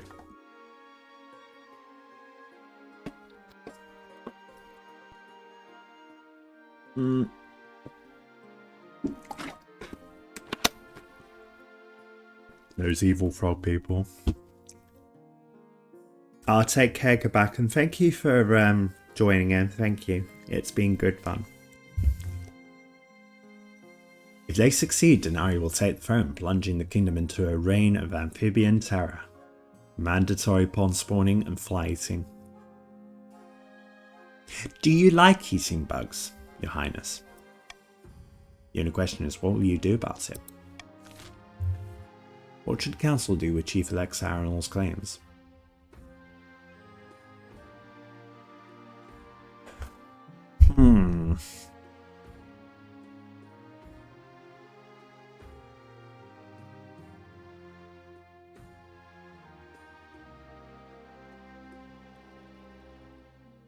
I feel that either your mic is too low or the notifications too loud. Probably the notifications are too loud. I'll turn that down a bit. And blurb as well. Yeah, blurb is at 0.8. Okay, let's turn that down a bit. Let's try it now. So, I'm going to keep talking. Talking.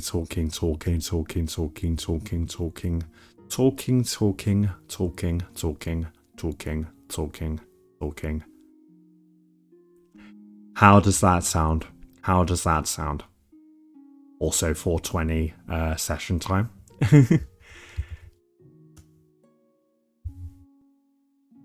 Yeah, do let me know what the audio levels are like. So,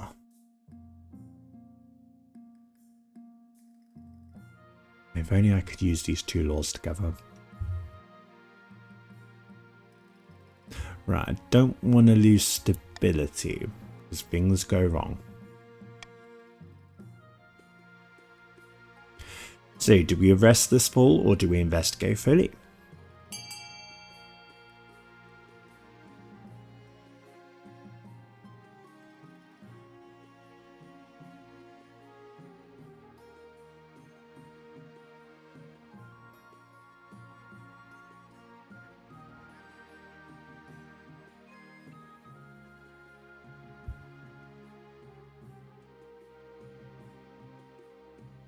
Yeah, I think... Not sure if I can hold this one off. And count down from 5, a 4, a 3, 2, 1, and 0. Voting is closed. Dry teller. Once the vote is passed, you're surprised by an eruption of laughter from the noble benches. Spymaster pulls you aside. It's common knowledge that each region is scheming against you in some form. Nobles just tend not to talk about it in the open. There's no evidence that any of them are frogs, however. The council, still laughing, begin to croak and trill in their best amphibian impressions. It's not your proudest moment as a monarch. Okay, we've got winter chill. Brr, the March winter has been especially cruel this year, Your Majesty. I still feel it in my bones. Ah, you barons don't know the meaning of the word cold. Highness, this is no joke. We can add more logs to the fire. It's not just about me. In the March, the river's frozen, and the people won't work for fear of frostbite. My butler touched an iron fence post and lost his entire finger. Ouch. Should the council send aid to the March in these cold times?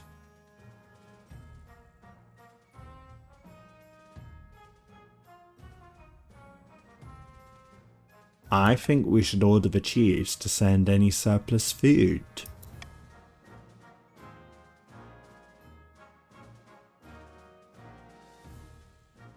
Yeah, so you can send food to build March stockpiles, that's vote A. Vote B, send northern troops to clear snow and ice. Vote C, order the chiefs to send any surplus food. Or vote D, leave the barons to deal with it. Yeah, I'm thinking C. C would be good.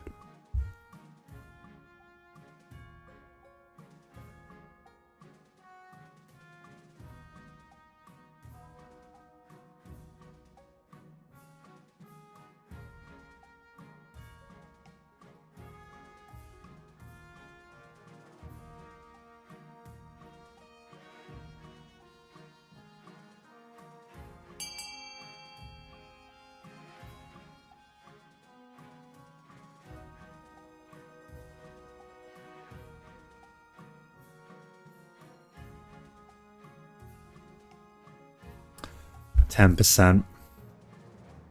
10%.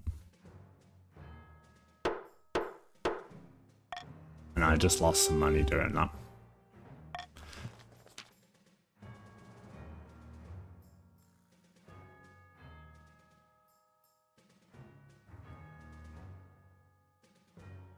Look at that, people.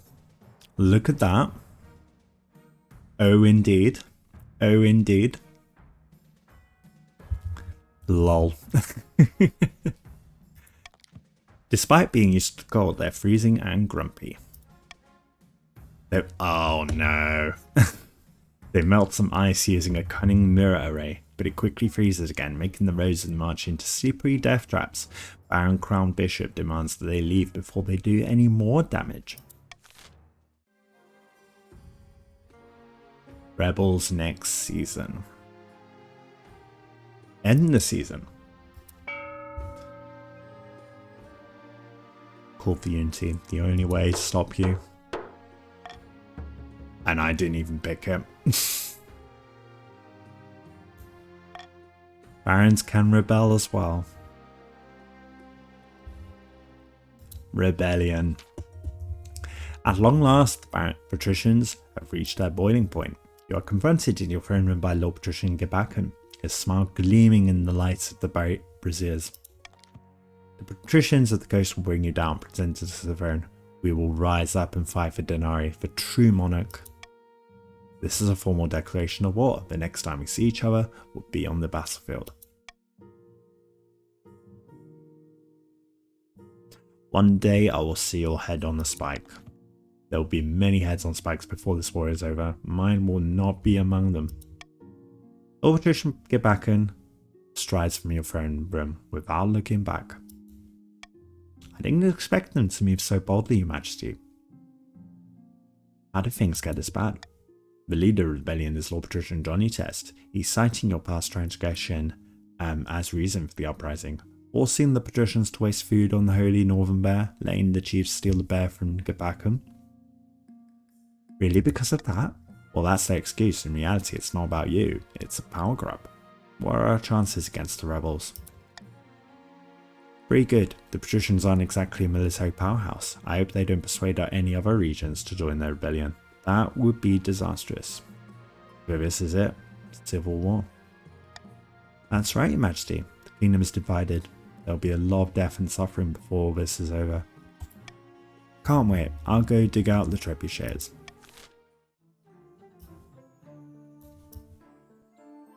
Opening strike. Right. Do you smell that, my friend? Sorry, I think I stepped in some.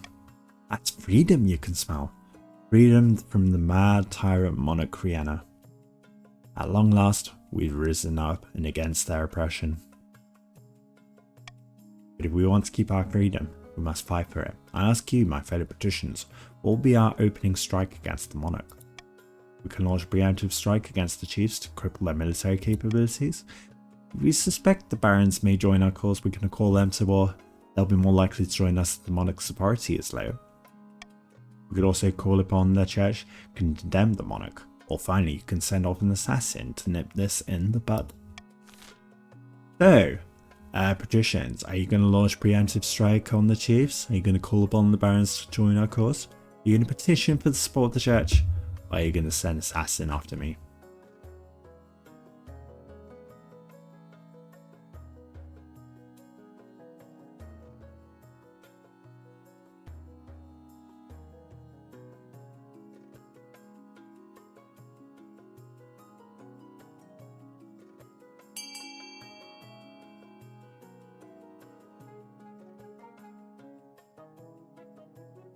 Okay,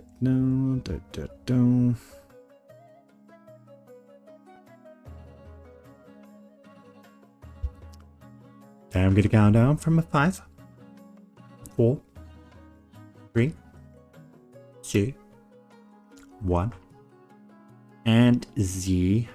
Going exposed. Send an assassin after the monarch. Thank you for meeting with me at such short notice. The sum you offered piques my interest. You understand why the sum is so high though? Yes, you want me to assassinate the monarch. It is no trouble. I am a child of the Viper. If you have the gold and you want a person dead, they are dead. Get it done. Oh dear. Okay, the chiefs will protect me. The chiefs will protect me. Chief Gnosis and his friends have locked themselves up in their lodges and are refusing to come out. They say they are learning the ways of Subathon. A dangerous thing indeed, Your Majesty. I know we tolerate these heathen practices in the north. This is just too much. What does learning the ways of Subathon mean? Eating poisonous moss and making horrible concoctions so they can have visions of their pagan god. Apparently, Subathon is a deity of wisdom and medicine. Ha. Oh my gosh, I got raided. Hello 50 tokens, how goes it? How goes it? I hope you're doing well. I hope you're doing well. Yeah, if anyone doesn't know who I am RiiYENNA. I'm usually a queer autistic British Twitch VTuber, but today I am doing facecam to celebrate my 30th anniversary. So I'm time traveling throughout my Twitch career today and the whole weekend actually. So I'm playing with the game I started playing on Twitch, which was King of the Castle. And then I'm going to be playing Call of the Lamb later, tomorrow some XCOM, Friday some Alien Isolation, Subnautica on Saturday, and then I'm going to finish off the stream with some roguelikes on Sunday. Yeah, long weekend ahead, long weekend ahead. So yeah, I started off with no face cam, and then I've added the face cam, and then later on I'm going to add the VTuber back in with like the old model and then the current model. Oh my gosh, thank you for the subs. Wow, another hype train. My second hype train of the day. Wow. Wow. That is amazing. Thank you so much. Thank you so much. Congrats on 1 year. Yeah, thank you.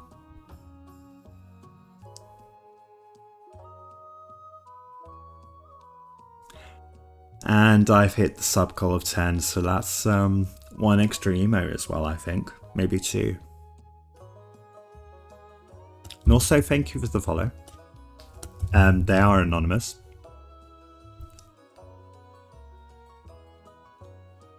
Yeah, hype train.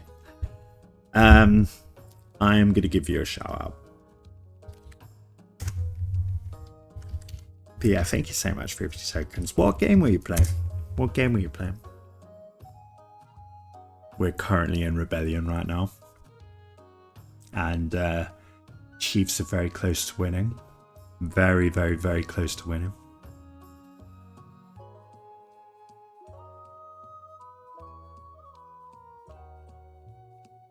Was playing Total War 3 Kingdoms today. Yeah, I've heard of Total War.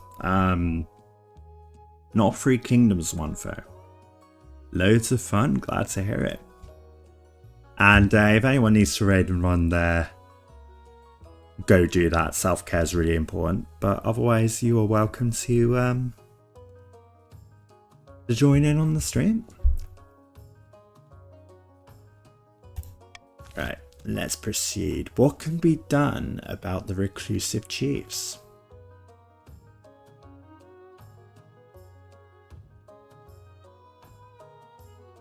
I'm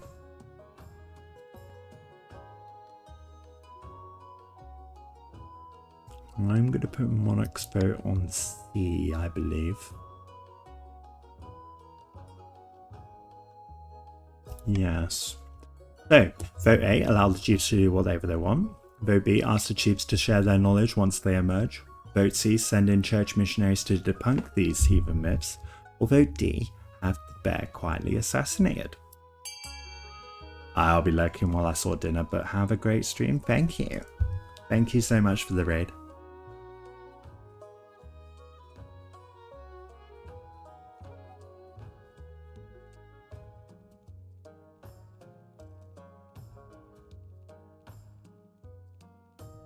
And I just need to adjust the timer now.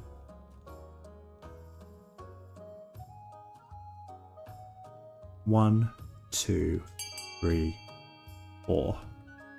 Now it says 15 hours, but I'm actually gonna only stream until 6. 6 in the morning. So any extra time over that will be added to tomorrow's stream instead. Yep, but patricians cannot vote. Patricians cannot vote. Anyway, I'm going to count down from a 5, a 4, a 3, 2, a 1, and 0. Going tied at 2.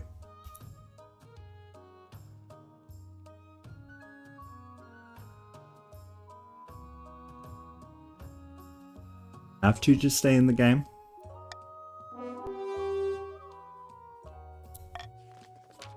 While the chiefs are locked away in their lodges, the Archbishop wastes no time sending enthusiastic ninth priests to convert their villagers. As it turns out, the northern peasants weren't too happy about the chiefs neglecting them to spend all their time with the sacred bear. They eagerly convert to a new religion with less furry symbols. When the chiefs eventually emerge, they're outraged, but it's plain to see that Ninethism has gained traction despite their rituals. Meanwhile, the bear itself remains happy and pampered, blissfully unaware of the fuss she's caused. End the season.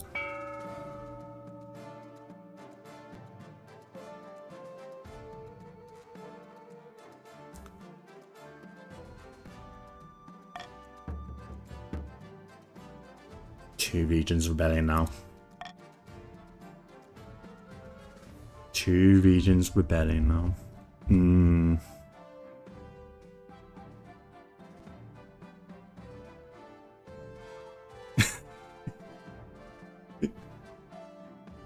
Oh, I love that emote. Mega consume. Right, what's your opening strike then, Barons?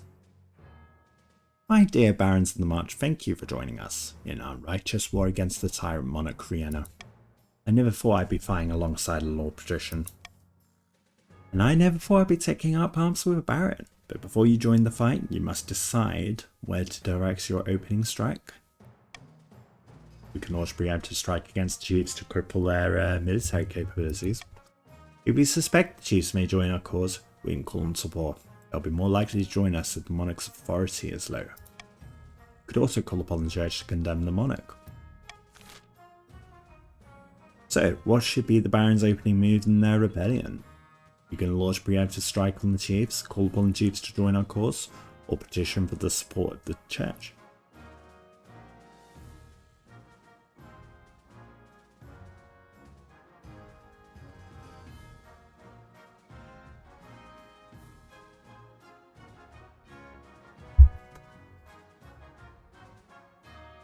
Do love the Barons theme. Call upon the chiefs to join our cause.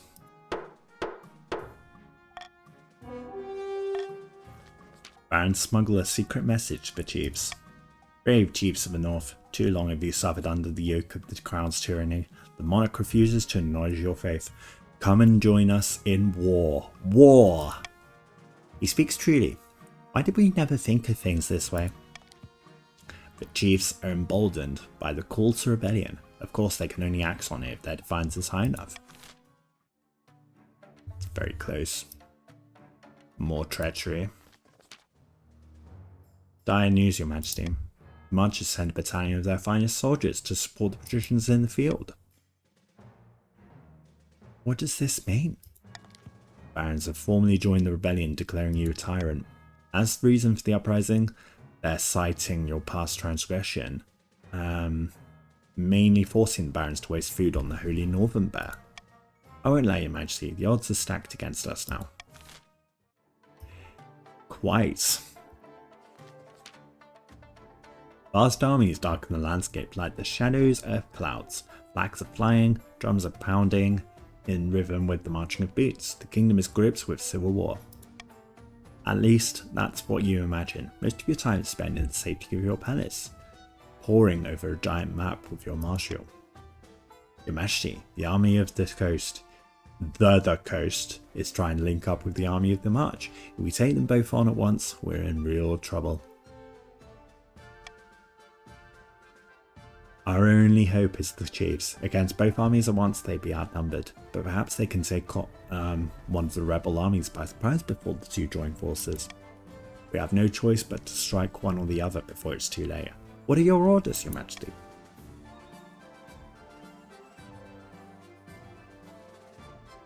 I'm gonna tell the chiefs to go after the coastal army first. Very well, Your Majesty. I'll relay your orders to the commander in the field. Hopefully they do as they're told. God knows treachery can thrive on a battlefield. So chiefs, do you defy orders and send the Northern Army to fight the Barons? Do you follow orders and send the Northern Army to fight the patricians? Or do you hang back and let the rebels march on the capital without challenge?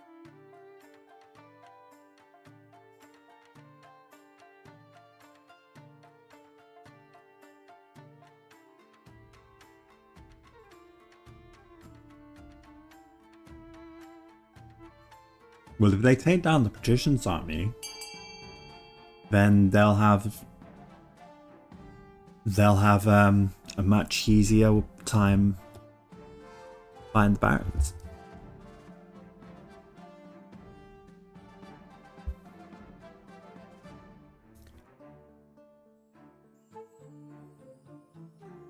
No, I don't want a freeway rebellion. That's gonna be evil.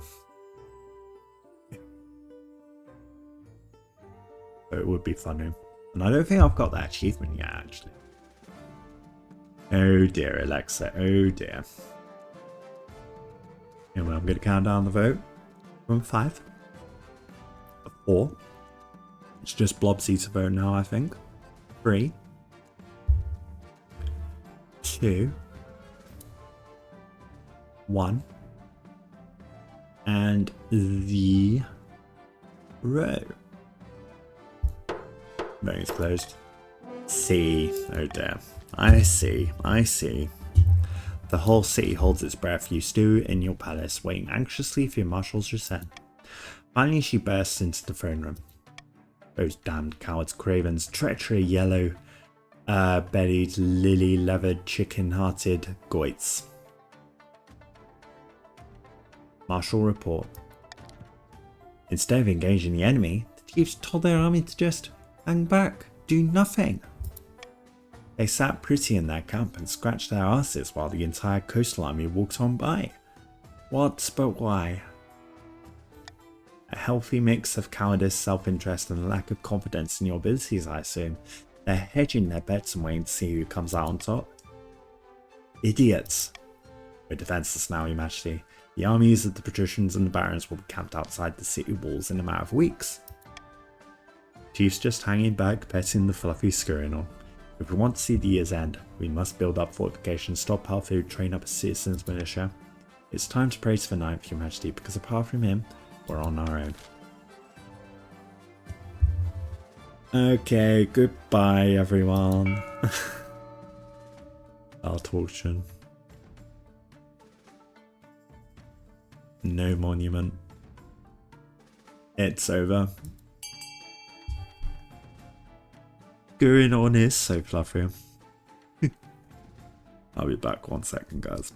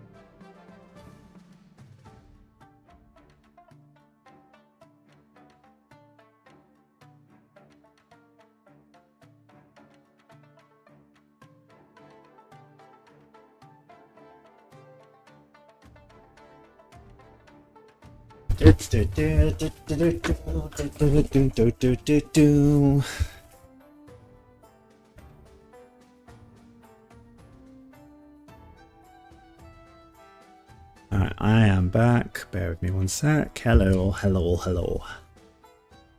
Rebellion report. Current rebelling. On the verge of rebellion. Something is very wrong. Ah, gods greet you, Your Greatness. Do you have a moment?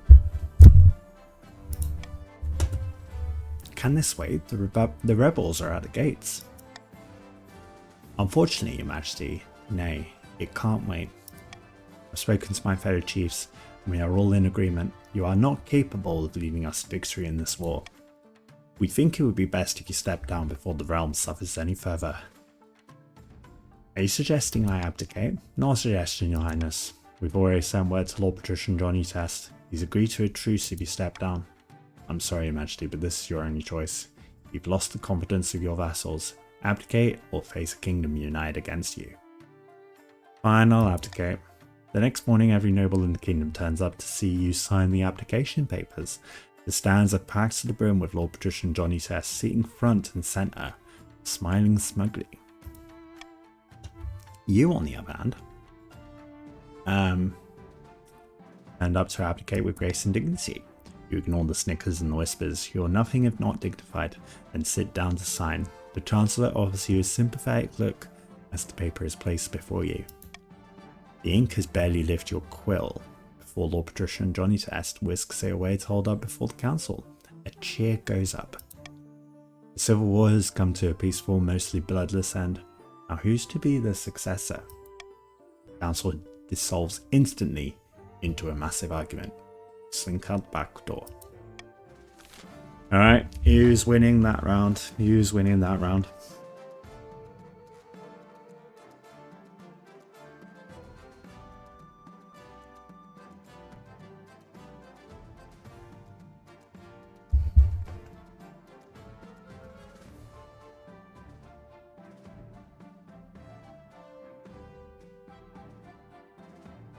We got 3 votes for the Baron.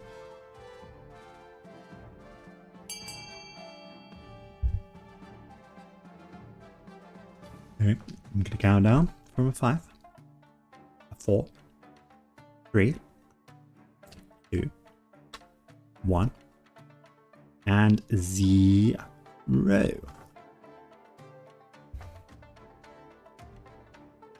Johan. Barons are victorious. Let's listen to that anthem.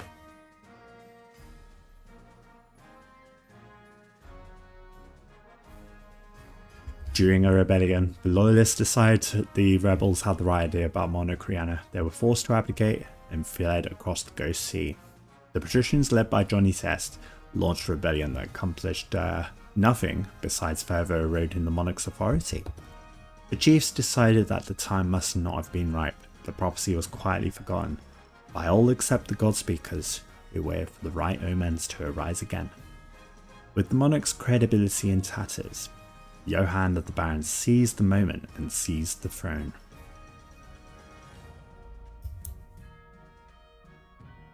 No worries, Gnosis. Monarch RiiYENNA the Unready.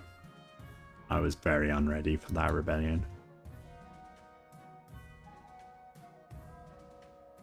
Yeah, I did survive. Yep. Everything to do. Alright then. Thank you very much for playing King of the Castle with me. It's a good start to this mini subathon. A lot of good fun. I'm going to be taking a short break here and then switching up to Call of the Lamb, which was only the second game I played on Twitch. Yeah, I played this as part of my affiliate celebration, and then I kept playing it for many months after. It's good fun. It's good fun. And if you haven't watched me play Call of the Lamb before, you'll get to join as a follower, and you get to be reincarnated as a demon. You get to be sacrificed. You get to vote on things. It's good fun. It's good fun. Nice one. Nice one. Nice one. I shall see you in a few moments, and the face cam will be back in a moment. Alright, I'll see you soon.